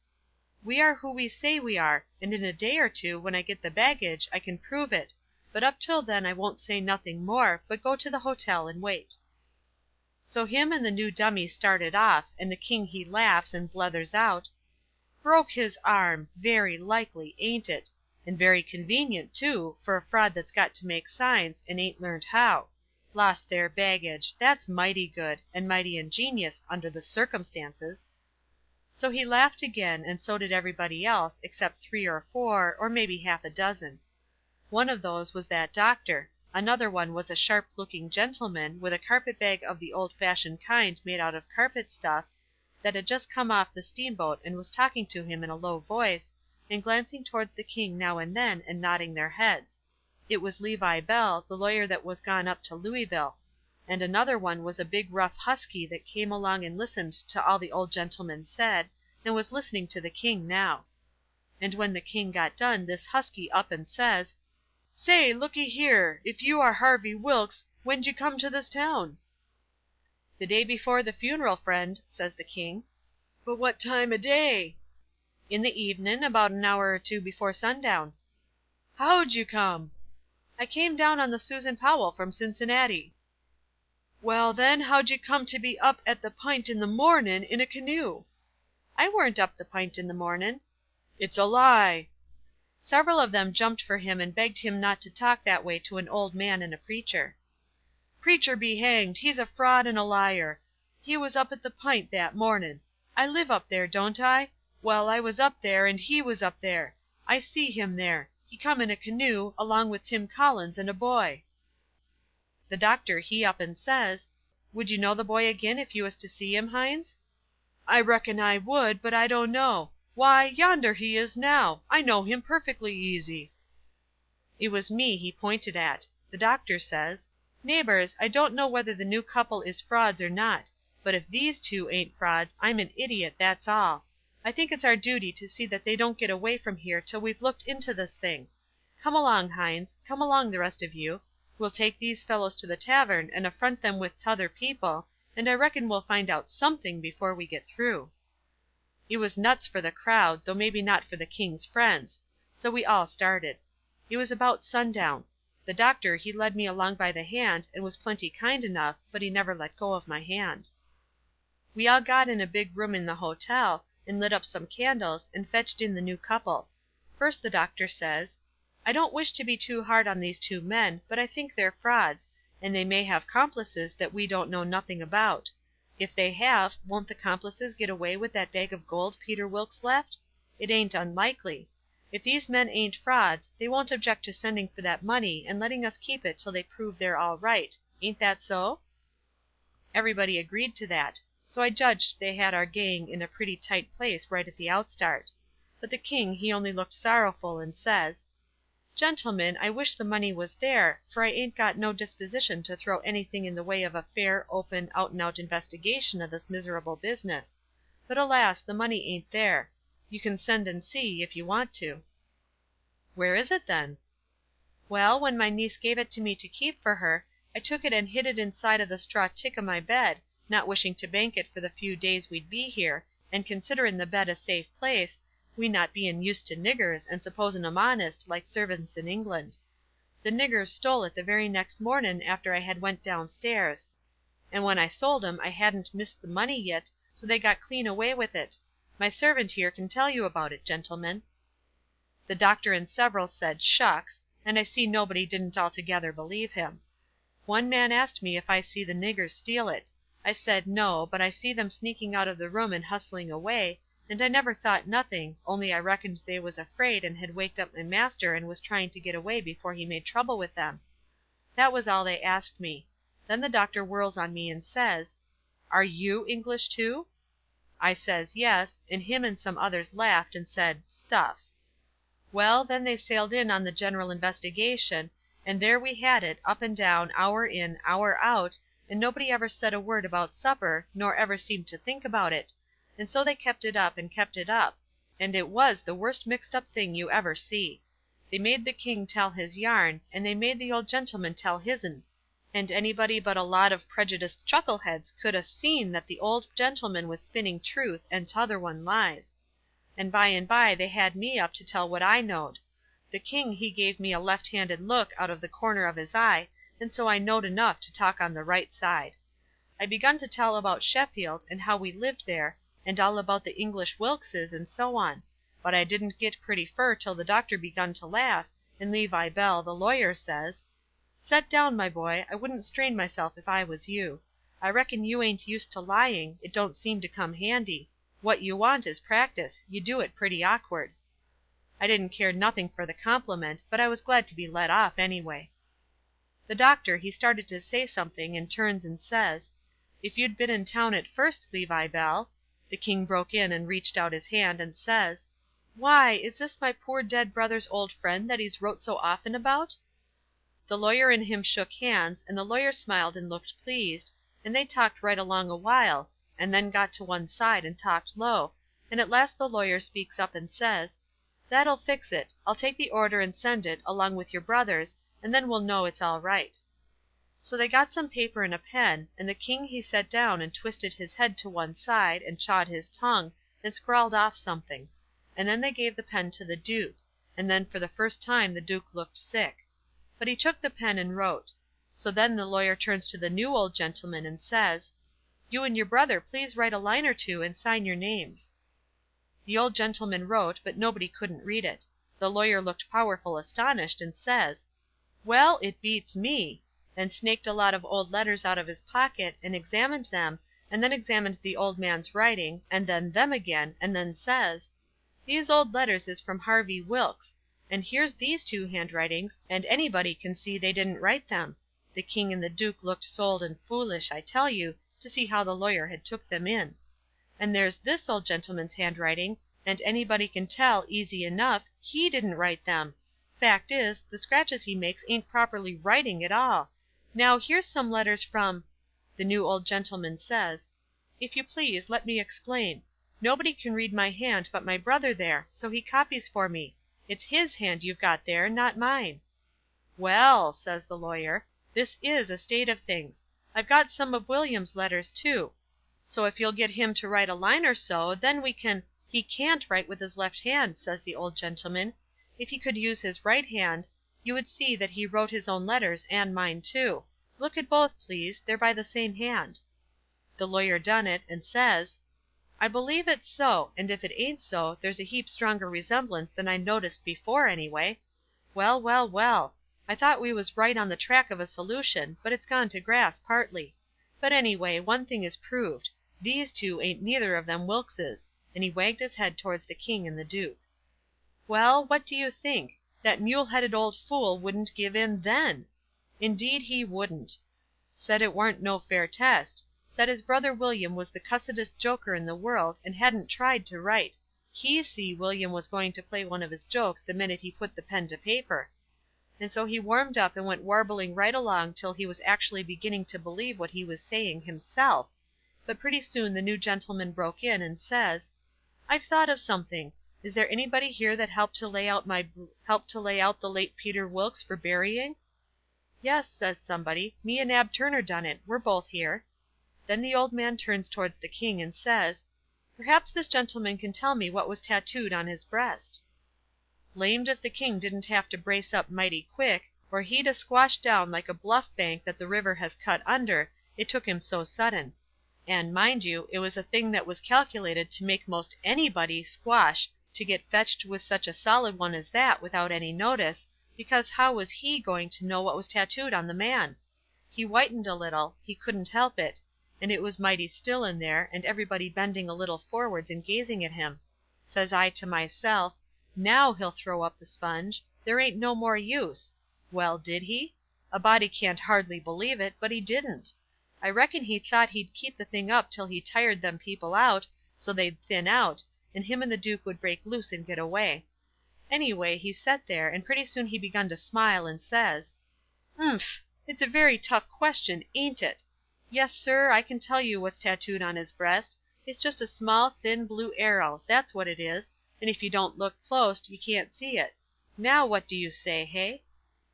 Well, I never see anything like that old blister for clean out-and-out cheek.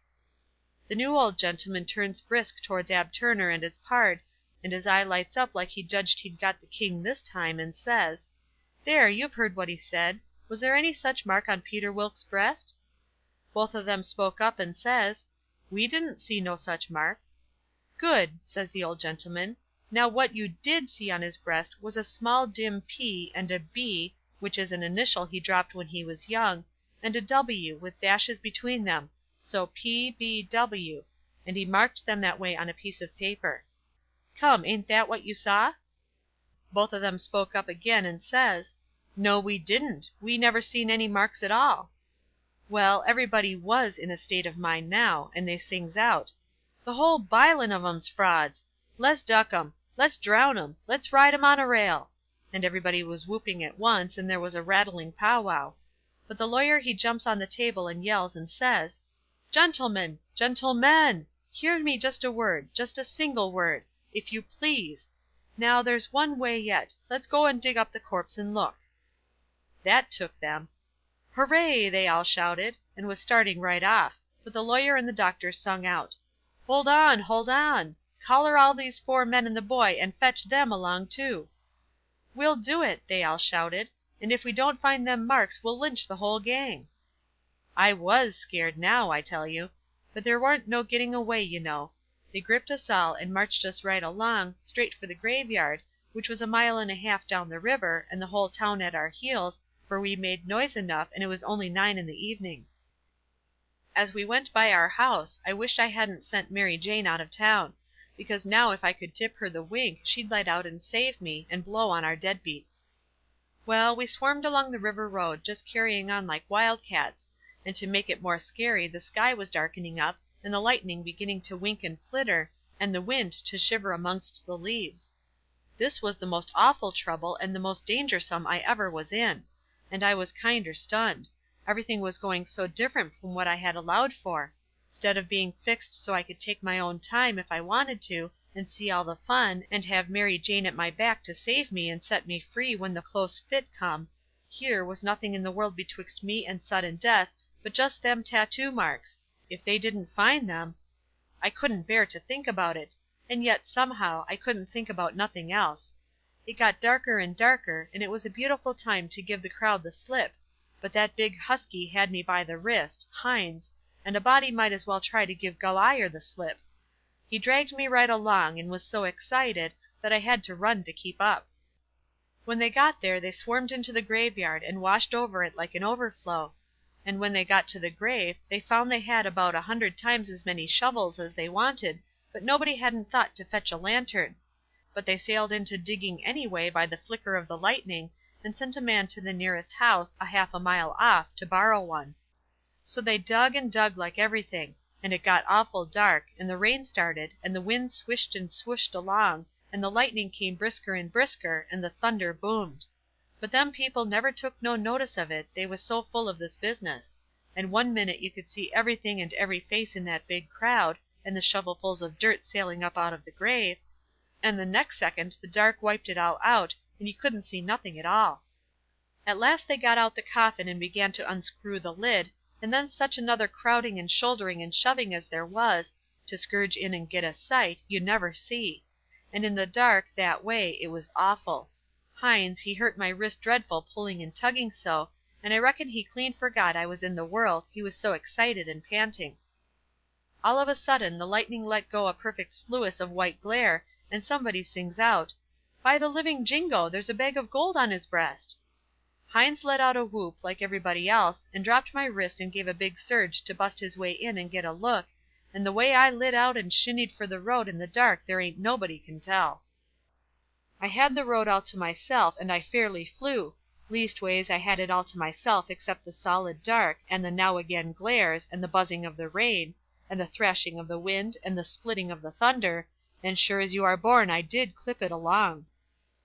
When I struck the town, I see there warn't nobody out in the storm, so I never hunted for no back streets, but humped it straight through the main one; and when I begun to get towards our house I aimed my eye and set it; no light there, the house all dark, which made me feel sorry and disappointed, I didn't know why. But at last, just as I was sailing by, flash comes the light in Mary Jane's window, and my heart swelled up sudden, like to bust; and the same second the house and all was behind me in the dark, and wasn't ever going to be before me no more in this world. She was the best girl I ever see, and had the most sand. The minute I was far enough above the town to see I could make the towhead, I began to look sharp for a boat to borrow, and the first time the lightning showed me one that wasn't chained, I snatched it and shoved. It was a canoe, and weren't fastened with nothing but a rope. The towhead was a rattling big distance off, away out in the middle of the river, but I didn't lose no time; and when I struck the raft at last, I was so fagged I could 'a just laid down to blow and gasp if I could afforded it; but I didn't. As I sprung aboard I sung out, "Out with you, Jim, and set her loose! Glory be to goodness, we're shut of them!" Jim lit out, and was a-coming for me with both arms spread, he was so full of joy; but when I glimpsed him in the lightning, my heart shot up in my mouth, and I went overboard backwards, for I forgot he was old King Lear and a drownded Arab all in one, and it most scared the livers and lights out of me. But Jim fished me out, and was going to hug me and bless me, and so on, he was so glad I was back and we was shut of the king and the duke, but I says, "Now, now, have it for breakfast, have it for breakfast! Cut loose and let her slide." So in 2 seconds away we went a-sliding down the river, and it did seem so good to be free again and by ourselves on the big river, and nobody to bother us. I had to skip around a bit, and jump up and crack my heels a few times. I couldn't help it; but about the third crack I noticed a sound that I knowed mighty well, and held my breath and listened and waited; and sure enough, when the next flash busted out over the water, here they come, and just a-laying to their oars and making their skiff hum. It was the king and the duke. So I wilted right down onto the planks then, and give up. It was all I could do to keep from crying. Chapter 30. When they got aboard, the king went for me and shook me by the collar and says, "Trying to give us a slip, was ye, you pup? Tired of our company, hey?" I says, "No, your majesty, we warn't. Please don't, your majesty." "Quick, Finn, tell us what was your idea, or I'll shake the insides out of you." "Honest, I tell you everything just as it happened, your majesty. The man that had a holt of me was very good to me, and kept saying he had a boy about as big as me that died last year, and he was sorry to see a boy in such a dangerous fix. And when they was all took by surprise by finding the gold, and made a rush for the coffin, he lets go of me and whispers, 'Heal it now, or they'll hang ye, sure,' and I lit out. It didn't seem no good for me to stay. I couldn't do nothing, and I didn't want to be hung if I could get away. So I never stopped running till I found the canoe, and when I got here I told Jim to hurry, or they'd catch me and hang me yet, and said I was afeard you and the Duke wasn't alive now, and I was awful sorry, and so was Jim, and was awful glad when we see you coming. You may ask Jim if I didn't." Jim said it was so, and the king told him to shut up, and said, "Oh yes, it's mighty likely," and shook me up again, and said he'd reckon he drowned me, but the Duke says, "Leggo the boy, you old idiot. Would you a done any different? Did you inquire around for him when you got loose? I don't remember it." So the king let go of me and begun to cuss that town and everybody in it, but the Duke says, "You better a blamed sight give yourself a good cussin', for you're the one that's entitled to it most. You hain't done a thing from the start that had any sense to it, except coming out so cool and cheeky with that imaginary blue arrow mark. That was bright. It was right down bully, and it was the thing that saved us. For if it hadn't been for that, they'd have jailed us till them Englishmen's baggage come, and then the penitentiary, you bet. But that trick took 'em to the graveyard, and the gold done us still a bigger kindness, for if the excited fools hadn't let go all holts and made that rush to get a look, we'd have slept in our cravats tonight. Cravats warranted to wear, too. Longer than we'd need 'em." They was still a minute, thinking, then the king says, kind of absent-minded like, "And we reckoned the nigger stole it." That made me squirm. "Yes," said the Duke, kinder slow and deliberate and sarcastic, "we did." After about a minute the king draws out, "Leastways I did." The Duke says the same way, "On the contrary, I did." The king kind of ruffles up and says, "Looky here, Bilgewater, what are you referring to?" The Duke says pretty brisk, "When it comes to that, maybe you'll let me ask what was you referring to?" "Shucks," said the king very sarcastic, "but I don't know, maybe you was asleep and didn't know what you was about." The Duke bristles up now and says, "Oh, let up on this cussed nonsense. Do you take me for a blame fool? Don't you reckon I know who hid the money in that coffin?" "Yes, sir, I know you do know, because you done it yourself." "It's a lie," and the Duke went for him. The king sings out, "Take your hands off. Let go my throat. I take it all back." The Duke says, "Well, you just own up, first, that you did hide the money there, intending to give me the slip one of these days, and come back and dig it up and have it all to yourself." "Wait just a minute, Duke. Answer me this one question, honest and fair. If you didn't put the money there, say it, and I'll believe you, and take back everything I said." "You old scoundrel, I didn't, and you know I didn't. There, now." "Well, then, I believe you. But answer me only just this one more. Now, don't get mad. Didn't you have it in your mind to hook the money and hide it?" The Duke never said nothing for a little bit. Then he says, "Well, I don't care if I did. I didn't do it anyway. But you not only had it in mind to do it, but you done it." "I wished I never die if I'd done it, Duke, and that's honest. I won't say I warn't going to do it, because I was, but somebody, got in ahead of me." "It's a lie. You done it, and you got to say you done it, or—" The king began to gurgle, and then he gasped out, "'Nuff, I own up." I was very glad to hear him say that. It made me feel much more easier than what I was feeling before. So the Duke took his hands off and says, "If you ever deny it again, I'll drown you. It's well for you to sit there and blubber like a baby. It's fitting for you, after the way you've acted. I've never seen such an old ostrich for wanting to gobble everything, and I trust in you all the time, like you was my own father. You ought to be ashamed of yourself to stand by and hear it saddled on a lot of poor niggers, and you never say a word for 'em. It makes me feel ridiculous to think I was soft enough to believe that rubbish. Curse you, I can see now why you was so anxious to make up the deficit. You wanted to get what money I'd got out of the Nonsuch and one thing or another, and scoop it all." The king says, timid and still a-snuffling, "Why, Duke, it was you that said make up the deficit. It warn't me." "Dry up. I don't want to hear no more out of you, says the Duke. And now you see what you got by it. They've got all their own money back, and all of our'n but a shekel or two besides.